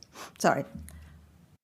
So it should say at the bottom, Hataitai Beach measuring success by council standards. In plainer language, it might read, how to stuff up a public place, one decision at a time. Next one, please. This was never a grand or formal beach, but a small sheltered urban beach that worked beautifully for Wellingtonians, families, ocean swimmers, sandcastle builders, kayakers, people relaxing. Next, please. We're not against seawalls, walking or cycling. On the contrary, we support them. But we have a question. When council intervenes in a much-loved public place, how should we measure success? Next, please. These are not our invented measures of success. They're the council's, so let's use them. Next. Did the project improve Hataitai Beach? No. A series of small decisions made the place less accessible, less usable, less informal, and less itself. Next, removing parking to support other modes of travel can be a good thing, but the bus stops were removed too. So who became more welcome at the beach? Next. The old beach had multiple access points. The new beach has no middle access, and one set of steps has been moved seaward so that dry access is impossible at high tides. Next. The old low timber rail was a seat, an edge, a perch, and an easy fence to step over. The new barrier may solve one narrow safety question, but it strips away a whole family of informal uses that made the beach work. Next. Recent work at Eastbourne shows that coastal walkways do not have to wall beaches off. Next. Hataitai Beach now feels less like a beach and more like generic transport infrastructure. A wall you can't comfortably lean against is not just a detail, it's a decision made, whether this is a place to be or just a corridor to pass through. Next. On top of all that, the beach is now about 50 centimetres lower than the pre-construction surveyed level. Throughout the summer, it sat at 36 to 42 centimetres lower. It hasn't recovered. It's got worse. Next. Monitoring sand levels requires taking levels, not just taking photographs, as council officers have done. Next. So, does the finished project meet council's own tests of success in a public space? Enhanced sense of place, more generic, less distinctly Hittai. Improve accessibility for all, bus stops and mid-beach access gone, dry access compromised. Encourage a wide variety of uses. Informal edges reduced, seats gone. Support access to the coast, beach separated by continuous barrier. Enhance visitor experience. Less beach, less comfort, less character. Next, please. The point here is that a series of individual small decisions brought together have changed the beach. It's what happens when nobody is responsible for holding the whole space in view. Next one, please. So what happens now? First, please restore the beach level. We genuinely appreciate that Council is now actively considering re-nourishment, and we thank Councillors Sam O'Brien and Carl Tiefenbacher for engaging with this. And carry out a proper design exercise on the beach edge.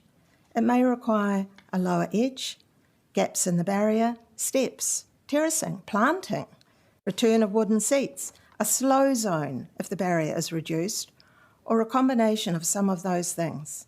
If not attended to, Council cannot say it has met its own objectives.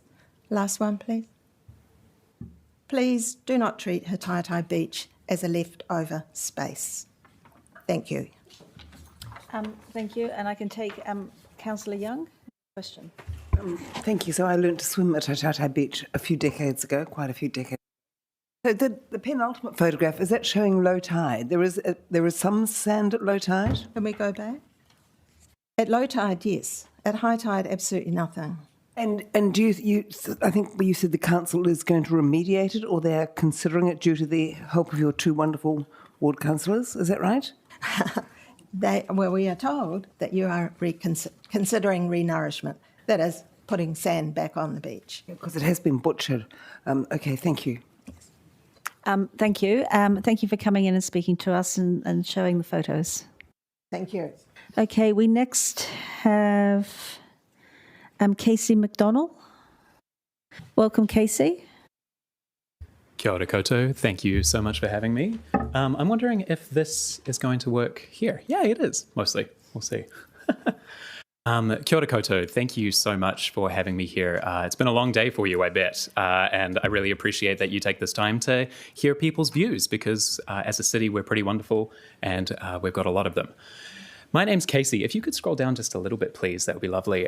This is me and my partner, Hanny. We live in Te Aro. We own a little apartment here in Wellington. And I love that because it means that as a ratepayer, I get to say that I'm a ratepayer, which is wonderful. We get around Wellington in all sorts of ways. We bike, we train, we bus, we walk, we drive. We don't have a flying bike yet, but Hanny is working on that. So that's really good.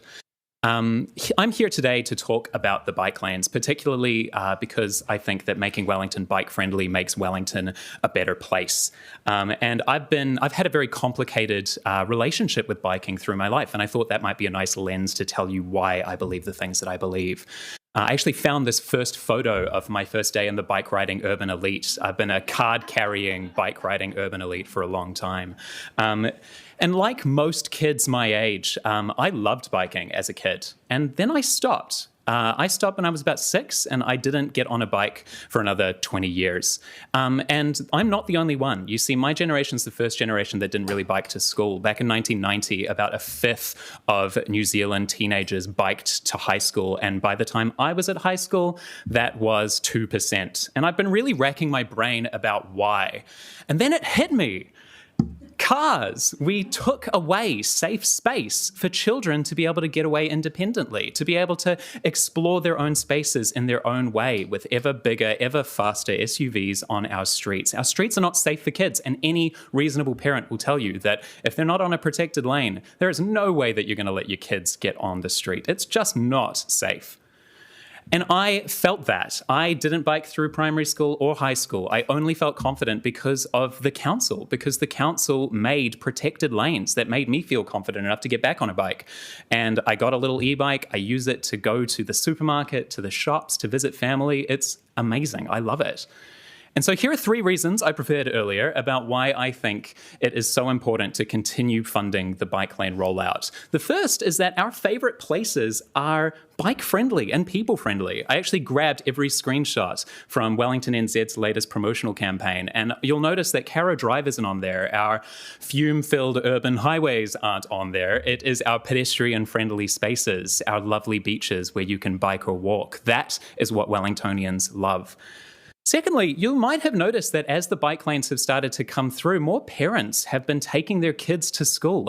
You'll talk to any bike shop owner and they'll say that suburbs flood into their shops looking for bikes to be able to take their kids on the school drop-off. That is wonderful, not just because it saves on climate-changing emissions, but also it means that these kids will be able to bike independently to school in a way that I never could. And lastly, our bike network, if it is completed, is a core tool to help us avoid future climate disruption. I'm sure all of you have your hearts go out to the people who have been disrupted by the recent floods. And Wellington's climate problem is a transport problem. Over half of Wellington's pollution comes from transport. The bikes that we put on protected lanes through a complete network are going to make a huge difference to that. Every single bike is one fewer petrol car that has to be taken on an errand. I want my future children to be able to safely bike our city, and that requires a finished protected network, not one that is half finished, that is leaving dangerous gaps, particularly in the central city. It needs to be comprehensive. It needs to be the original plan. And I've actually got some ideas on how to be able to do this, which I'm more than welcome to talk with you about. I think this is a serious challenge that we want to be able to switch to. One thing that I have heard some support from in different councillors over the years, for example, is paying for the Kandala pool with a targeted rate. That would benefit the people of Kandala for the pool that they want to use, while also freeing up enough money for us to be able to fully fund the bike rollout. And I want to remind the councillors here that most of you ran on a promise to take action on climate change. And I trust with my heart that you will keep this promise to us, because a fully protected, comprehensive bike network is climate action. There's no ifs, ands, or buts about it. It is what you promised.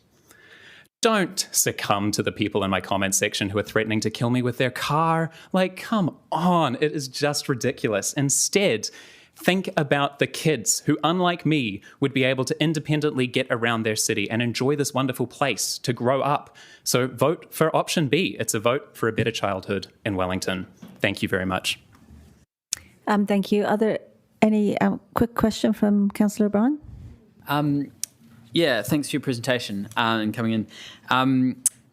Looking at the consultation data, it's very split on on the options. I was just wondering, why do you think this issue is so polarising generally, and what can we do about that? Yeah, I mean, this is a common question. A lot of time on this question, so I would love to talk with you more about it. This is a thing that you see in every single place that implements bike lanes. I think typically people find it quite hard to change, and something that I really appreciate about the council with the bike lane rollout is that it understood that issue and wanted to deliver quickly for people. And you can see that that strategy is working. Like, I was passing the library on the way here. The bike parking is full. Like, you need to add more of it. It's over capacity. So that change is tricky, but that is the responsibility of this council to make sure that it is committed and delivering on its goals that it's promised to an electorate that cares a lot about climate and sustainable transport. Okay, thank you very much for coming in. We next have Tessa Worthington.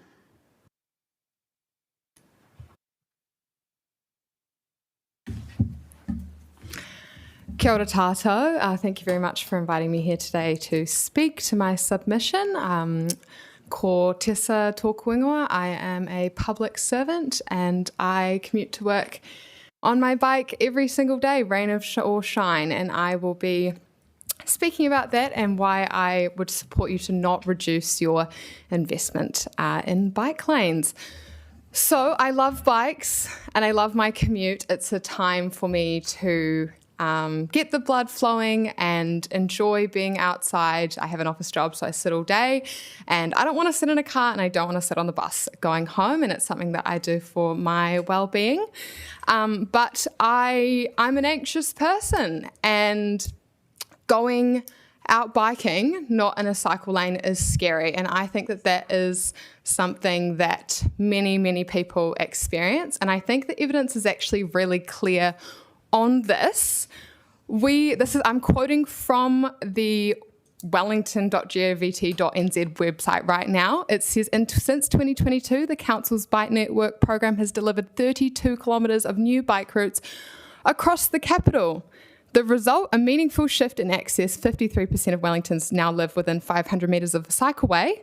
And then after that, it says cycling volumes are climbing too. Daily counts are up across most routes with increases of 11 to 87% on new routes.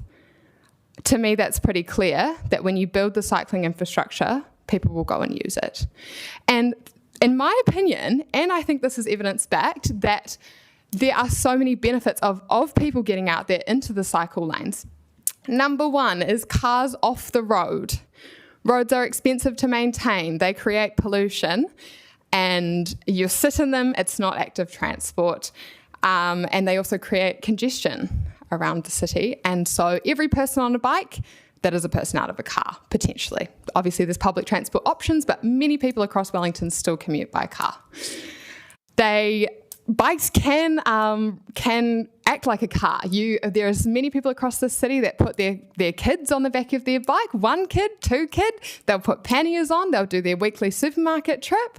They can replace cars or replace them for a lot of trips in our city. Secondly, or related, is as my previous ORB submitter talked about, the protection for future generations. I think it's your duty. I think it's everyone's duty to reduce our carbon emissions, and everyone can do that by commuting and by getting around on a bike. But I also think that in terms of the current fuel crisis that we are in, getting on a bike with your legs or in an electric one is a way to reduce your costs. And we're in a current oil price shock, likely not will end until, potentially next year, our current estimates. And there will be more in the future. We've had oil price shocks in the past. We've got one right now. There will be more in the future. Obviously, we've got instability across the globe currently. And so investing in a way for people to be able to get around, use transport that isn't using petrol, I think is great. My third point that I'd like to make is around health and well-being. The research is pretty clear that if you get hit by a car when you're on your bike, you might die. You're likely to die if you get hit, depending on what speed. You will highly likely to be injured. When you're on a bike, you are not in a metal box. And so having protected cycle lanes and cycling infrastructure that allows you to be safe from cars is crucial. And it gave me, and it gives so many others, the confidence to get out there. And it's also, there's so many benefits of active transport for physical well-being and mental well-being too. So I have not come here with a list of things that you should do instead, how you should find some savings in your budget. You have a costings team for that, but I am here to represent those who love to bike but needed some extra confidence to get out there. And I really hope you can think about those people in your decisions. And yeah, I understand there are cost pressures on you and you're trying to prevent significant rates increases, but think about those who, I don't think those should come at the expense of the planet or at the expense of the health and safety of our rangatahi, of our kaimahi workers, or of people just trying to get by because fuel is expensive. Thank you. Thank you, Tessa, and we're out of time, so thank you for coming in. Thanks. Our final submitter before the break is Susie Hume. Welcome, Susie. Kia ora, tēnā koutou. Ko Susie Tokunoa. I'm a Pōneke resident of 14 years now. I'm a ratepayer. I really appreciate this democratic opportunity. I commend you on this process. It's been amazing. Thank you. I'm a midwife and I work in the community. I see a variety of whānau within our community. I travel by bike, doing my postnatal and antenatal visits, so I'm showing that it's possible. it's a really privileged job that I have. And now that I'm of nanny status, I feel a huge responsibility. I never have done anything like this before, but I'm really feeling that responsibility to our future generations now. Pōneke has a very precious environment. I've lived in many places within Aotearoa, and this is by far my favourite, and I plan to live the rest of my years out here.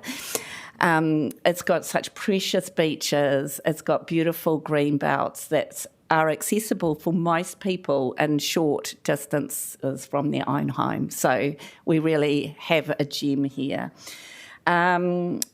Although, like other rohe, we face serious challenges with our land and water and also with our community. So in first-hand, I have the experience of seeing the unfairness of how some of our whānau are living within our rohe.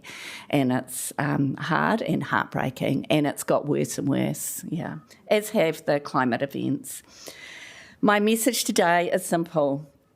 If we're a city that cares for people and the environment, then there's two priorities must stay at the centre of your mind, both in the short term and for our long-term goals, and that is to care for our community, look out for the people who don't have, and to look after our environment for the future of our rangatahi. I fully support the 2.6 times increase for the short-term accommodation. I think that's a really good way of collecting revenue. I also support some of the fees, but I would like to increases that you but I would like to see them done in a fair way. For example, with the cemetery costs, it's already hard for some whānau to pay for their loved one's funeral, so I think this could be means tested. I'm sure you could be creative and work with something like that. And also access to some of your facilities, do it in a fair way. I totally am in support in my nanny status now of increasing rates if that's how you look after our future city. I am totally okay with that. I'm a midwife, I don't have a big income, and I would still support it. I feel like any homeowner is privileged, and that's our responsibility forward to the rest of our future generations. I would like to see that we do put money towards adaptation plans for the future, because we have had those recent events of climate impact, and these big weather impact events are going to be more and more. So I would like to see us putting energy towards that and resources towards that. I too am a bike lane supporter. We've been clustered together. I don't know if you knew that. Yeah, I support that they enhance our well-being. You only have to go on the waterfront and see how happy people are. They're engaging with each other, they're engaging with their community, and that face-to-face interaction is so much more valuable than remaining in your car solo. It's a way better experience. It's also teaching healthy habits of exercise to our tamariki. And my kids are older, obviously older than these guys, and they were able to bike to school. That was how they made friends, and they had a community beyond their family and theirs within the school environment. I also would like to see us continue with those festivals like Cuba Duper and Newtown Festival. Those places are where you get heart and like a real heart of the community. I just really want to say these last things. With hands and heart that are literally present for new life, I urge you to put our rangatahi and future generations at the forefront of your decisions. They are inheriting a world already impacted by climate damage and social unfairness. As a ratepayer, I want to pay forward. I believe anyone with the privilege of home ownership also carries a responsibility of kaitiakitanga to our city. Please choose fairness, resilience and wellbeing in this annual plan. Ngā mihi noi. Thank you, Susie, and we're over the 5 minutes, so that's thank you for coming in. We're now taking a break until 5:30. The next presenter is 5:35, but if you'll be back for 5:30, we will be locking the doors of this, so you can leave your stuff here. And I would just ask if colleagues are talking to the participants, if you could meet outside, that would be great. Thank you.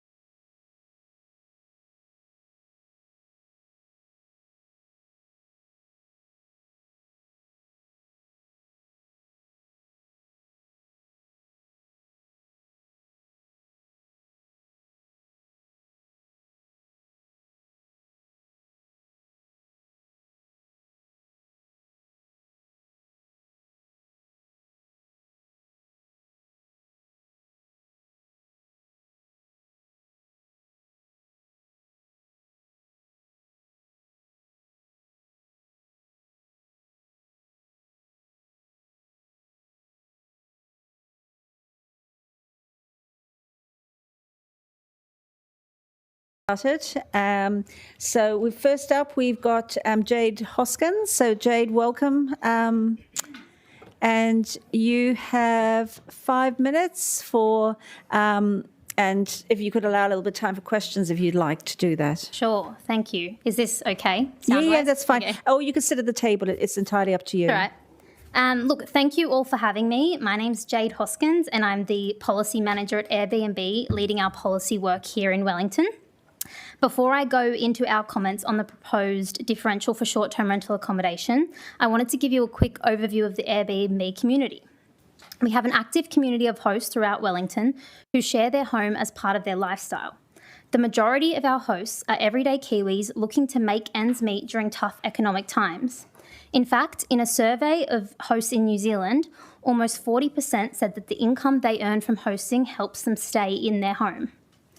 Airbnb also has a key role in providing surge capacity and elastic supply for major events and contributing to the visitor economy. I have a direct quote from Elaine Linnell, the General Manager of the New Zealand Events Association, that I'd like to read. She says, "Short-term rental accommodation is a critical enabler for New Zealand's events sector. When assessing our capacity to host major events, the availability of short-term rentals is a key factor in determining whether a bid is viable. Platforms like Airbnb meaningfully expand the accommodation inventory that they can point to when pitching for national and international events. This gives bid committees the confidence to compete for events that drive significant economic and social value for their communities. Without that flexible capacity, many events simply would not come to New Zealand." Further, in 2024, Airbnb guests who stayed in New Zealand spent an estimated $4.4 billion, supporting more than 33,000 jobs nationally. These guests are not just tourists. They come to care for their families, to live, to stay close to hospitals, and to study at universities. Our key message today is simple. The proposed differential rate of 2.6 times the residential base would impose a significant burden on Wellington hosts and harm the visitor economy. We believe there is no basis for treating short-term renting as a commercial activity when it is fundamentally a residential use. Guests sleep in bedrooms, cook in kitchens, and live as they would in any other home. There is no rational basis for classifying short-term rental accommodation as commercial and long-term rentals as residential, simply because the duration of stay is different. Our Wellington hosts are mum and dads. The median earnings for a host in Wellington is only $8,000 a year. Under the proposed differential, a host who owns a property at the median house price would be paying over $11,000 in rates. These hosts are already doing it tough. In March 2026, the Council commissioned and received an Infometrics Rates Affordability Report, which found that Wellington rates have more than doubled in the past decade and are some of the highest in the country. This differential would therefore apply one of the highest rates burdens in the country to a group that is largely made up of ordinary households. In Wellington, over 80% of hosts only have one listing. The Council has considered a materially similar proposal last year. Hosts made their voices heard and the Council acknowledged that the issues raised were significant enough to warrant deferral. The proposal has now been reintroduced without any evidence to support it. This time, the Council's own officers have recommended against introducing this differential.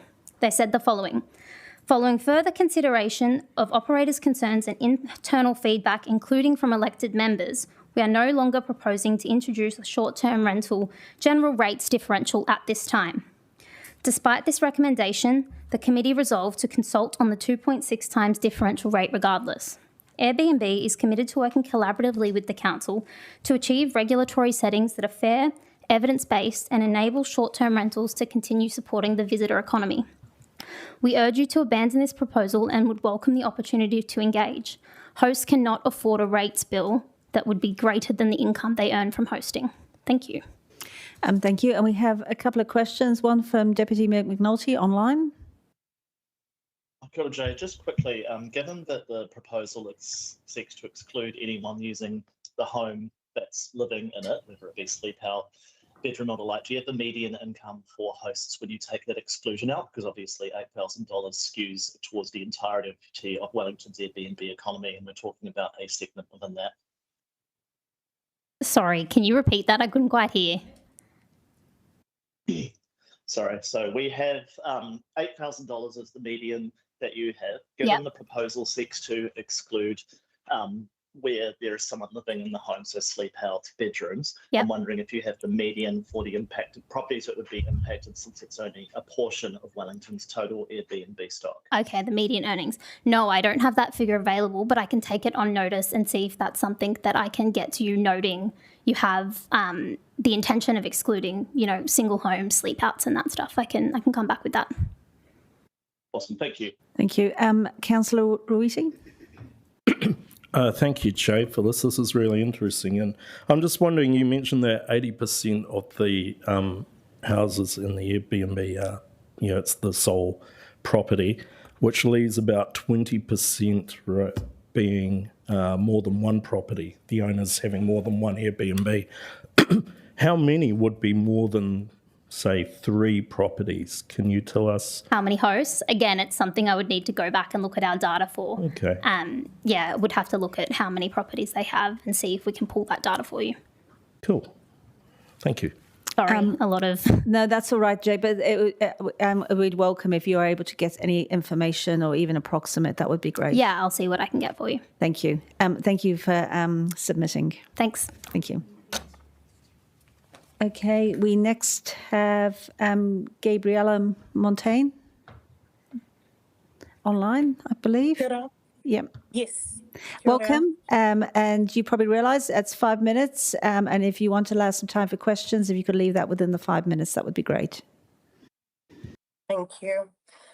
Thank you so much for your time today. There are a few points that I wanted to highlight about the proposed changes. First of all, there has been no impact assessment as to what the cost to the Wellington economy is going to be. Short-term accommodation, it's an important service provision for not only for the tourist sector, that's actually the least of visits that I get. I'm an Airbnb host myself. Most of the people we get to book our property is families staying in Wellington for a little bit longer than, they couldn't afford a hotel. Also families that need that extra facilities, having a kitchen, having parking available. When they have, when you have little kids, you do need those facilities. Also, a lot of tradespeople who come from outside Wellington to do specific work, and they need also the same to have the facilities, to have parking, and to be close to where they need to be. This is especially of special importance for the suburbs. I've got an Airbnb out that way in the suburbs of Wellington. Most of the people we get come for weddings, funerals, or police college graduations. We do have an impact on the economy of the suburbs because people go to cafes out there, people go to the shops, and people, get to experience the suburbs a lot better. We also have provided a lot of relief when disaster has hit Wellington, and in a more positive note, sometimes people buying their first home, but they do have a bit of a gap between the time of settlement and they need somewhere to stay in the meantime. Also, I wanted to highlight that the proposed change is quite harsh and it will make hosting unsustainable. In my case, I would have to have the place booked for 7 months, fully booked, 7 months in a row, just to pay the proposed rates. As you can imagine, that makes it absolutely unsustainable for me, for us. And this is true for quite a large percentage of Airbnb hosts. So they, it won't make sense to continue. So it won't probably have the impact that it's expected. What I mean is people will not continue doing Airbnb and probably won't turn those properties into long-term residential places for rentals. Also, availability is not the same as occupancy. Our place has been listed for more than 60 days on the website, but it doesn't mean it's been occupied all the time. It could be empty for weeks. So we're not making exactly, it doesn't mean that we're making money from it being booked, all year round. Yeah, so again, we've got one property, and we also believe that there should be a difference between people owning a whole building for short-term accommodation to those like us that we only have one property. Thank you very much for your time. Thank you. We have a question from Councillor Chung. Thanks very much, Gabriella. Much appreciated. When you have those guests staying with you for all those reasons that you outlined, do any of them say that they actually prefer to stay in an Airbnb rather than a hotel or motel?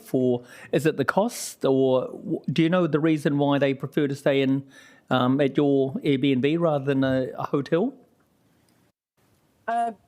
Distance. So the fact that we are out in the suburbs, I am specifically in Taurapa, and so people usually visit family in Porirua or Taurapa, or as I say, they go to police college graduations. So it's the location and the facilities, because in the hotels, it would be the distance, but also the price and also the lack of facilities in hotels. So I guess those three reasons: facilities, location, and cost. Great, thank you very much. Thank you. Thank you, Gabrielle, for your time and making your submission. Thanks. Thank you. Okay, now we're actually running slightly ahead of schedule, and we've had one person pull out. So next up is Guy Nuns. Guy, would you be ready to speak to us now? Is that? Take the 10 minutes if you want. We have to, unfortunately, I have to be fair with everyone. So otherwise, yeah. Would you like to speak now? Yes. Thank you. So you're welcome at the podium or at the table. My name is Guy Nuns. Some of you might know me from a recent council election campaign. My address today is exclusively with respect to Te Āki Wai and its influence upon the council and council spending. Does anyone know what this is here? Beg your pardon? We're here to hear from you. Yes, very good. This here is a water meter. Now, during last week, we heard that on the media that water meters would be provided for all ratepayers in Wellington at a cost of $4,000 each. This is compared to Auckland at $450 each. I think you can see something's rotten in the state of Denmark. Yesterday, I went down to Zip Plumbing and I purchased this water meter here. It's a very simple device, an inlet, an outlet, and an impeller in between, and a little counting unit. This is an analogue one. This cost me $131.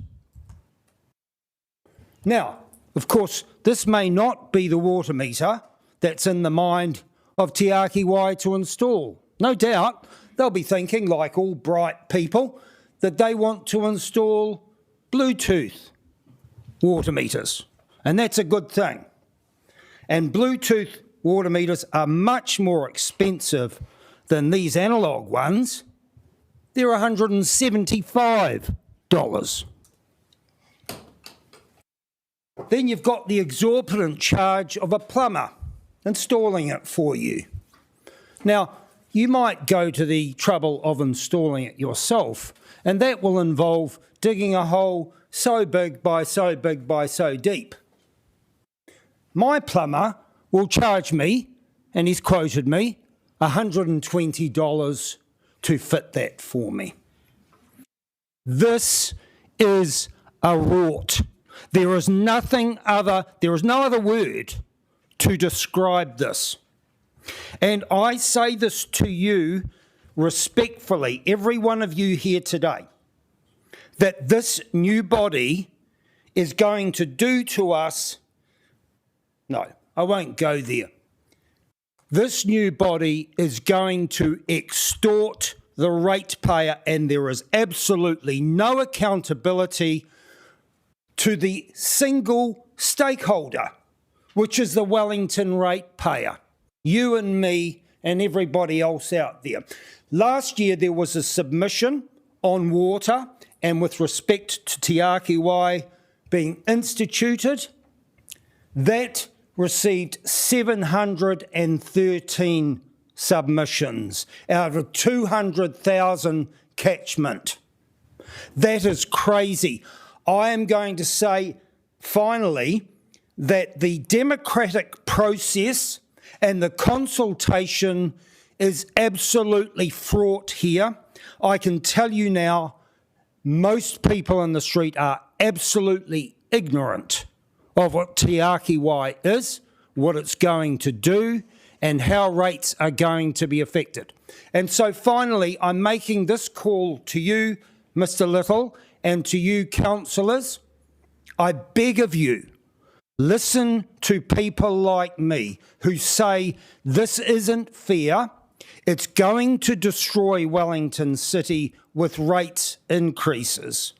I call for you to stop Te Āki Wai now and go back to what was originally decided, that 3 years of consultation would take place.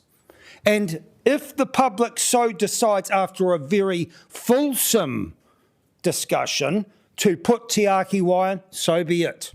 So I'm calling for this council to rescind its decision to put Te Āki Wai in from the 1st of July this year and put it in at the 1st of July next year. Thank you.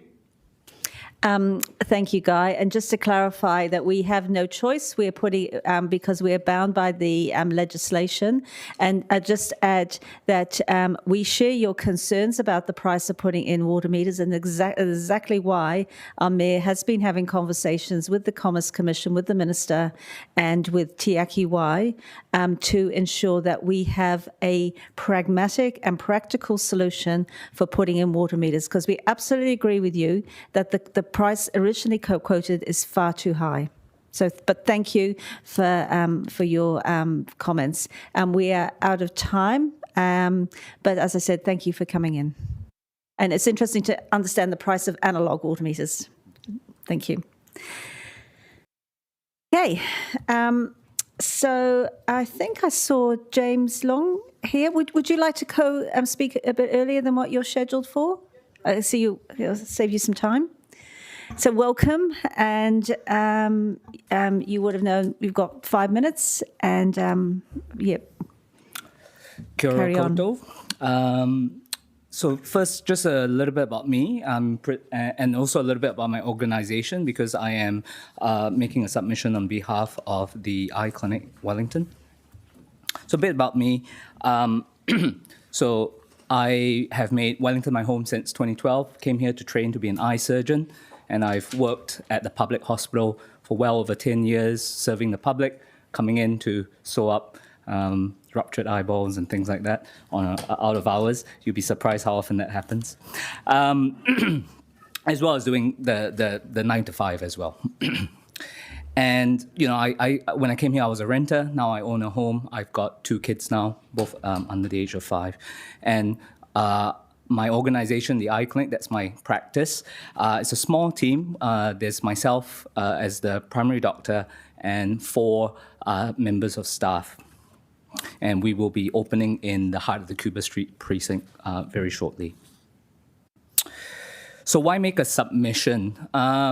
having lived in Wellington this long, I've mainly concentrated on doing my work. I haven't really gotten involved with city council politics at all. But over the last few years, it's been very saddening for me to see a lot of things slip. And for the first time, I voted in the recent elections, and I'm making a submission for the first time. So just an observation about, before I get to the meat of my submission. I can see that there is and I laud the approach. It looks like there's a move to try to control spending. We have to increase fees, we have to make difficult decisions, there's trade-offs. I get that.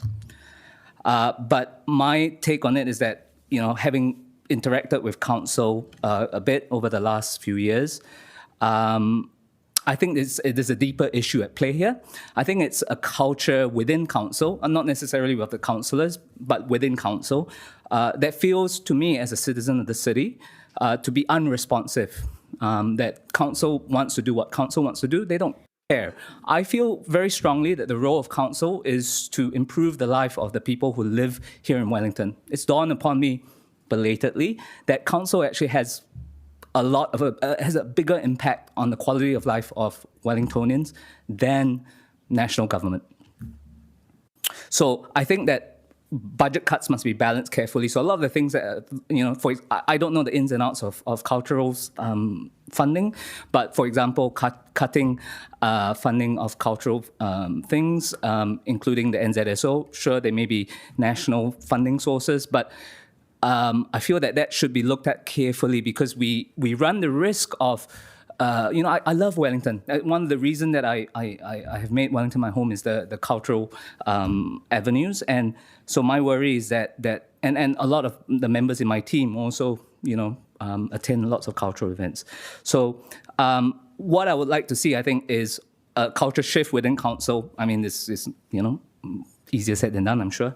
But I think, we would welcome a council that actively demonstrates that it's working in the best interests of Wellingtonians.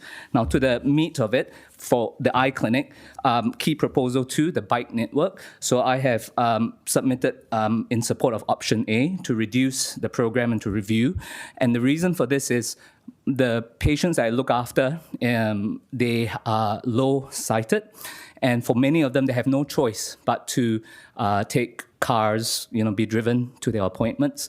I've chosen a location that allows some option for parking close by, many of them in council car parks. We do have two car parks on the clinic itself, but we're only a small practice. And the Victoria Street section in particular, look, I'm not dogmatic, right? So in medicine, it's about pragmatism. Ideologically, love cyclists. I cycle. I did my fellowship in Oxford. I cycled the whole year I was there. But my experience of how cycleway construction is delivered in Wellington is that it causes misery for everyone. It takes far too long, it costs far too much, and it actually creates an atmosphere of hostility towards cyclists, us versus them mentality. So I think it's counterproductive.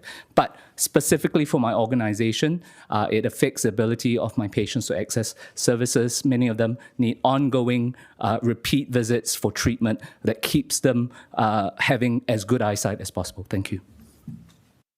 Thank you. Is there one question anybody would like to ask? Thank you, James. You're very clear, and thank you for sharing your views with us. I see we've got Marion online. Marion, are you ready to go now? If that's all right with you? Yep. Excellent. Yep. Welcome. You know the drill. I do. Yes, you. kia ora koutou. Here we go again. I do appreciate as councillors and as council staff, this does feel like a merry-go-round sometimes, and we have to be constantly reviewing our budgets. And then people like me come along yet again to say, please keep your eyes on the prize. Please keep looking at the long-term consequences of the decisions that you make every year, relitigating and changing things and moving the deck chairs on the Titanic in order to try and make savings isn't always the best use of our money. It seems like it might be when you come up with millions of dollars potentially saved from chopping and changing one thing or another, particularly the things that make us happy. The cultural programs that James has just talked about and that many other people have talked about, those are often the things that people have moved to Wellington for. And a few people, in fact, 2 independent people have said to me this year, oh yes, I lived in Wellington during its heyday. Back between sort of 2000 and 2010, when there was lots going on and there was lots of promotion of the arts and culture and of council putting money into the local community and us seeing the results of that. And it is the reason that many of us live here. And I'd like to think that Wellington can find its buzz again when our national government has been trying quite hard to kill that buzz. But as you know, I am also a member of Doctors for Active Safe Transport, and I am here to advocate on behalf of the Cycle Lane project. This has been argued backwards and forwards for years and years and years. But as we have slowly but surely, and thank you very much to councillors and council staff who have gone ahead and done this, as we have joined up the cycleways, you are starting to see such an increase in usage. The increase from joining up the Newtown to City section, the improvements around the waterfront, we're seeing a wider diversity of people cycling, we're seeing more women cycling, more young people cycling, more people taking up e-bikes and cargo bikes and able to do different types of cycling. And it's not just about the health benefits. This gets them out of their cars, which means there's more room for people who need to be in their cars. There's more parking in town for people who need to park.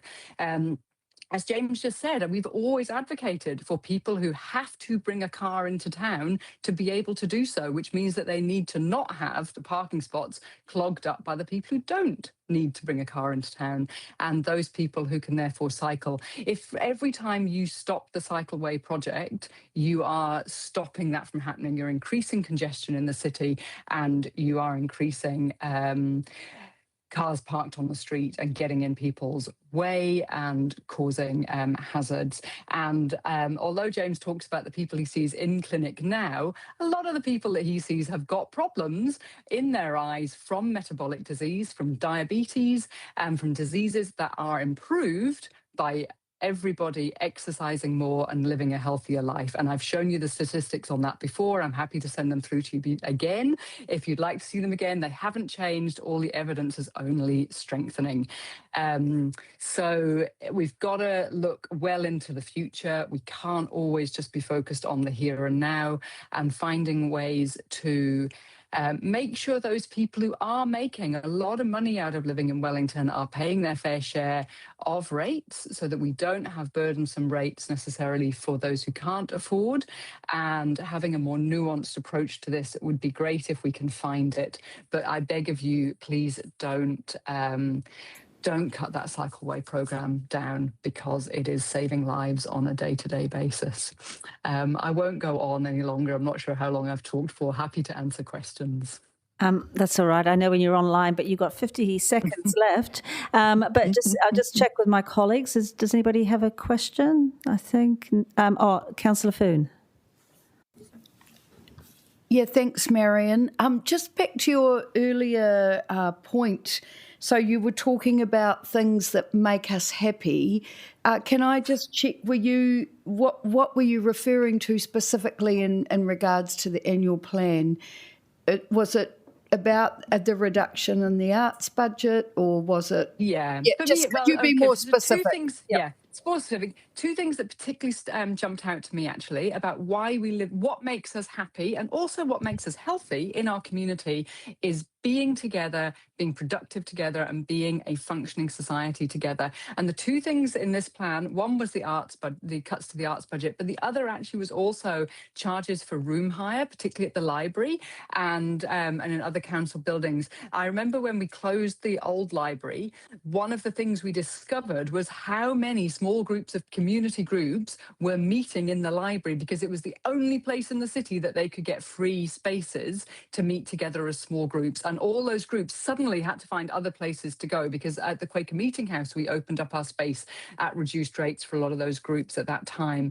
And I do beg, it is so important for fostering well-being that people, small groups can get together in free or exceedingly cheap or koha spaces that are neutral spaces like our fantastic new library. So I would really hope that there's a way of keeping those costs super low.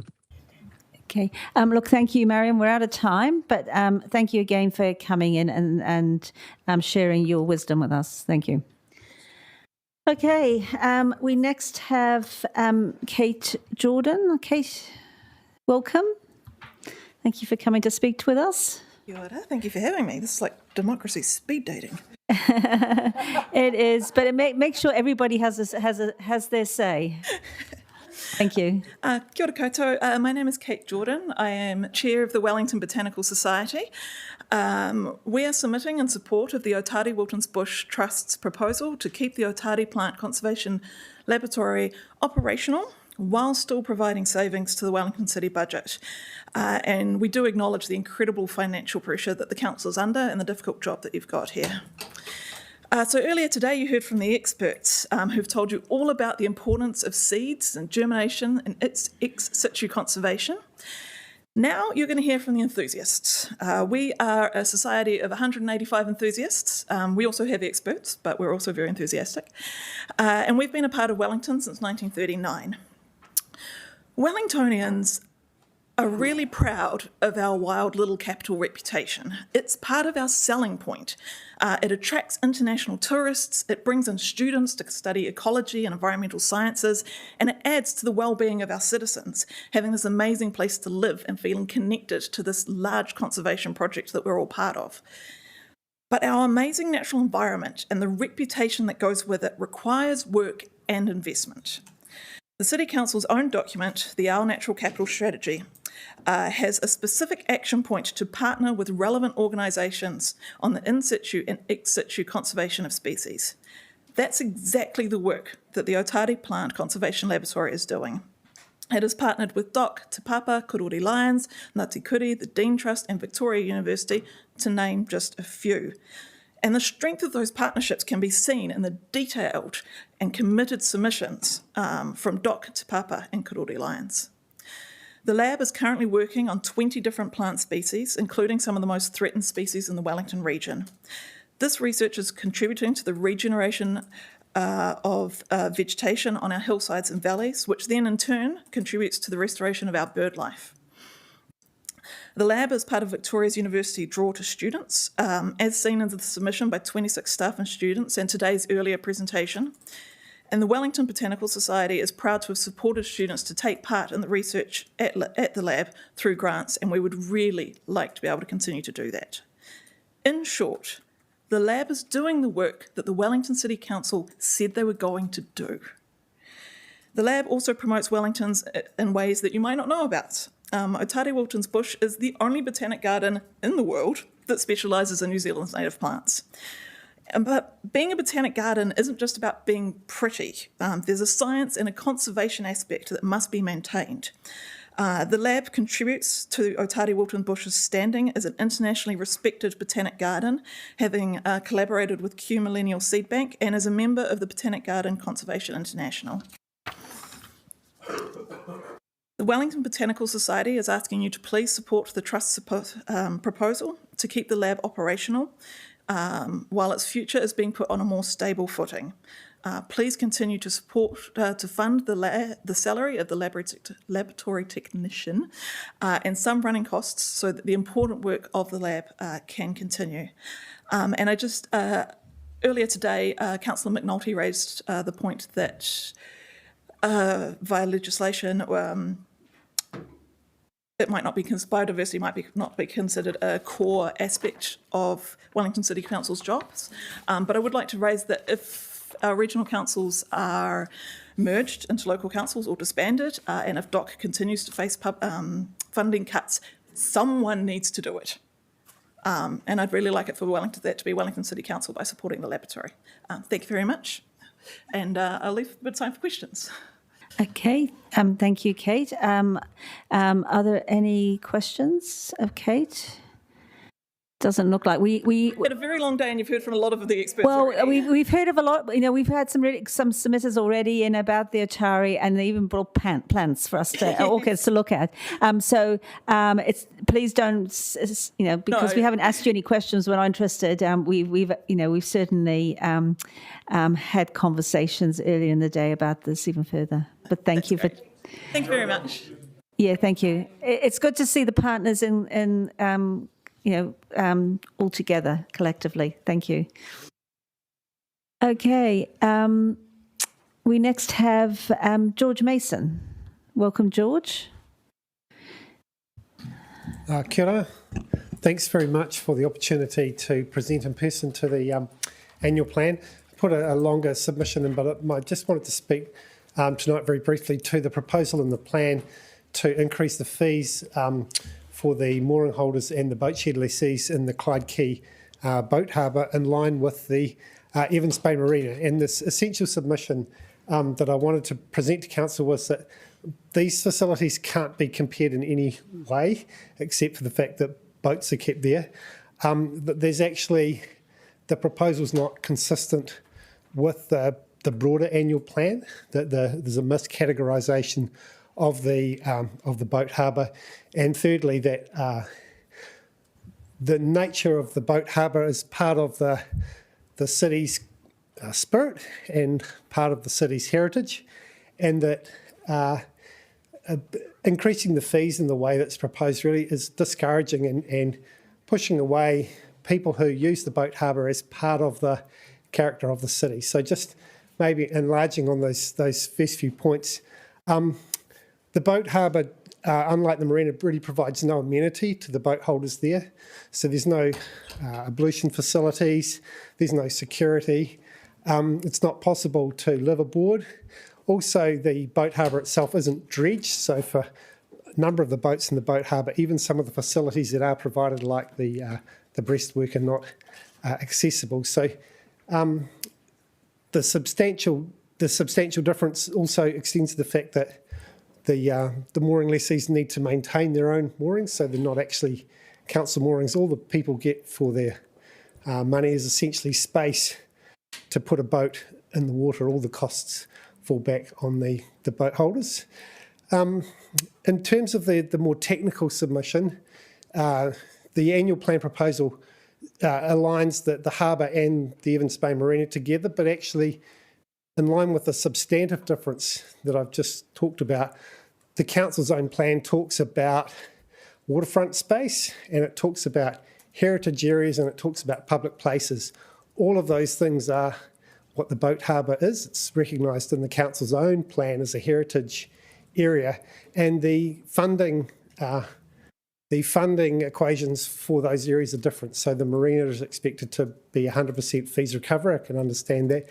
But heritage areas, waterfront space and public places are funded through general rates to 100%. So actually, my argument is that the council and the proposal has misclassified the boat harbour as a marina, when actually it is recognised by the council as a heritage area, and that includes the boat sheds which are included in the proposal. I'm not suggesting that those who enjoy the benefits of access to the boat harbour and the sheds don't pay some kind of reasonable fee. That's fine. I've been paying fees for a number of years, but the magnitude of the increase is starting to get to the point where you think the amenity level isn't warranted by the cost that's being imposed, and actually do you leave the boat harbour, and with that, do you actually start to degrade some of the community and the broader civic amenity? And that really just relates to the third point, which is it is a community down there. We're all part of that community. We do contribute into the harbour in all kinds of ways. And I think it would be a loss, both for the sailing club that I'm a part of, but also for the wider public to not have that facility populated in the same way. So that's really the nature of the submissions. Happy to take any questions.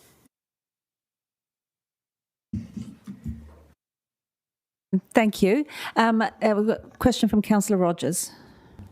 Yeah, thank you for that submission. I was just wondering, because the increase in fees arises from the harbour being 100% user fees charged. I wonder if you thought that there was an appropriate split between general rates funding and the users of the facility that might be more appropriate? Well, the council has increased the fees quite markedly in the previous years. So if we took these fee increases, we'd have seen a 35% increase in the mooring fees and a 55% increase in the shed fees in the last 3 years. I mean, we are paying the current levels of fees. I think we would be prepared to maintain the current levels of fees or bring it within the general inflation-adjusted indexing that would apply for the normal fees increases. So I think, you know, we're not suggesting that we shouldn't pay, and I think the level that we're paying now is probably ample sufficient in terms of the amenity value. And I think kind of reclassifying it and future fees being in line with sort of that inflation indexing, I think would be more appropriate. Thank you. Thank you. And thank you for taking the time to come in and speak with us. Thanks very much for the opportunity to come and present the submission. Thank you. Next, we have Daniel McGarren. Thank you. Welcome, Daniel. Thank you. Yes, so hello, kia ora koutou. My name's Daniel McGoffrin. I'm a born and bred Wellingtonian, and I'm one of many that work a full-time job and have busy lifestyle. So I was in the fortunate position to, now is this working? We're just getting that set up. Don't worry, it's not going to take your time. Yeah, thank you. Cool. Just trying to advance here. Here we go. Cool. So I bought my first house in 2019. So I've graphed the rates that we've received over the last 7 years that I've lived there. You'll see that this year, or as the last year, that I've been paying twice the rates that I first paid in 2019.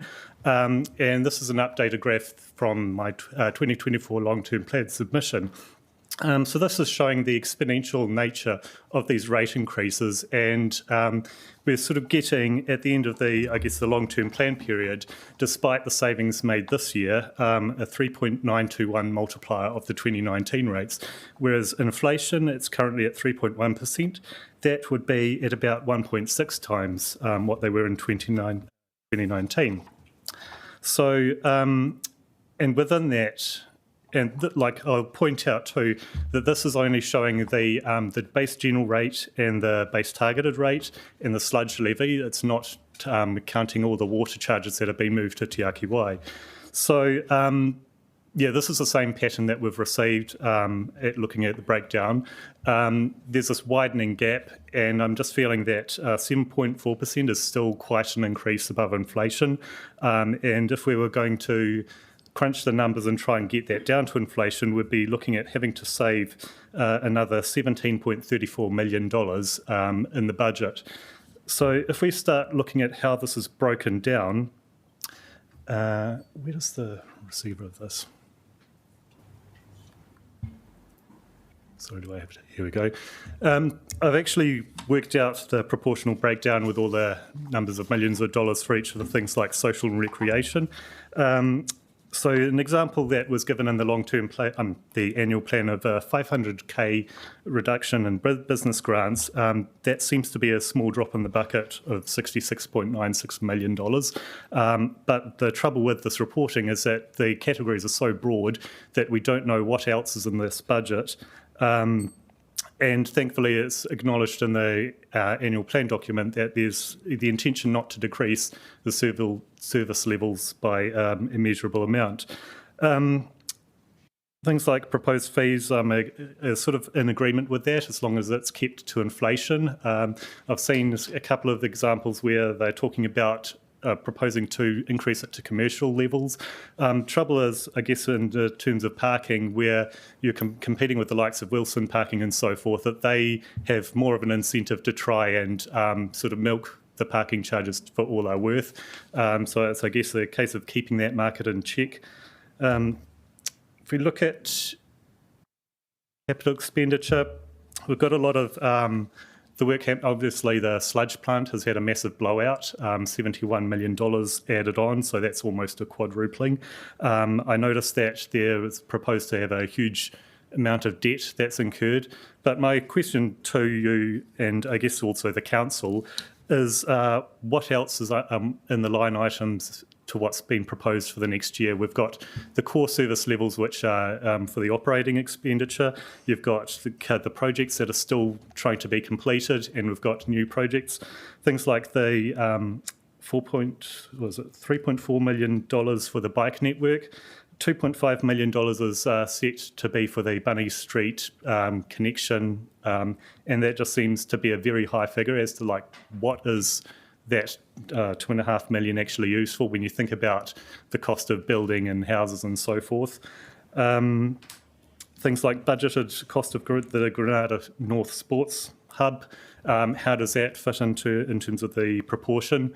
If I go into the other things that is not even mentioned in the document, we've had things proposed in the long-term plan of 2024 of potentially introducing paid parking in the suburbs. I'm not sure what the latest state of that is, because there hasn't been anything declared in the document, but it was something that was proposed to be deferred to a later year. We've also had a lot of speed humps springing up around the city, so I guess it's just making sure that none of those are being put through. Sorry, I've run out of time, but yeah, I just really want to see more accountability from the councillors to you, the council staff to you people. Thank you. And if there are more slides, we're welcome to take your presentation. The officers have had it. And just to let you know about the suburban parking, we made a decision not to proceed at the time with that. Right. And like anything, it can always come back, but we're not progressing that at this stage. Great. Thank you. Thank you. Okay. Next, we have Ruth Harley from the Wellington Sculpture Trust. Welcome, Ruth. Tēnā koutou katoa. Thank you for having me. I'm speaking on behalf of Jane Black, who is the chair of the Sculpture Trust, and she's out of the country at the moment. The Council and the Sculpture Trust have built an extremely successful partnership over the last 43 years. Together, we've built 31 permanent sculptures, 12, soon to be 13, iterations of temporary sculptures on the plinths and the Taurapa forecourt, and 2 special temporary sculptures, the digital halo and quasi on the roof of the City Gallery. Together, the City Council and the Wellington Sculpture Trust have built a symbiotic partnership that's unique in New Zealand. No other city has achieved this, although quite a few have tried. For its part, the Sculpture Trust has gifted $9 million worth of sculptures to the city. City Council, for its part, has contributed funding, sites and planning expertise, and maintenance. And keep that word maintenance in your mind, it will come back. Together, the City Council and the Sculpture Trust have delivered 3 new works over the past 12 months. Kimi, You Are Here in Waitangi Park by Seong Yul O. The fibre optic car wash in the Shed 21 Colonnade by Eddie Clemens, and Big Flowers for a Wild City by Martin Basher in the Taurapa forecourt. Together, the partnership between the Sculpture Trust and the City Council has created 4 sculpture walks through the city that are used by tourism operators and also by Walk Wellington. We have the Botanical Gardens, the CBD walkway, the Waterfront walkway, and the Cobham Drive walkway. My colleague Jane only put in 3. She forgot about Cobham Drive. But that's no good, because Cobham Drive is absolutely certainly a very successful walkway of sculptures. We can together be justly proud of this work. But, and there are 2 buts, the first one is maintenance. Like all assets, the sculptures require maintenance. Scruffy, unkempt sculptures do not enhance our city, and they do not impress our visitors to our walkways, whether or not they are tourists or locals. Very unimpressive. And I especially want to acknowledge the huge expertise that the council staff bring to this, and the associated funding. But you can't afford to skimp, it needs more. And just a little example, I was on a sculpture walk recently, and the Tanya Ashkin albatross, that's the white fountain on the edge of the lagoon. Well, it isn't altogether white. In fact, it's by no means white, and it should be. And this is not any kind of attack on the officer who does the work. I'm absolutely confident he spends his budget the best he can, but it is insufficient. And my second but is a more general point. The proposed cuts to the creative capital budget will reduce the vitality of our city, which has been in the doldrums for the last 10 years. We've all felt it. It's been misery street. And at long last, we have the library. What a triumph. We have Tanyako coming back to life. We have the town hall, you know all those things. But without activation, without cultural vitality, they're just stuff. So we need you to maintain your confidence and keep this work going. Please don't cut back on arts events and spatial activations just when they've started to put up green shoots. Don't you be the ones who hack them off at the roots. Let our cultural garden flourish. We need all the big flowers this wild city can get. Thank you all. Tēnā koutou, tēnā koutou, tēnā tātou katoa. Thank you, Ruth. If there's a question that takes 30 seconds, I'm in. Okay, are there any questions? Look, I've got a question, and it's interesting. We've had a few speakers talk about the cuts to the creative capital, but when we around the table are looking at that, we're looking at some of the costings around some of the events. You know, the most public one was the opening of the library, the original 400K budget, which, you know, a lot of Wellingtonians were concerned about that sort of cost. I mean, do you have a view in terms of how we are spending that money on such activations? I believe that we need the activations. Whether or not we need that specific one, honestly, I'm not sufficiently across the detail to say. Yeah. But we need the activations. We need our spaces to be alive. We need a wonderful library. The library is just wonderful, but it's built to have all manner of functionality. And if it doesn't have the money to have the functionality, we might as well have had a shed. You know, we've got a wonderful opportunity and we need to capitalise on it. Otherwise, I don't know, it's just all dead buildings. Okay. Well, I think you'll see Tamatapihi is alive with people. So, yeah. So thank you for coming in and sharing your views. Thank you. Thank you. All right. We now, Michelle, I think I saw you there. Welcome, Michelle. Thank you for coming in to speak to us.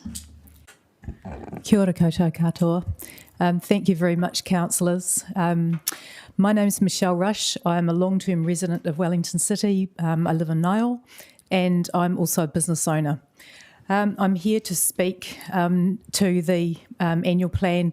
You will have had my submission. There's a couple of points in there. I'd just like to address the matter of the cycleways. Firstly, I'd like to say a very big thank you to all of the councillors, particularly Rebecca Matthews and team, who have seen a record in terms of the world of adding 32 kilometres of bike lane to our city in 4 years. And I'd just like to say what a massive difference that's made for me and my family. My entire family cycle. Our garage is now full of bikes and the car's living somewhere else. And it's been a great pleasure to have the relief of slowed down streets and humps to slow traffic through Nile and the safe protected cycleways up the gorge. And I'm certainly noticing the huge increase in cyclists using that route. And on the weekend, as I was one of many, there was a whole family, including a little one on his bike, going down the gorge. And I thought, what a wonderful sight. I'd like to see more of that. To me, that is part of activating and making our city more vibrant and alive. I'd just like to say you need to keep that momentum up. It is essential. Please do the right thing and recognise the enormous multiple benefits of cycling economically, socially, health-wise, and culturally for our city. We need that choice through a joined-up cycle network. So please keep option B.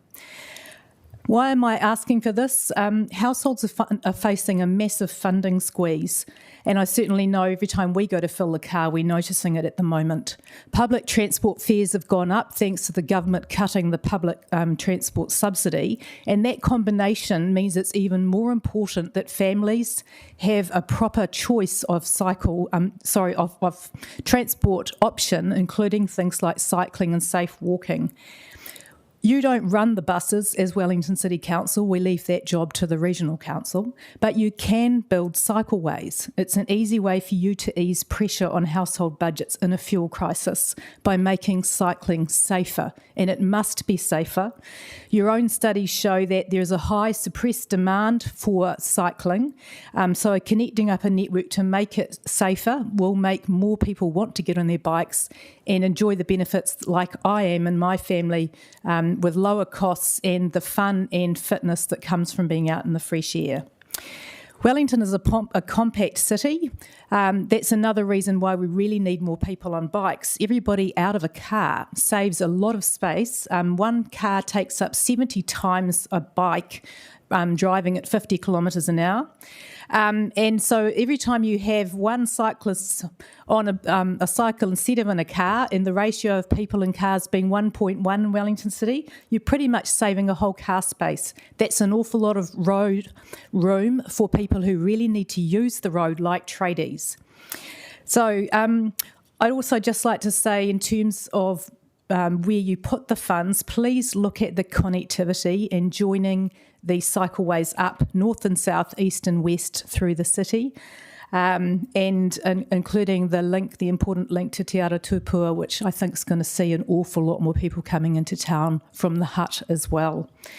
So thank you very much. I look forward to you in continuing to invest in cycleways and not cutting this at all. If anything, I'd ask you to go back to the original budget now, particularly in light of the fuel crisis. This is a way you can really look after Wellingtonians by serving them in a way that will make a difference to their pockets, their health and their and other benefits. Thank you. If you've got any questions, I've got. Thank you. Yes, are there any questions of Michelle? Councillor Tiffenbacher. So we've heard a couple of times today about how building more cycleways will alleviate the fuel crisis scenario, but realistically you're looking at a year or two before we get them open, and the fuel crisis is not likely to be still hanging around. So I'm just wondering how you marry those two things up. Right, well, that's a good point you raise. A couple of things. During COVID, Paris created temporary cycleways, and as you may be aware, both Paris and London have recently had a cycle revolution. They have reached and exceeded critical mass, and now there are literally thousands of people on bikes, and they have reversed the numbers in cars to the numbers on bikes. I believe the same thing could be achieved here with some simple temporary cycle structures. That would be an easy way to do it. Wellington City has been incredibly efficient and cost effective with its cycleways to date. For example, Brooklyn using non-expensive materials. That's another option for you to be able to do it faster. So I'd say please go for it. There are some great options out there for us all. So with that, would you be willing for us to do temporary trials to see if a cycleway was effective? Absolutely. Okay. Yep. Okay. Thank you, Michelle, for coming in. Yeah, thanks very much for the opportunity to present. Right. Next, we have Hannah Patterson with them, the Haitaitai Roseneath Labour Party branch. Welcome. Hello. Hi. Thanks for having me. That's great. Thank you for being here. Tēnā koutou. My name is Hannah Patterson, and I'm here today to submit in support of the proposal. Wait, sorry, was there something? I'm here today to submit in support of the proposal for a new rates differential for short-term accommodation providers. I do so today on behalf of the Hitaitai Roseneath branch of the Labour Party, and standing with me are fellow members of my branch, Judith and Dan. Our branch is an eclectic mix of people of different ages and backgrounds who are joined together by a shared sense of community responsibility. Our decision to submit in support of the short-term rates proposal is one that we have made collectively and democratically. We are all in agreement. The housing crisis in Wellington continues despite a fall in property prices. There are many causes of this crisis, but the use of our housing stock for short-term rentals rather than secure long-term housing is adding fuel to the fire. Setting a targeted rate for short-term accommodation providers is an important step to prioritise secure housing for residents. I want to share some stories from our branch to help explain why this issue means so much to us. Before our meeting on this issue, I received a text from a branch member I'd never met before.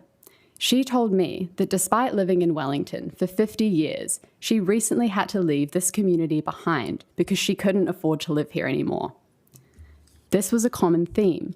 Older members of our branch in particular reflected that it's getting harder and harder for retired people to stay in the homes and communities they have lived in for decades.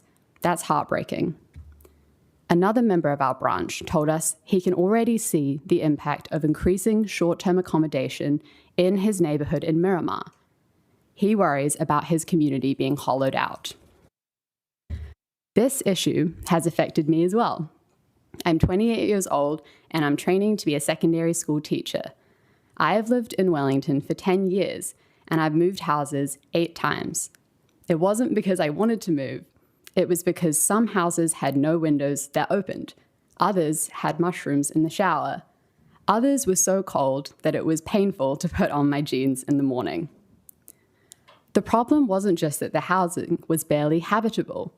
It was that, despite this fact, rent was still taking more than half of our weekly income and leaving us with little left. All of these stories are connected to the short-term accommodation proposal. They show the consequences of policy settings that treat housing as commodities rather than places for ordinary people to live. That has got to change. Our branch understands that this rates proposal is not a silver bullet, but we believe it is an important step in the right direction. By clearly encouraging houses to be used for long-term stable accommodation rather than as financial investments for absentee owners. Thank you all for giving us a chance to have our say on this issue. We feel strongly about this and urge you to support the accommodation proposal. Thanks. Thank you. Are there any questions? No, Councillor Ruiti. Thank you for that. Yeah, very interesting. I just want to ask, does the branch support the targeting of these multi-property investors who are making commercial dollars out of Airbnb short-term rentals, and differentiate? Does the branch differentiate between them and people who rent out just one room in their apartment?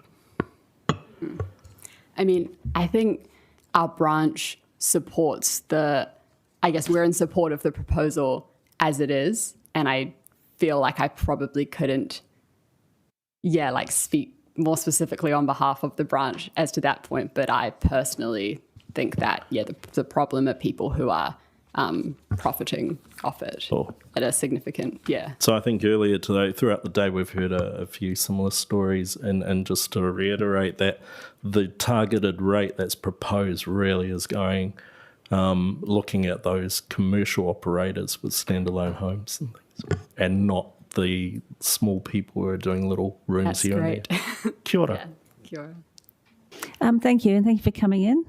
Thank you. Okay, we are now Paul Ridley-Smith and Malison. welcome. You absolutely may. And welcome to our new building. Good. Yep. Oh, thought you were going to miss that for a minute. Taking you home with another broken. It wouldn't.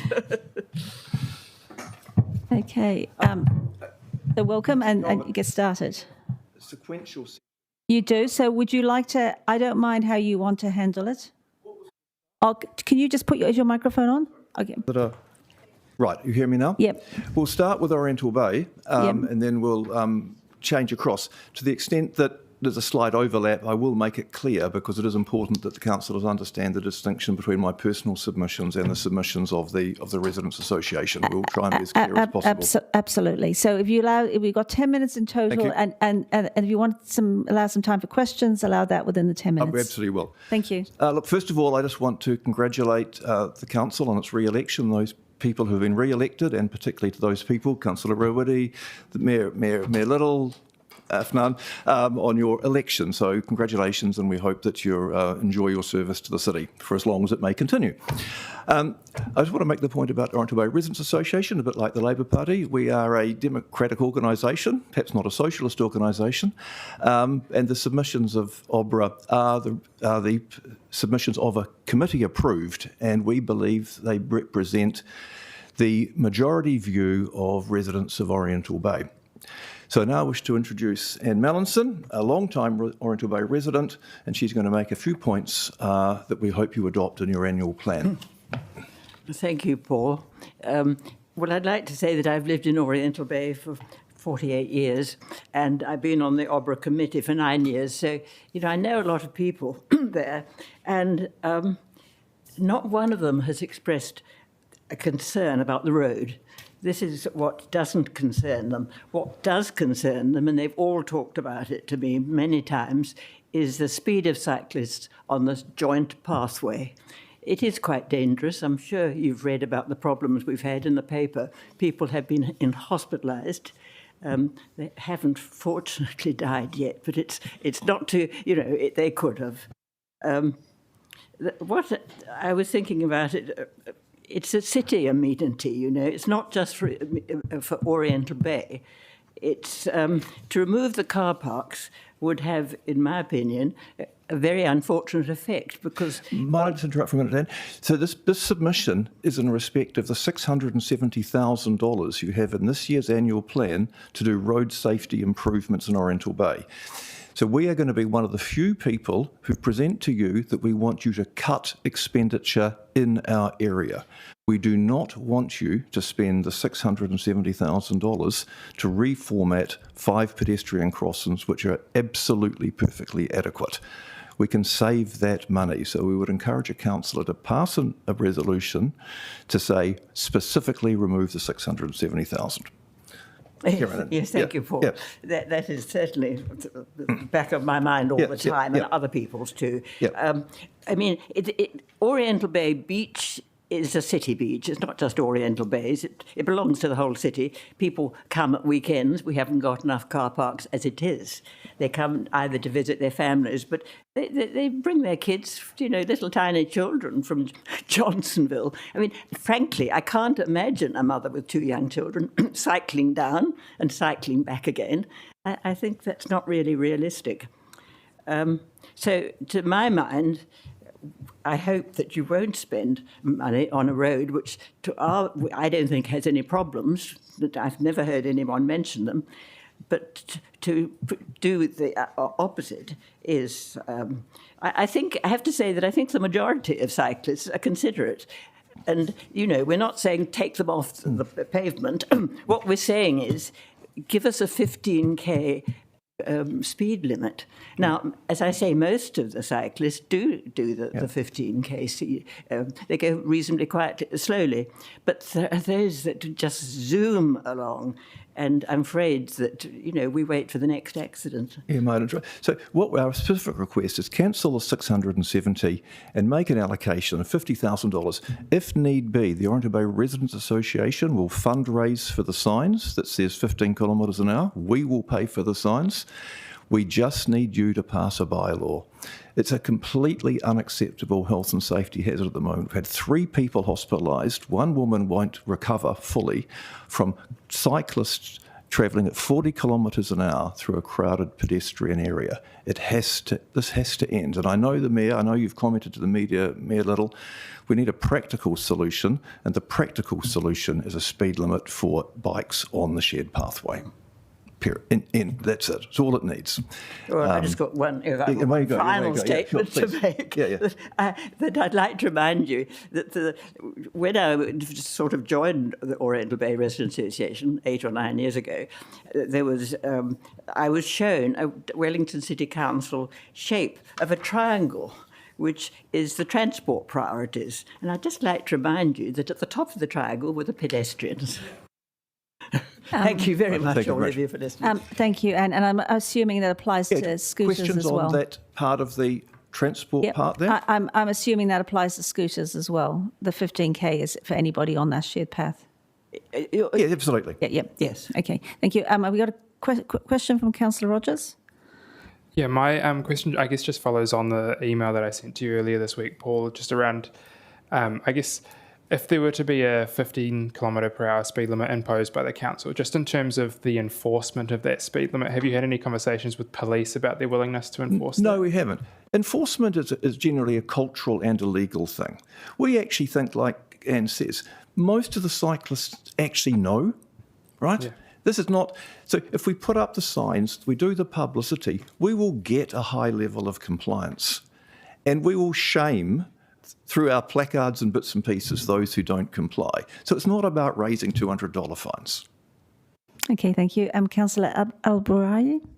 Thank you, Chair. I think it's a little bit similar to Councillor Rogers' question, but would it satisfy, or would it be satisfactory for Obra and the residents that you represent that we only put signs on that road? That's all we need. We need a bylaw and signs. Yeah, that's it. We don't need anything else. Save the rest of the money. Okay. Put it into pipes. Thanks. Thank all right, you. I might just end the Obra one now. Anne, yes, okay? Thank you. And we're always pleased to find out how we can save money. Now, which is fine, but this is the most important issue. That's all right. Look, I'm not going the 2 speakers ago, you heard about the financial crisis. It's real. All the savings you want to do, we thoroughly support. The question is, the 6 million, absolutely, but you're only scratching the surface. The question is how if this 670,000 still exists in your budget for a project that doesn't need to occur, there are multiple projects still there. So while Councillor McNulty is not here tonight, and I know you are, Councillor Calvert, you have to work those officers so much harder to find where that money is being wasted, because it is being wasted. If we can't get the budget back down, if you can't stop the debt accelerating, if you can't stop the rates increasing, the city will die on the vine. 2 other points. The busway on the quays. We support the idea of a busway on the quays, but with no infrastructure spend from the council apart from putting in the bus stops. That's all it needs. Let the regional council give it a go with the buses on the roadway with no dedicated bus lanes. And if it works, that will be entirely sufficient. If you make those bus lanes dedicated along the quays, it will totally tie up the traffic in and out of Oriental Bay, and we definitely do not want that. On the Airbnb, it's completely unprincipled to charge people more based on who's sleeping in the bed in their house. It is completely and utterly wrong, and it's a very slippery slope to some form of wealth tax or differential rating system. It will also hurt the city. Airbnbs are crucial for providing the accommodation peaks for rugby tests, World of Wearable Arts, business travel. If you raise the Airbnb rates, the Airbnb stock will decrease, you will lose visitor beds in the city, and you will hurt the economy. The other items of expenditure, again, Councillor McNulty's not here, but I know he put up a Facebook post of people crying on the... Is it online, is he? Councillor, I'm talking to you online. With people crying with them about the rates increases. You are right. But where you're wrong is on the climate change stuff. Well, with respect, where you're wrong. That climate change expenditure needs to go to zero. Absolutely replace the gas and the heating in the swimming pools when it's end of life, when it's economic to do so. But if you replace it early and you just send us the bill, all it does under the ETS is allow somebody else in the country who doesn't care quite as much as you about carbon to burn the same amount of gas somewhere else. It will achieve absolutely no net reduction in New Zealand and send a big bill to Wellington City. And I've left 28 seconds for questions. That's a bit incompetent. Okay, I haven't got a question, Paul, but just to let you know that we are really aware that we have to take more costs out of our budget, and you should hopefully see some more work on that over the next 6 months or so as we head into our long-term plan. So we appreciate we've just it's a work in progress. We've just scratched the surface at the moment, as we could do with our annual plan. So do we have any questions? One thing, can I just say one point? I'm sorry, I don't want to go over time, so just disrespectful. But a top-down approach. It's very hard for councillors to do a bottom-up stuff. Only the officers can do that. The only way you're actually going to achieve the savings is to say, you've got the CFO there, and say to the CE, and you're nodding, which I take as some form of assent. Thank you, Andrea. Just say, here's your limit. Prioritise the project within 800 million, 700 million, and bring it to us, bring the choices to us. Thank you for allowing me to go over time, Councillor. That's all right, thank you. So thank you for both coming in and speaking to us and sharing your views. Thank you. Thanks. Yeah, that's fine. So we now have Janice Swarbrick. Thank you.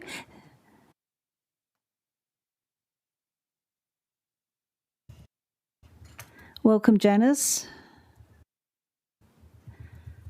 Tēnā koutou. Congratulations. I think I'm your 71st submitter today, so you have great stamina. You have the unenviable but necessary task of deciding which of many proposed cuts to keep race rises in single figures. So I'm here just to oppose one on a hugely significant council asset, the Otari Wilton Plant Lab and Seed Bank. I am a conservationist and a Wellington resident of more than 4 decades, and I am passionate about our native flora and fauna and our reputation as a biodiversity capital, to which Otari makes a huge contribution.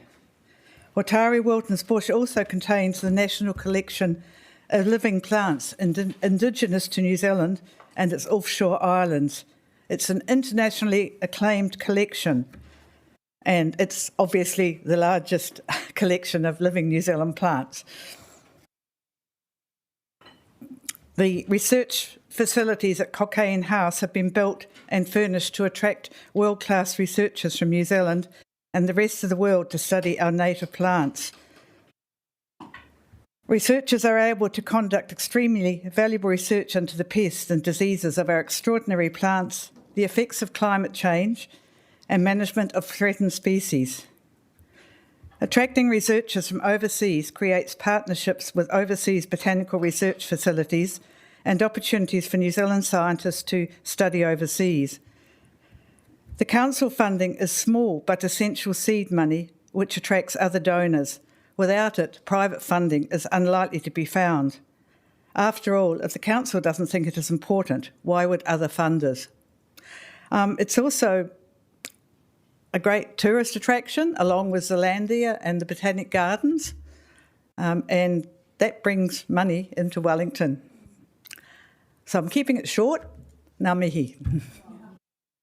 Thank you, Janice. Are there questions? Councillor Tiffenbacher. Do you think we advertise the fact that it's a great tourist destination enough? No, I don't think we do, actually. Not do I. Yeah, that's a very interesting point. You make a very good point there. Yeah. You could sort of group them all together. It's all part of our natural Wellington biodiversity and attractions.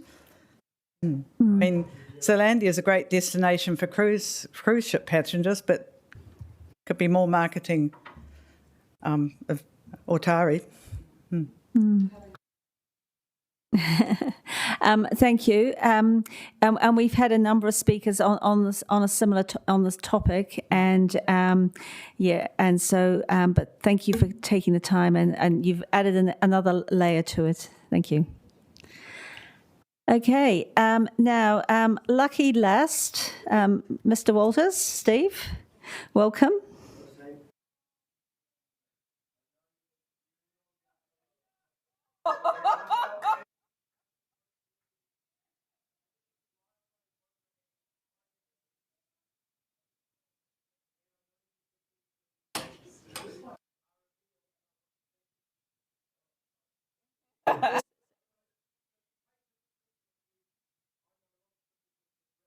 Through the points.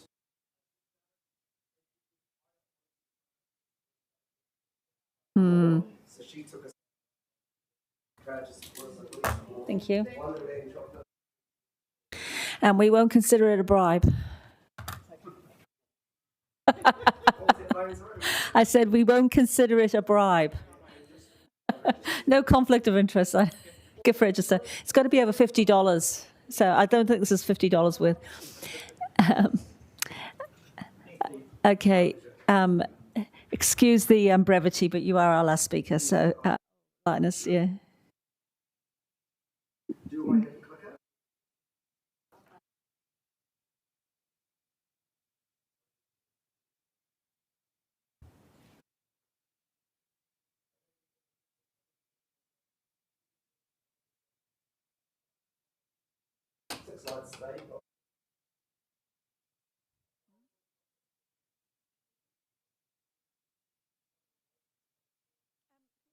Double check your mic's on.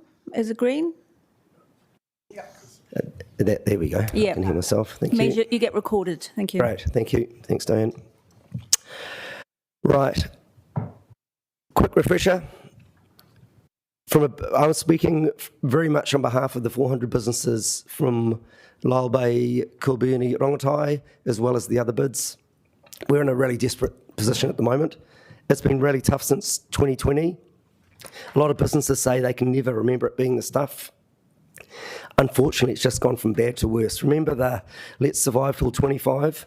Well, that's a long way in the rearview mirror right now, and it's just got worse. Even yesterday, Westpac economist Eckhold said it's actually worse than they planned, with inflation up, interest rates up. So it's a very gloomy outlook. I mentioned when I was talking about the business grant how much collectively costs have gone up for businesses, council rates, greater regional council rates, insurance, electricity, now Te Ake Wai coming in the mix. They've gone up in the last 5 years 50 to 100%. In the next 5 years, they're going up another 50 to 100%. And remember, this is a compounding cost for businesses. This isn't a one-off. It goes up 1 year, and then it's a 10, 15, 20% increase on that increase. So it's incredibly hard for these businesses to survive. They're hanging on by their fingernails. My question to you all is council considering in the annual plan the cost implications in totality for the business sector? It's not just about the cost increases that are put on businesses by council, it's all the other entities. And I ask you please to holistically think about what businesses are facing and what they need to do to survive. It's a very bleak outlook out there for our businesses at the moment. The feedback I've had, here's Vicky from Seaview Takeaways, I'm sure you're familiar with her. The sense they have is they're constantly seen as an endless pot of gold. When you hear the word business, you think of international, multinational corporate, middle-aged white guys in suits earning the big dollars. The reality for our members is it's 2 to 4 people, family member businesses that are struggling to survive. These are the people that are paying the commercial rates. These are the people that are asked to pay these continual increase in costs. And even though we can celebrate, hey, it's not a 9% increase, it's only 7%, that is a massive ongoing and ever-increasing costs for people that are struggling to hang on. They constantly ask me, and I'll keep delivering this This won't be news to you. Why is the commercial differential in Wellington so high compared to other centres? It's an unfair disadvantage, and they can't understand why they're being persecuted just by running a business here. We all know the Deloitte's Future Fit Porniki report. Plenty of opportunity to reduce costs and improve performance. They outlined a $36 to $79 million annual savings possibility based on what they outlined. Yet it seems to us, what I'm hearing from all our members, it's businesses that are being asked to continually pay their ever-increasing costs from these rate increases. You know, businesses are the engine room of our community. If you don't look after your engine, the whole thing breaks down and you're going nowhere. And I don't have a sense that the councils actually looks at our business community and says, you're a really important cog in who we are, and we need to nurture and cherish what you're doing. It feels to me like our business community is being left out in the cold too much, and they're not going to survive. I saw this quote about a week ago, and I thought it was incredibly relevant to how our members are feeling. Leo Tolstoy. I sit on a man's back, choking him and making him carry me, and yet assure myself and others that I'm very sorry for him and wish to ease his lot by all possible means, except by getting off his back. Our businesses are feeling incredibly burdened in the Wellington economic environment at the moment, and I think that needs to be considered very seriously. Taking a quick top line on the annual plan figures, OPEX, we all know this, 74 million, CAPEX, 391 million, $6 million in savings, less than 1%, 13 million of depreciation not funded. Borrowing increased to $1.7 billion, 100 million more that was in the only very recent 24 to 34 LTP. The annual plan is now breaching the debt to revenue ratio limit of 200%, up to 212%, and we know the economy's worse than we thought it was going to be when that 24 to 34 LTP was set. So it's an incredibly bad cocktail of inputs and outputs at the moment. From a business perspective, the savings aren't being made enough on council spend. The costs are too high, given the reduced revenue that council is reporting it is receiving. And funds need to stop being sourced constantly by just putting up rates on the business community. Council needs to take a good look at how costs are being managed based on external and internal reviews of what's going on. In summary, it is fantastic that it feels that we've turned a corner when it comes to council management of costs with the triennium plan, a lot of reporting about what's being told to manage costs. We still know $175,000 is being spent on opening libraries, which is incredibly hard to hear when members are surviving, but it's better than $400,000.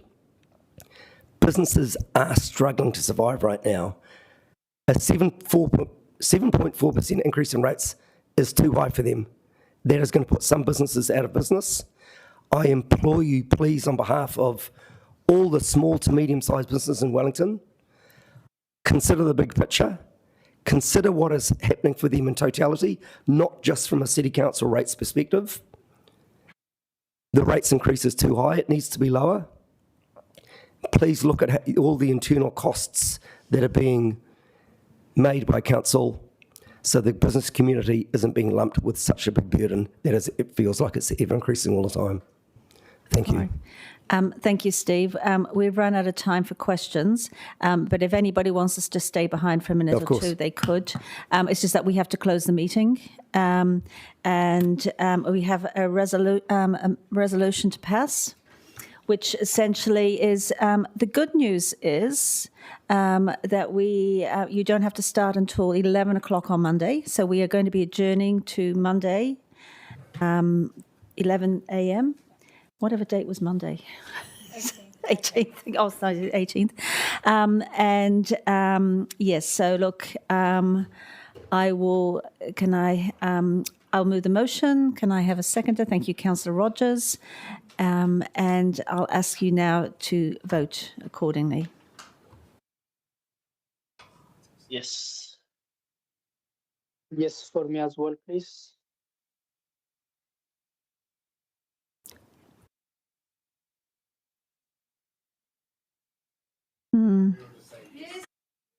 Is that a yes? Everybody hands up? Yes.